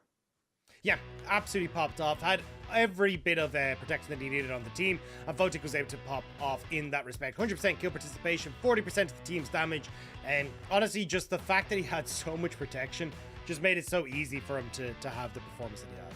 Yeah, really, really was. And again, you know, it's 100% kill participation. Very low kill game for the side of V5. Only 7 kills in total. And again, just being able to put themselves in a position where he could plant his foot down. And honestly, that came down from the engages coming out from Karsa and Rich. Yeah, I mean, the fact that TT were kind of posturing so far forward, especially in this fight, like, made it a little bit easier for Karsa to find those moments. But that's kind of the thing with this Kog'Maw, when you're playing like almost the Juggermaw, not quite Juggermaw, but still similar enough to it, where you're able to just run at them, play super far forward, and having the rest of the team there to protect you. It makes things a little bit easier for the side of V5, especially when they do hit that late game, and TT just didn't have the prowess or the control of the map to try and fight back. Yeah, and that's the big thing. I think for TT, there was a lot of good from that particular game. We talked about it just at the end there. Rich wasn't really having a fantastic series or a fantastic start to the game. He was 0-3 at one point, was very much getting focused out, and they kept him down to a point, but then small little moments just went against him. Xiaoshan getting caught out just before that dragon fight. Little things that just made it so they could not really fight on equal footing to the side of V5, and it meant that TT just ran out of options towards those, 25-30 minute mark. Yeah, and I think, look, it was I kind of like understood where Yuka was coming from with the build, where it's like, hey, look, if I can try and like outpace Galio, well, then maybe I can try and make some picks happen. And it did work out pretty well, right? Where in the mid game, they kind of got their moments to shine, but they just couldn't try and capitalize on that to actually like play out properly through side lanes. Trying to see if they can continue to make these picks happen just with the priority that they had on the map, or the tempo that they had on the map, to actually try and make picks happen. But it meant that when you got into towards team fights, we kind of knew from the get-go that unless you were massively far ahead here as TT, there was just no way you're ever going to win these fights. No, you really needed to like you said, we saw the Lucian Nami combination kind of do what it could. You can see the burst that was potentially there at that 1.5 item, maybe even 2 items with the collector, but just wasn't able to make it stick. And at that point, it just became so much harder for the side of TT to make anything go for them. And honestly, coming into this one, like you mentioned as well, we might kind of see that either the Kog'Maw or the Lulu ban coming out here for the side of TT. They're going to have to try and move around and get something different for them to go up against V5, because at the end of it all, they can't ban away everything, and they have to try and fight. You don't want to lose the same thing twice.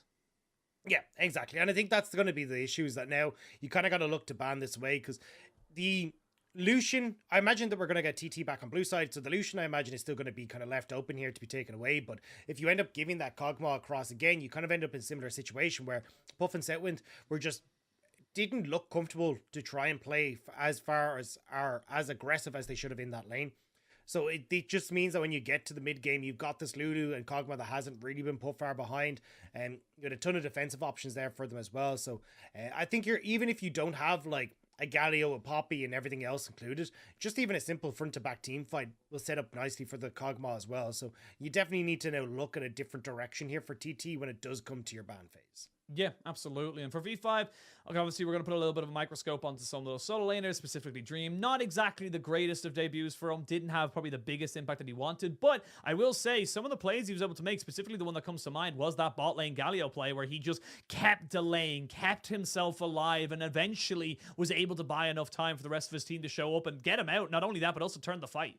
Yeah, I will kind of give the benefit of the doubt to Dream in a lot of these scenarios, right? Because realistically, you're with a bunch of veterans who are going to be shouting at you and telling you what to do. And when you're kind of the new guy to the team, you go with the flow.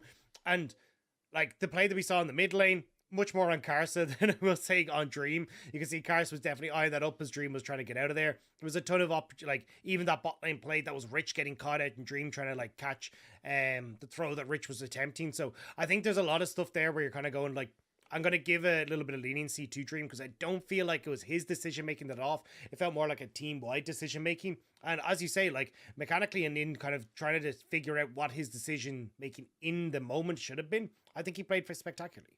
Yeah, absolutely. And I think hopefully we'll see him move forward and bigger and better things. And I want to see him on maybe something that has a little bit more, like, instead of just, kind of reacting to other people, I want to see what he can do with something with a little bit more agency. Of course, something like the Vex, the Ari, things that kind of work on its own and its own kind of merit. But wait to see. And of course, for you, Cal, the Twist of Fate was fine. I just think that it got to a point where, your gold card is just not going to be that relevant against the Kog'Maw. Yes, it's good to have, and that having that point and click CC is very nice, but we talked about it a million times. He had so many tools available to him between the Lulu, the Galio, the cleanse, the heals, the QSS that he picked up as well. It was just gotten to a point where it's like your gold card is just not going to be as effective as you want it to be.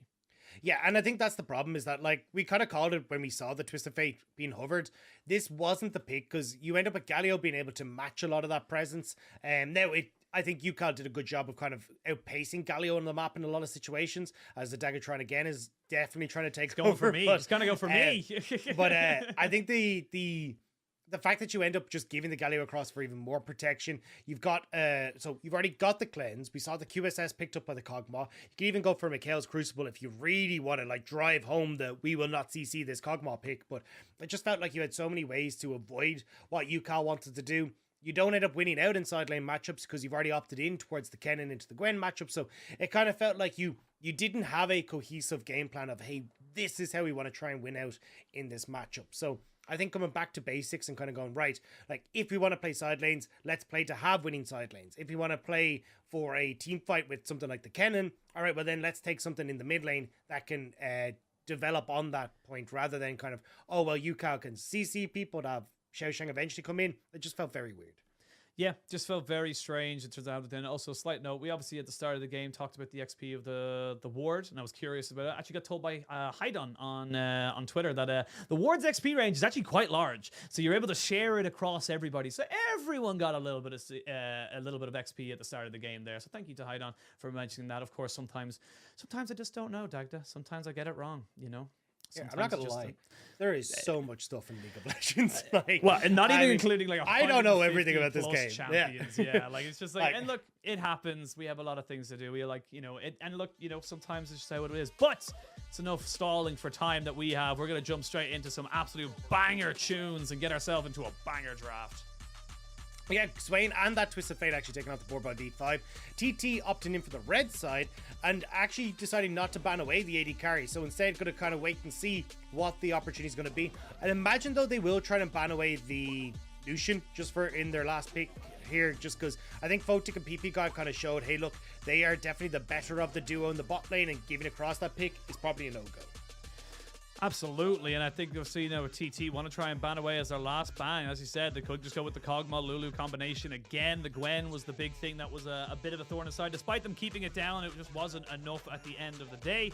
But it is going to be an interesting one now for TT. What did they prioritize? Where do they want to try and bring this? And this is the big thing we want to see if they do change their bans. And no, they're going to stick with that Ari, keep Dream on something that he is uncomfortable on, or at least less comfortable than something he has shown in the past to be so prolific with.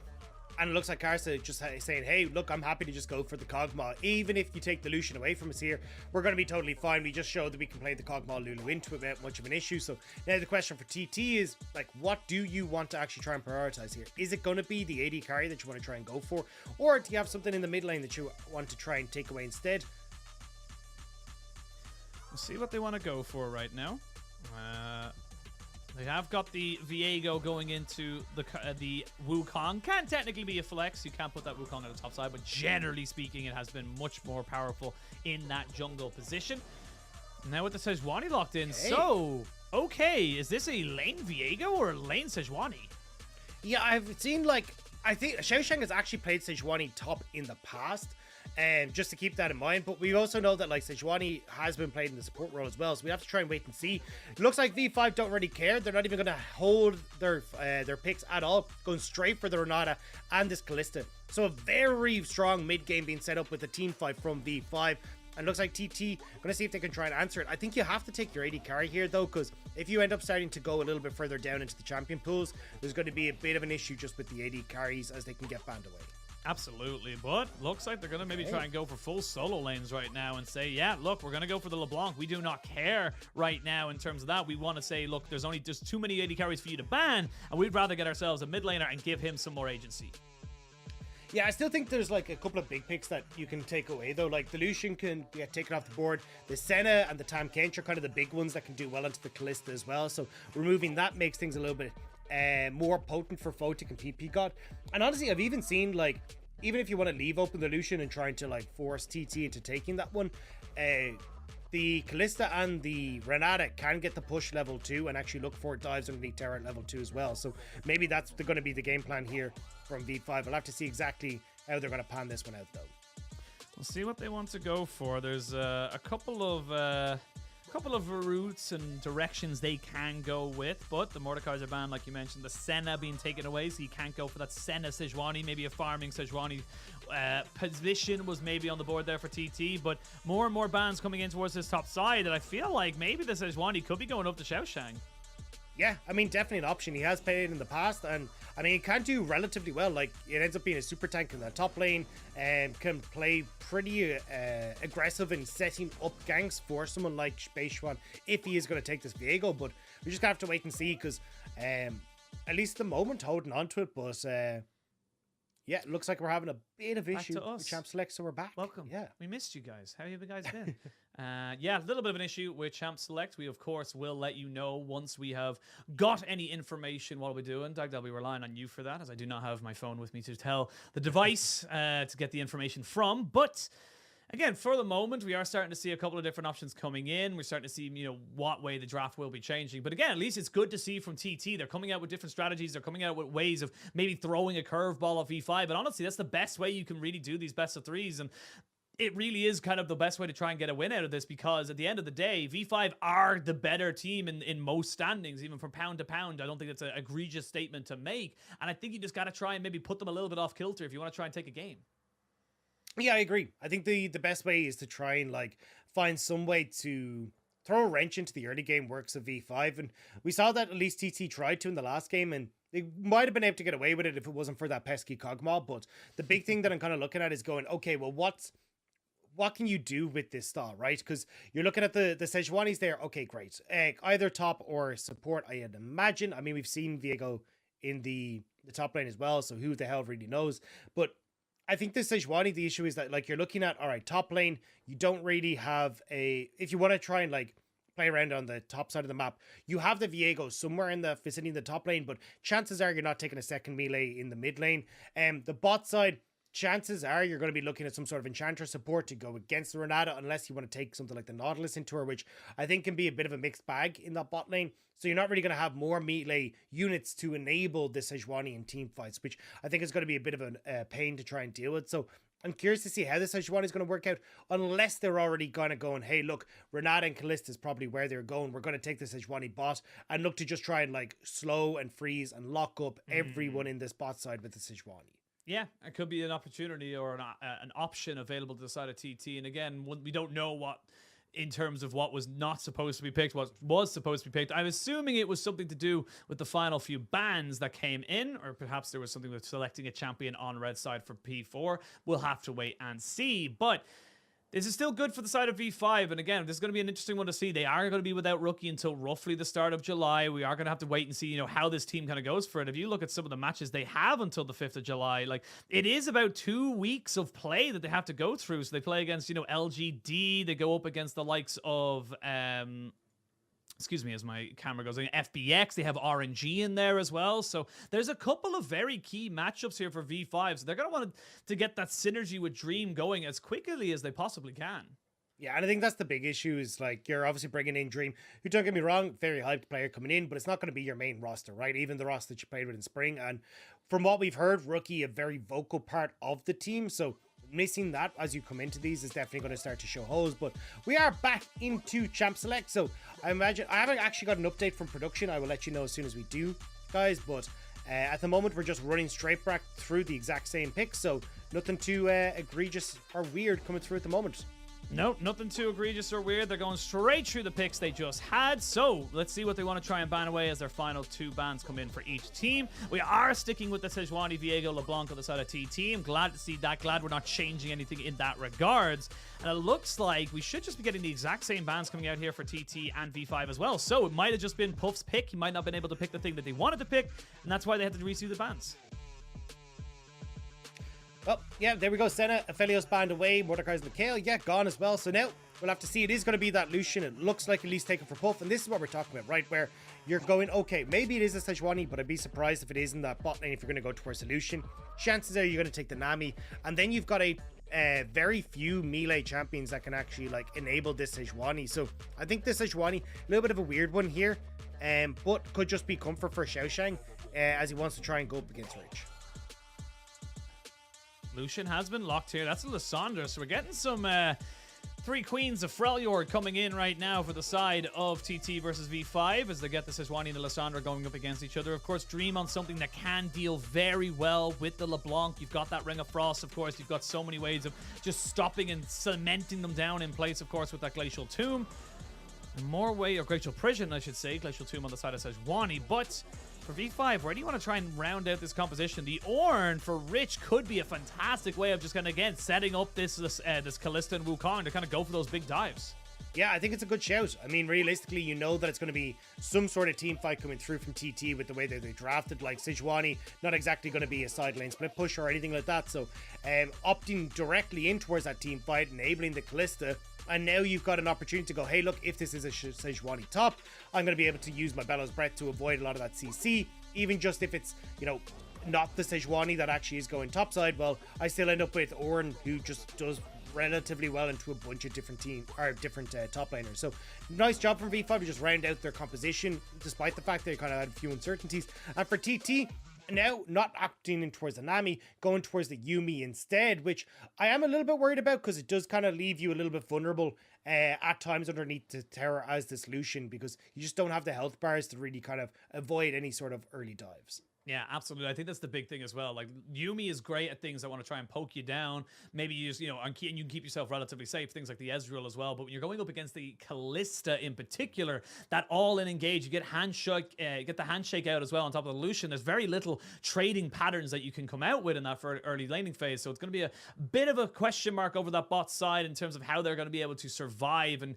hopefully thrive if you're a TT fan. But on the other side of this as well, for V5, they've got so many tools at their disposal. The Lissandra has so much good setup as well for the Wukong. Once they hit that level 6, it becomes very difficult in my mind for TT to try and just get away from them.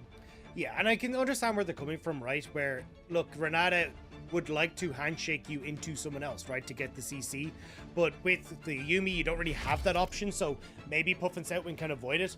I am just a little bit worried because it kind of takes away from what the strength of this Lucian is, which is when he's paired with Nami and the Electrocute, you can get so much damage off of the passive from the Lucian, the Electrocute from the Nami, the Tycotter's Blessing on the E as well from the Nami. Like, that's what makes this Lucian so potent in the bot lane.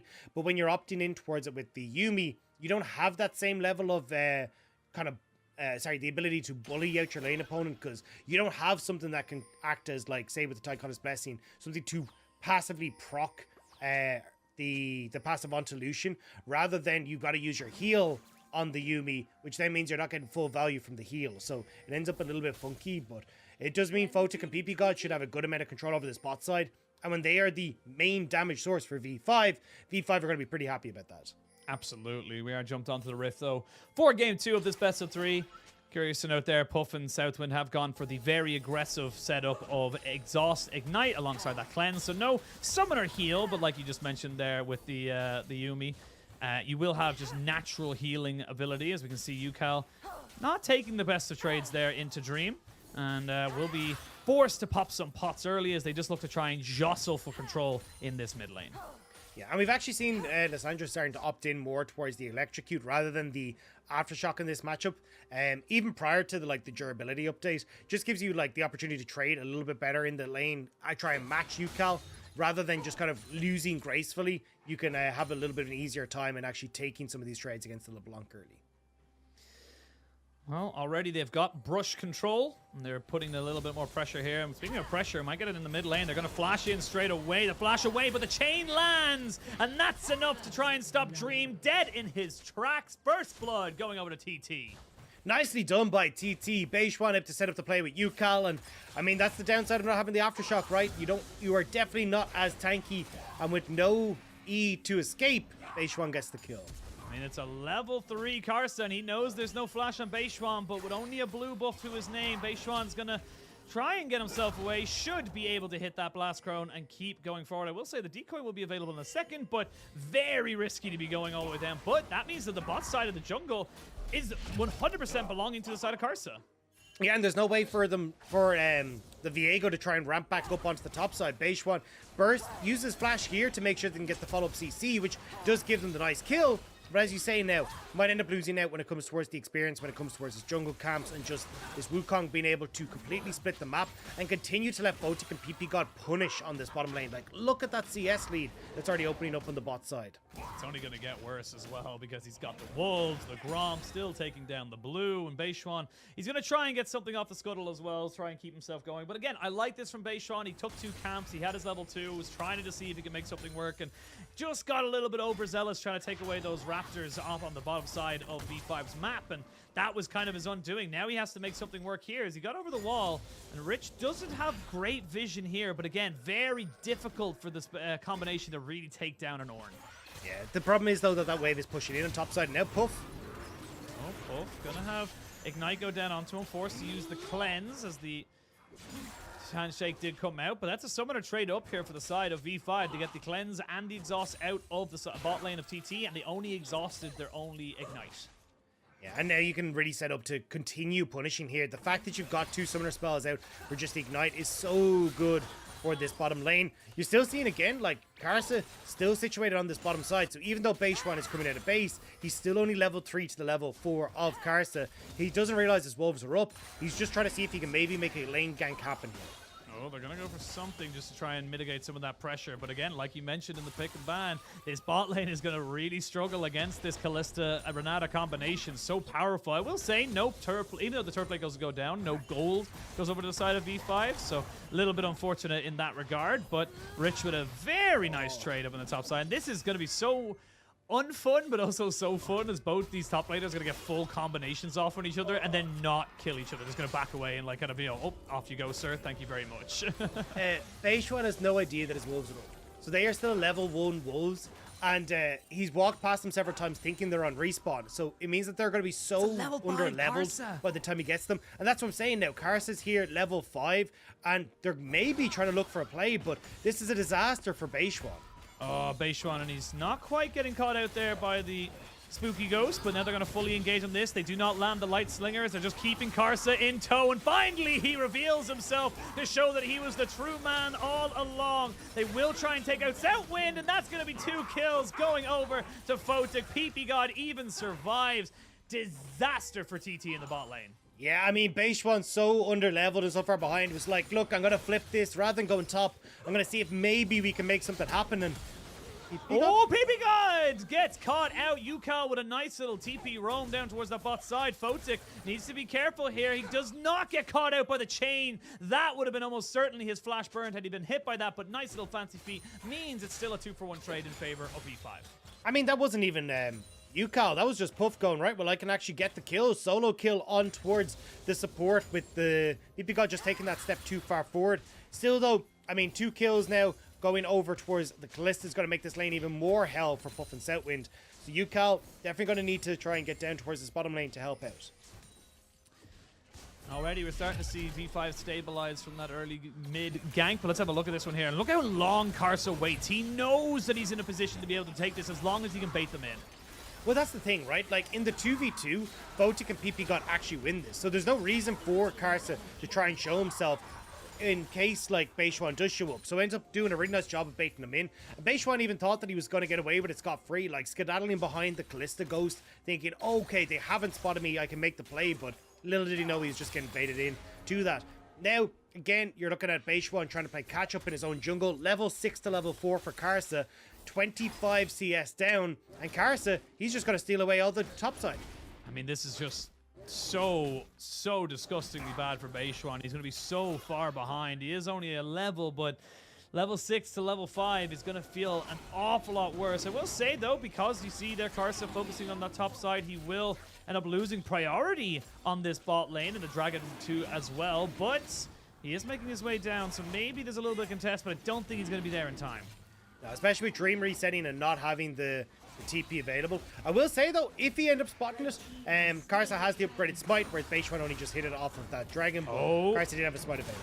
There we go. The Fate's Call comes in. They can't quite land the handshake, but the cleanse has to be used there by Puff. Exhaust as well from Southwind, and his bot lane is becoming untenable right now for the side of TT. They can't really do much about it. Now Yukal, he's going to get jumped on here by Karsa, but again, he's a LeBlanc, should be totally fine. Yeah, the thing is, though, you now are going to have PP God hit 6 in the bot lane, and they've already got full control here as well to try and move up towards this Rift Herald. Xiaoshang as well, not actually having the best of times with the Orin from Rich in the top lane.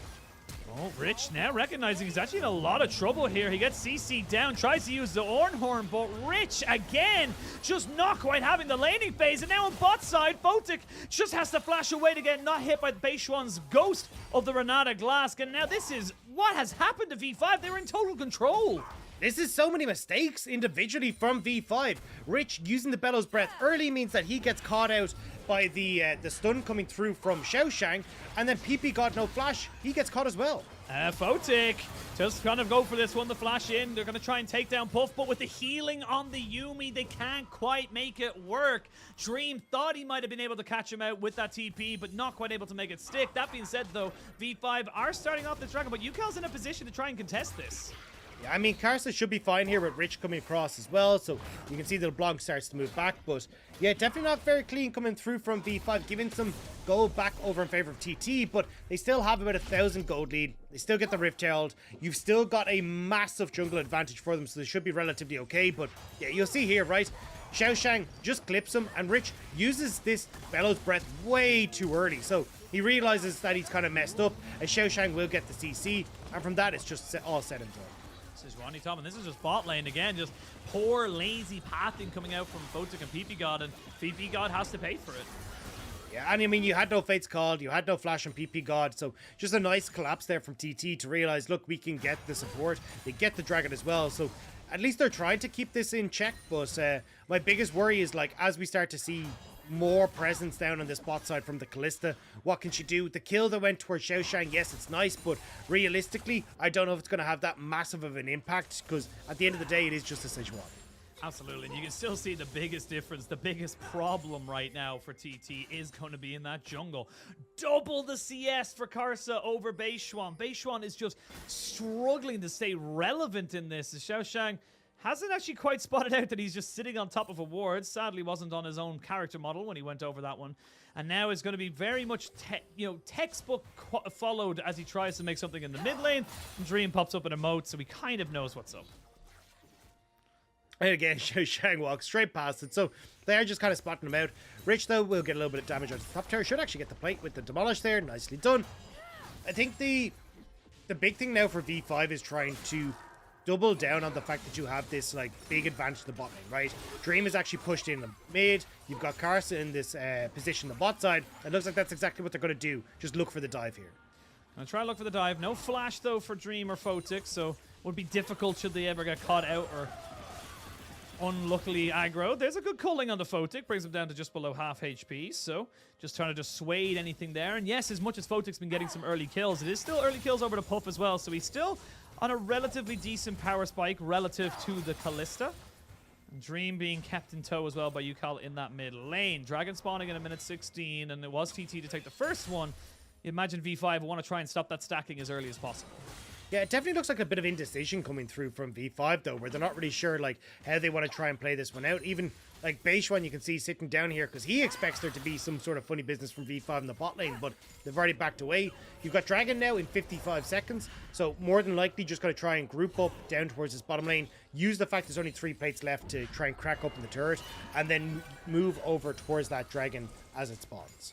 Gale Force picked up now for Puff means that he's going to be in such a point of power. He's still waiting on that Mortal Shield Bow to come in for Photic. We do see a reset coming in for Dream. He has got his Everfrost keeping with the Freljord and Ice, but double Everfrost in the mid lane means it's going to be about execution now between these mid laners of who can get what abilities off, and more specifically on what key carries. 30 seconds or just a little bit under it till the Dragon spawns, and how do you want to see both these teams approach this? I mean, you got the Riptail, right? Oh, try and use a bot for Photic. Photic, why are you there? You can't just walk up like that. The final chapter is good enough, and TT, they should have total control over the Dragon now. Yeah, I mean, now a bounty going on towards the Lucian. 3 kills, the Gale Force was completed, and Photic didn't respect it. And this is what I was going to say, is like, you should actually have members of V5 in bot lane to push the wave, then you can get the tower, then rotate over towards the Dragon. But instead, TT punish Photic on the overextension, and that's Dragon number 2 for TT. No Glacial Path here, so Yukal's going to put down a hell of a lot of damage. Won't be able to get too much more done, though. And again, it just feels like TT are just recognizing moments, and V5 honestly disrespecting when TT can take them on. And unfortunately for V5, this is exactly the problem that we saw from them in playoffs, right? Like, the fact that they didn't respect what their opponents could do. Their early game looked a bit shaky. Now, again, their mid-game decision-making was always their strength, but it's not like you've got Rookie right here today to kind of help feed back and kind of take the mantle in this mid-game decision-making. So we'll have to see how they can fare now. Well, Shelly goes down in mid lane. We'll bring it down to almost dead, so they get themselves a couple more plates. They still have the gold lead. It's about a 1,500 gold lead now for V5. Majority of that, you would imagine, is in that jungle position, but now, with Beishuan getting caught out, Heartbreaker's going to have to be used. Karsa thinking about going in on the second form of the Cyclone, and that was all for a little bit of Raptors. Now Photic getting jumped onto here. Creepy God trying to just trade back on the health bar. And this is still looking good for TT. They still have Flash, they still have Cleanse. Karsa looking to try and take down this tower! But Karsa, you can't do that! You cannot just tank up those turret shots! Yeah, I mean, Everfrost and the Electrocute coming through there from Yukal to get the pick. It's going a bit disastrously for V5, and Rich even going to get CC'd here as well. He's starting to hurt in the top lane. This ain't looking as confident from V5 anymore. I mean, it's starting to fall apart just a little bit. Again, V5 still have the gold lead, but it was to be expected with the lead that this Wukong was able to garner now with the kill going over, and it's starting to get a bit weird. Again, they just greed so hard for this turret. Yeah, I mean, like, you do get the auto attacks down, but you can see, right, Electrocute and the double distortion damage doing so much to finish off the health bar of Karsa.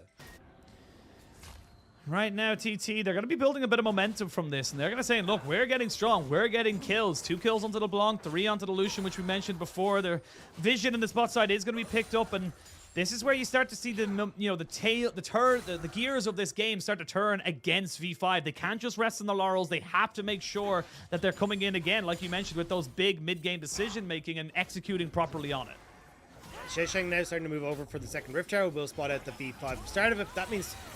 Oh, Photic! They're going to try and catch him out. He's forced to flash away. They knew he did not have cleanse, and that's now no longer available to the side of V5. They're still being chased down here as they can get on top of them. Ucal finds his mark. They're trying to use a hostile takeover to keep people alive. PP God doing so well with this handshake and disengage, and that's going to be a nice little kind of trade back there for V5. They keep themselves alive, and with everyone piling in on bot side, it means they get themselves Rift Herald number 2. It will mean that Puff gets a lot of time alone with this tower, though will just about manage to take it down for himself. So Puff looking pretty damn big on this bottom side, whereas you're still kind of waiting for that person to really step up on V5. Rich once more, CC down by Xiaoshang, and may actually have a bit more company up here as Dream is on the way with Karsa. Yeah, no TP available for you, Cal. They will have the cannon minion coming in. There's going to be the Rift Herald as well to try and keep it going. They're going to land the ultimate, but he gets frozen up himself. Xiaoshang just flashes away. There's going to be the Glacial Path coming back in on top of this. It's a very tanky Sejuani. He will eventually fall down. And that's going to be the tower and the kill going over. But Beishuan, you've no flash because you lost it last time. He has to try and Heartbreaker over the wall, but he's just in no man's land. You can't really go for that. And Rich picks up that kill. TT, you just needed to try and just dot your I's and cross your T's. You didn't need to try and defend it so adamantly. Yeah, they end up giving over a ton there to try and defend that top lane turret, but now that's top gone, mid gone, our bot lane is looking kind of low as well. And the Rift Herald, the Rift Herald, sorry, using that top lane play as well. Yeah. So, yeah, sorry, my brain just farted for a second. But yeah, Rift Herald using the top lane play as well means that, like, you are going to have a little bit of time here for Puff to push in mid, potentially rotate to collect that bot wave as well. But Dragon in 50 seconds, that's going to be the third one for TT. Puff, honestly, when he resets, I think should just about have enough for Collector with the way things have been going. But, yeah, definitely still a huge mistake here from TT to try and create that many, or to dedicate that many resources to defending this top lane turret. You can see Xiaoshang, he almost gets away, but then Beishuan just kind of forgets that he's not really in a position to fight this. You can see that he's got blood in his eyes. He sees Rich, he sees the resets, but not quite positioned to be able to make it work. I will say an awful lot of flashes were used on the side of V5. You don't have it on Rich, Karsa, or on Dream at the moment. Cyclone should be just up in a second as Karsa gets jumped in here by Ucal, and the Dragon will be spawning in 5 seconds. Yeah, Ray's just waiting for his ult to come back up, has just ticked over, so, I mean, TT tries to see if they can get the flank, but you got a lot of tanky members here. Got a lot of tanky members. Karsa going to use his decoy to keep himself away from the ethereal chains, and with the waves pushing in for V5, they're very happy for this, you know, kind of tug of war to keep going in their favor. We're going to see the culling coming out. It's going to pepper down these health bars just a little bit, and now they can try and re-engage on top of this. Puff trying to keep himself alive, will not get hit by the Ornhorn as Carson now a little bit too far forward. The Heartbreaker hits absolutely nothing. They land the CC though onto Lysandra, and Dream tries to keep himself alive. It's actually going in favor of the side of TT. The hostile takeover doesn't really do what they needed to. Dream goes golden to keep himself alive for just a little bit longer, but look at Puff. He's completely untouched at the moment. No one's putting any pressure on him, and when they finally do, it's too little too late. That was huge for TT, and they will get themselves on the soul point. That's absolutely insane for TT, being able to pick up the team fight win, and they played it so spectacularly. Now 4-0-3 for Puff, 3-0-3 for the LeBlanc. TT are in control of this game. That was a massive momentum shift here, and we can see it here. They think they have it. They think they can go for this engage for V5, but they just can't quite sync it up. And that's the thing, right? If you can't actually close the gap to set up for Photic, he's in so much trouble. And you can see great disengage coming through from the Yuumi, means that they can't actually follow properly with Photic there. Xiaoshang and Ucal trying to draw attention to the backside as well, means that now the engage tools are down for V5, and TT have just been able to poke and prod and keep themselves out of harm's way. And eventually, after V5 overcommit the resources, that's when TT pays. And again, this comes down to the skirmish we saw on top side. Yes, they gained themselves 2 kills, but around the objective, you saw the impact of not having your flashes, not having that extra little bit of mobility really did put a dampener on what V5 could and couldn't do. And honestly, massive props to Puff. They threw everything at him, and he still kept himself safe. Yeah, and I think a lot of that, as we said, like, Southwind doing a great job. Beishuan as well, kind of playing in towards the kind of the keep away tool there as well. But that's the thing, right? Like, when you've got this composition that wants to try and all follow up on one engage, Yumi can do a lot of work with that ultimate of keeping people at bay, but also just keeping people topped up and Puff able to escape out the backside because of the healing that was offered by South. Well, TT now still behind in gold, but on Mountain Soul point is pretty damn big for them, and this Collector Gale Force solution is getting very, very scary. You can see where Xiaoshang having the... almost having the... oh, I've completely brain farted on the tank tier item there for a second, but the... Fimbulwinter, thank you. I was thinking Everwinter, and I was like, that's not quite right. Such an easy name. Come on, how did you ever forget Fimbulwinter? I said this to Lyric the other day as well. I'm noticing a trend of LPL color casters bullying me. And I'm just saying that I don't know how I feel about it right now. Everyone seems to be jumping on the bully train. So you know what? Stop it, Dagda. Stop That wasn't me bullied. I was making a joke about Fimbulwinter being a hard name. It is a very hard name. I'm in Gaslit. What the hell?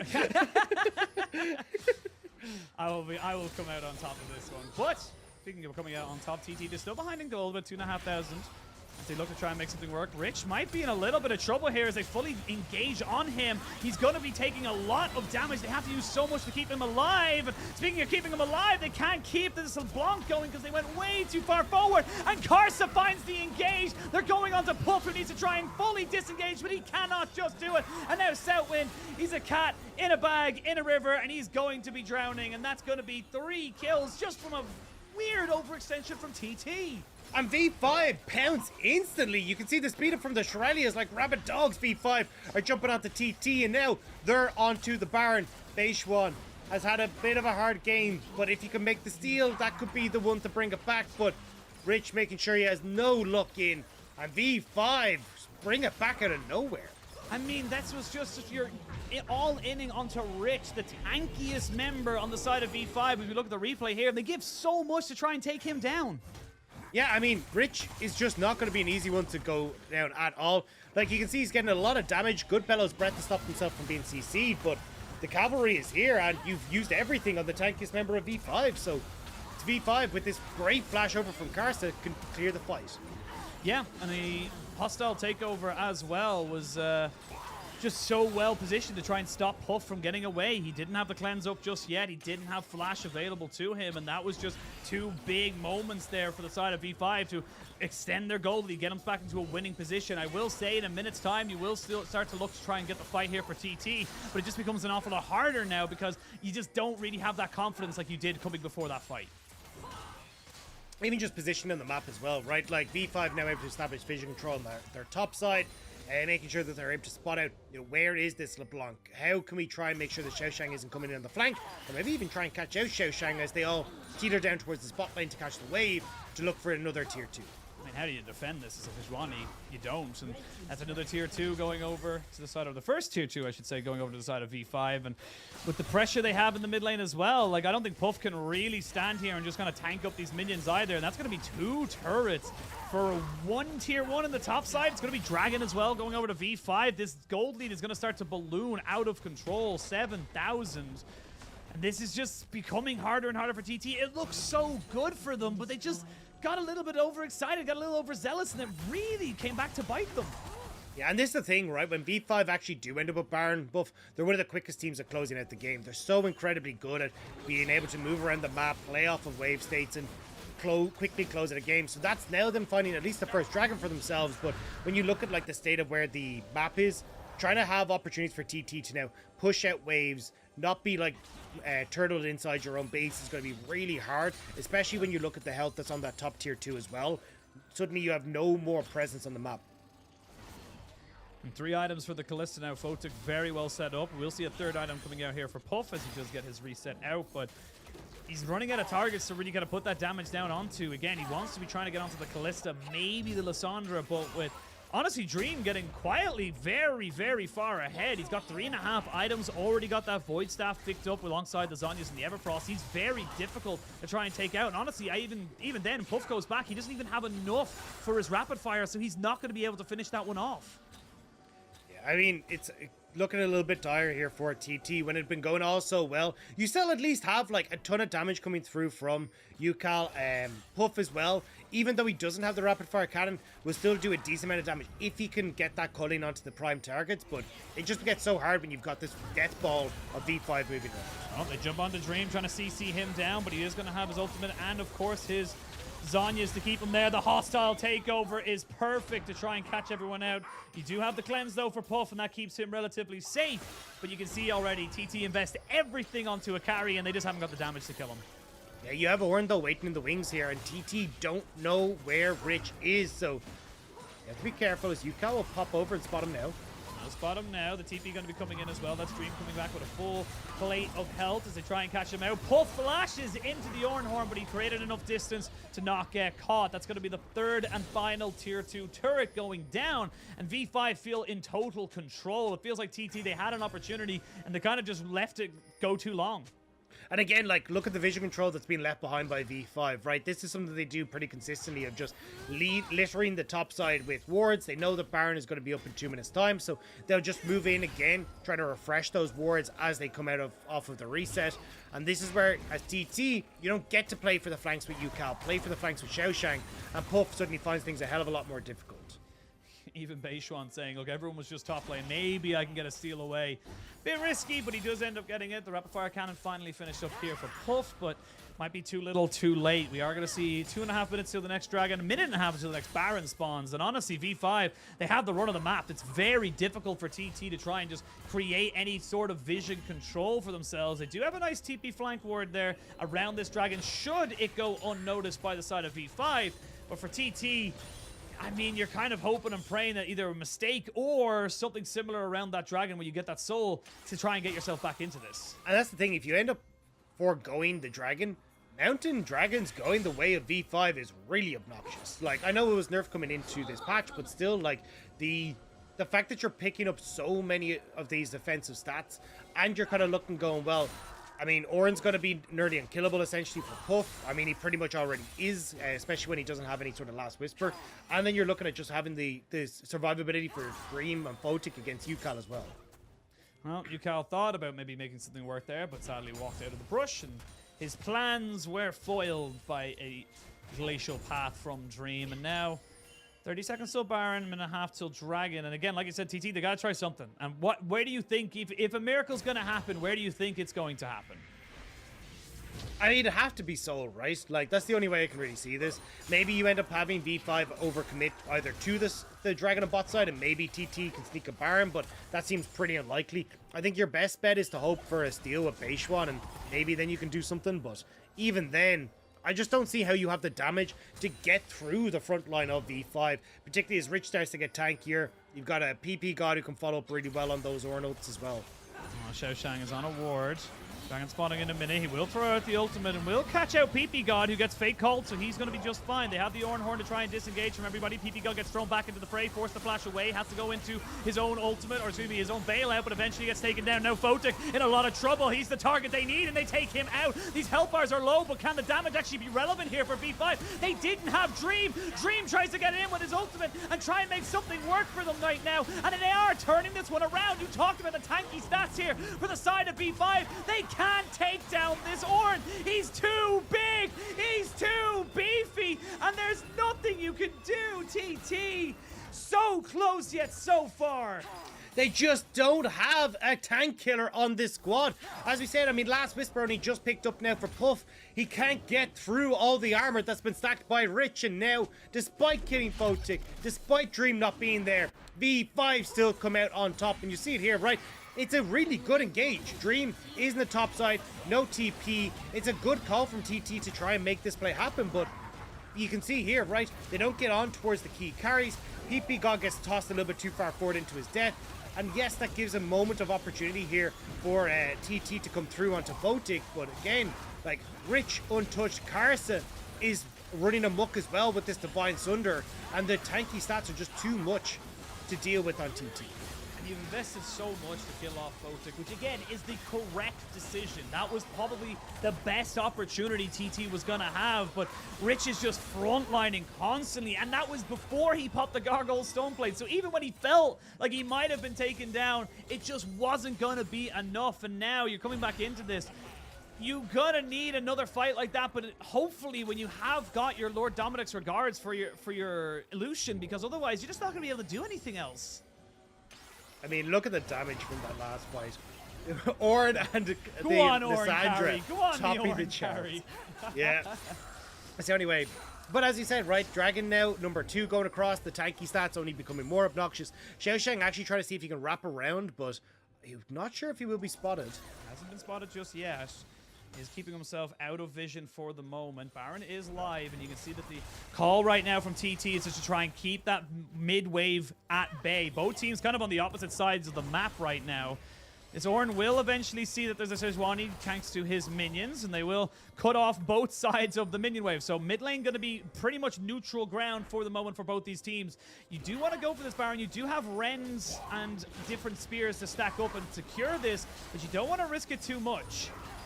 Yeah, Beishuan hiding over the wings. They don't really have the best of vision control to spot out where Xiaoshang is, where Yukal is, and here we go. The Rend, is it going to be on, or can Beishuan do it? They have got themselves the hostile takeover as well. Here we go. The Ornn going to get it stolen! Beishuan gets in and he gets the steal. They're going to see if they can take this fight afterwards as well. Yukal trying to keep himself alive. He will get the Yumi on his backpack, and there's going to be the final chapter to try and make something work. Xiaoshang needs to get himself out of here as the Fate's Call does miss. He will have to give up his life, but Baron secured for TT. Beishuan keeps him alive. I don't know if it will be alive, though, because you can see TP down to the bottom lane. They want to try and crack open the space. You only have 3 members of TT alive, and they can't play frontline because they don't have a frontline. They don't have a front line. They've got plenty of damage carries. They've got 1 cannon minion and a dream in mid lane. They're going to be able to crack open the mid lane inhibitor and also the bot lane as well. So that's going to be 2 inhibitors. You've still got about 25 seconds till Xiaoshang is back. 10 until Beishuan. It doesn't look like B5 are going to try and end the game just yet. So I say that, they do end up committing the ultimate here. Now Rich, how tanky are you, my dude? He gets the double knockup though onto the key carry, which is Puff, who's forced to flash away and get himself his cleanse as well. Actually, never mind, he still has his flash. He uses Gale Force to keep himself alive. And that's going to be Yukal now hunting for Karsa. They don't quite get the damage down onto the real version of the Monkey King, but they're still chasing. TP going to be coming in as well. Dagda, this fight is still going. TT have to look for something right here, right now. But look at Photic. He's putting in the damage. He's going to look for a big Ren. There's going to be the Ornn Horn coming out to try and dissuade any kind of flank engage. Puff trying to keep himself alive and will get healed up by the Yumi. Everyone from B5 is just constantly backing away. The health bars are low. The flashes are being used. This is going to come down to the smallest of margins. Can PP God and Photic survive? The answer is no. PP God will be falling down at this point, and the rest of the team will eventually get themselves to safety. But the only problem is for TT, they can't actually gain anything from this. Well, the wave is coming in behind them, so they might get the bot tier 2. Yukal has had to reset and does have TP if they want to try and join in, but I mean, you're pushing against super minions. You got 30 seconds until V5's bot lane is back up. I don't think you're going to get much more than a bot tier 2. You'll even see in the replay here, right? Like, Rend just not used by Photic. Looked like miscommunication here because it ends up so low, like going all the way down. Oh, Rend was used, but Karsa doesn't smite. But it means that Beishuan actually in a great position there to steal that one away. The problem is though, like Xiaoshang had already kind of baited into the fight here. If you get away with 4 members there, maybe you can hold on to your base a little bit better. But now the base for TT is in shatters. They didn't even get the bot tier 2. They got a red buff and a couple of those kills.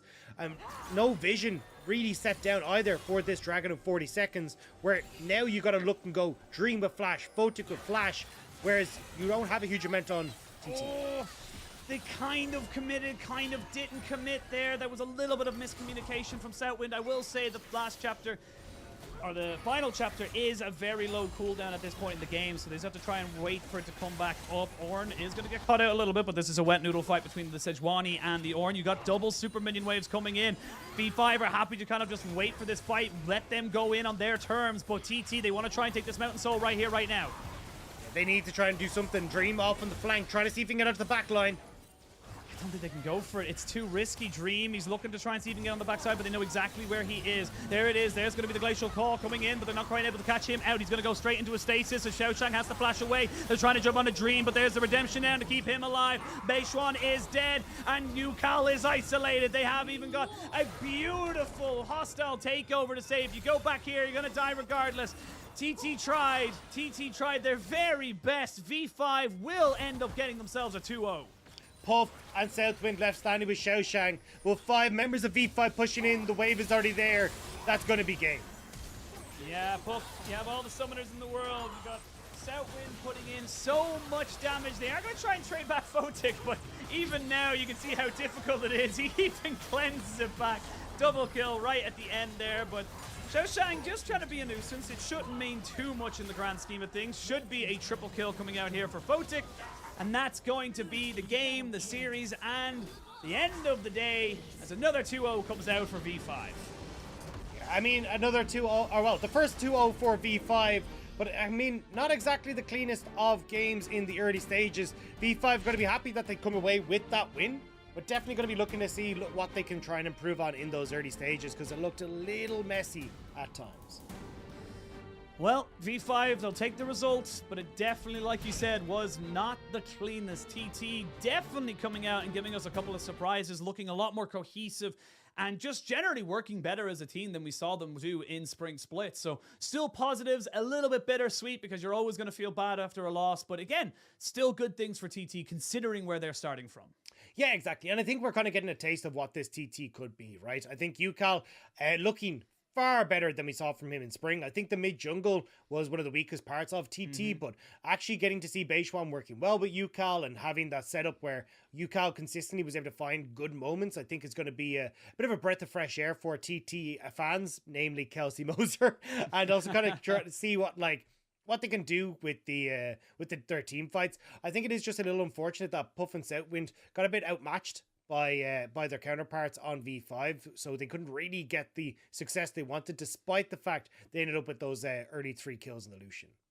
Yeah, absolutely. And I think it was a big thing that, again, for V5, it's, again, they're using their sub-mid laner. We obviously have to give him a bit of time to adjust and to bring himself up, but this wasn't a clean game or a clean series by any stretch of the imagination. And this is where you start to think about, they have a couple of games where they could maybe work stuff out against LGD, FBX, but then they come up against RNG literally in week 3. So this is where this team is going to really have their first big tests. And for me, I don't know if they're going to be able to do it. I think that Dream is going to struggle against the likes of people even like, even people like Care and Xiaohu are going to be able to take advantage of this guy because of just that inexperience.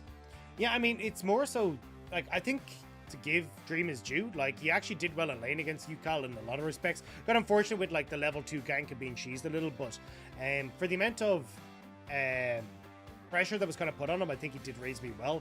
I just think the bigger test is going to be how well he synergizes with the team, because you could definitely see as the course of the series went on, he felt a little bit more comfortable, but and maybe over the course of the next few weeks he can settle in even more. But missing the big voice from Rookie, notable on V5, especially in this series, and I think Dream is going to obviously have big shoes to fill when you're filling one of the greatest players to ever play League of Legends shoes.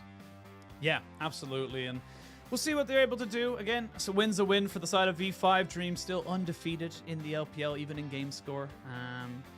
But yeah, again, I think for TT, a lot to be proud about. I think the Sejuani was fine. It definitely had its moments, but you can see why it's seen as more of a fringe pick rather than an actual meta pick at these stages of the game, because it does end up relying so heavily on that ultimate that if you end up missing that, you don't really give a lot to the rest of your team.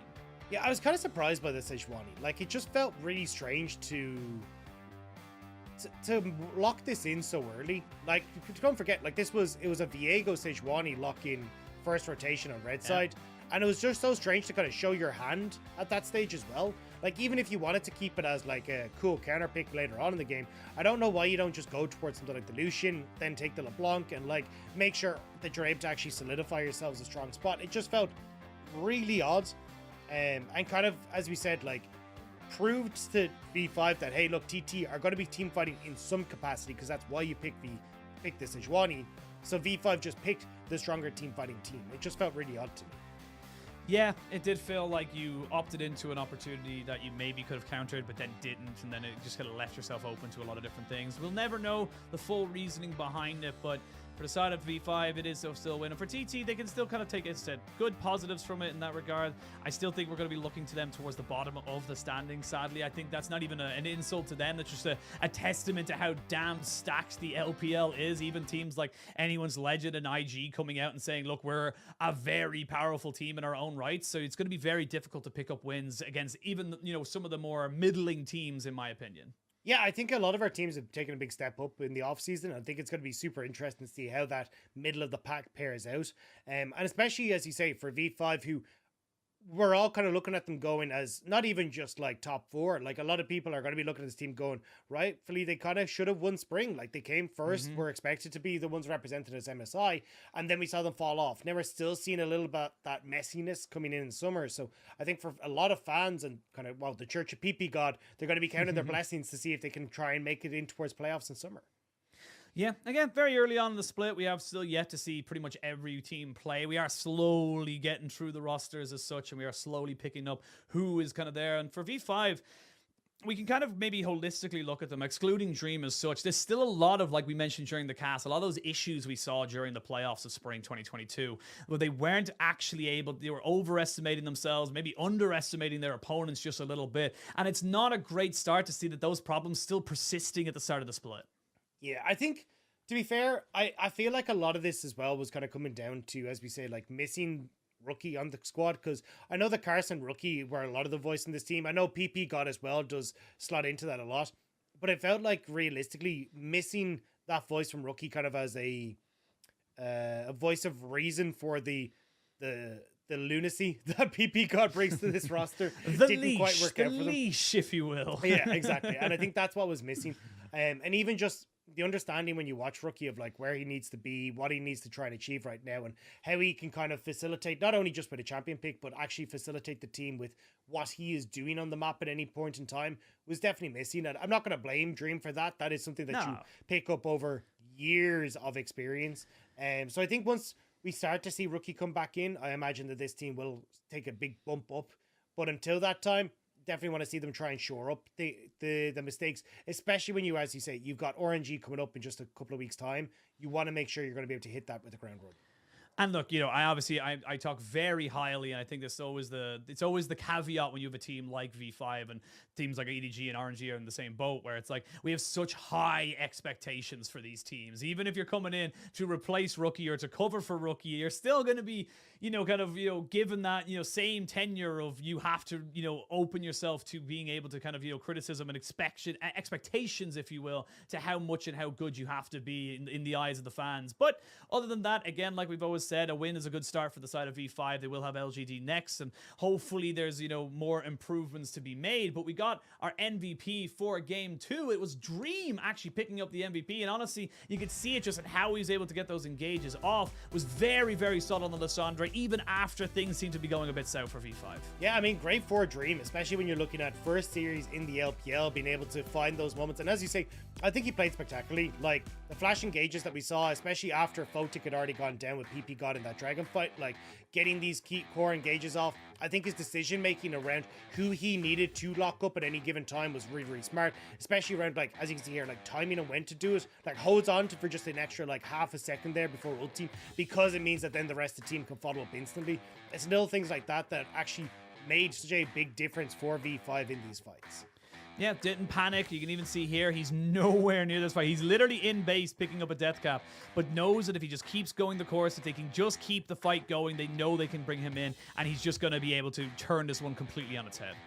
Yeah, exactly. And again, like, he knows he has the flash here, and even his positioning again of this Ice Claw is really key, because he just hops over the stone wall, flashes in then perfectly to set up for the double kill there on the backhand side of that, and make it so easy for V5 to carry through on this fight. So I give big shout out to Dream. I think a lot of people, again, were having higher hopes for this man coming in from the LDL, and to see him kind of, I will say, take a back seat today because he was on both the Galio and the Lissandra playing more of the facilitator roles, but I'm hoping we'll get to see him on more of a carry performance later on, so we can actually really get to see what this guy's capable of. Yeah, I I have a sneeze in the back of my nose that I can feel is almost coming. All So right. before it Well, happens, I'm going to take the results. you I'll take take over. the You take results. over. You know what? Here, as we go to round out today, we're going to look back at the games that we had earlier on and take a look at what our results were for the series today. As Ushin gets a big sneeze, bless you, man. As LNG managed to take the 2-0 over anyone's legend.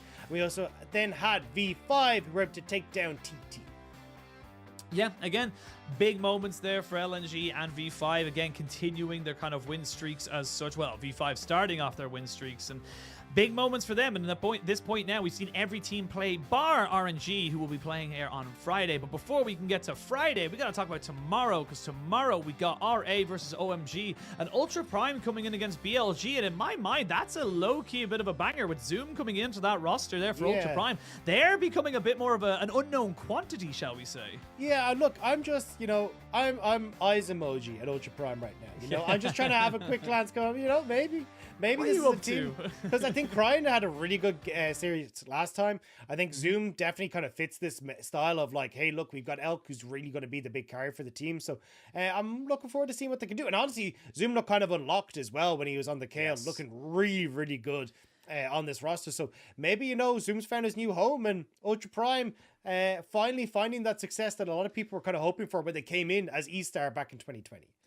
Yeah, absolutely. And we'll look with bated breath for that. But for now, that is all the time for we have today. Of course, tomorrow you'll have the beautiful Hysterics and Ox. But Dagda, thank you for joining me. Thank everyone behind the scenes for making this happen. And of course, thank you all for watching us as well. Couldn't be done without everyone involved. And for the moment, that is all we have for. We'll see you guys the same place, the same time tomorrow.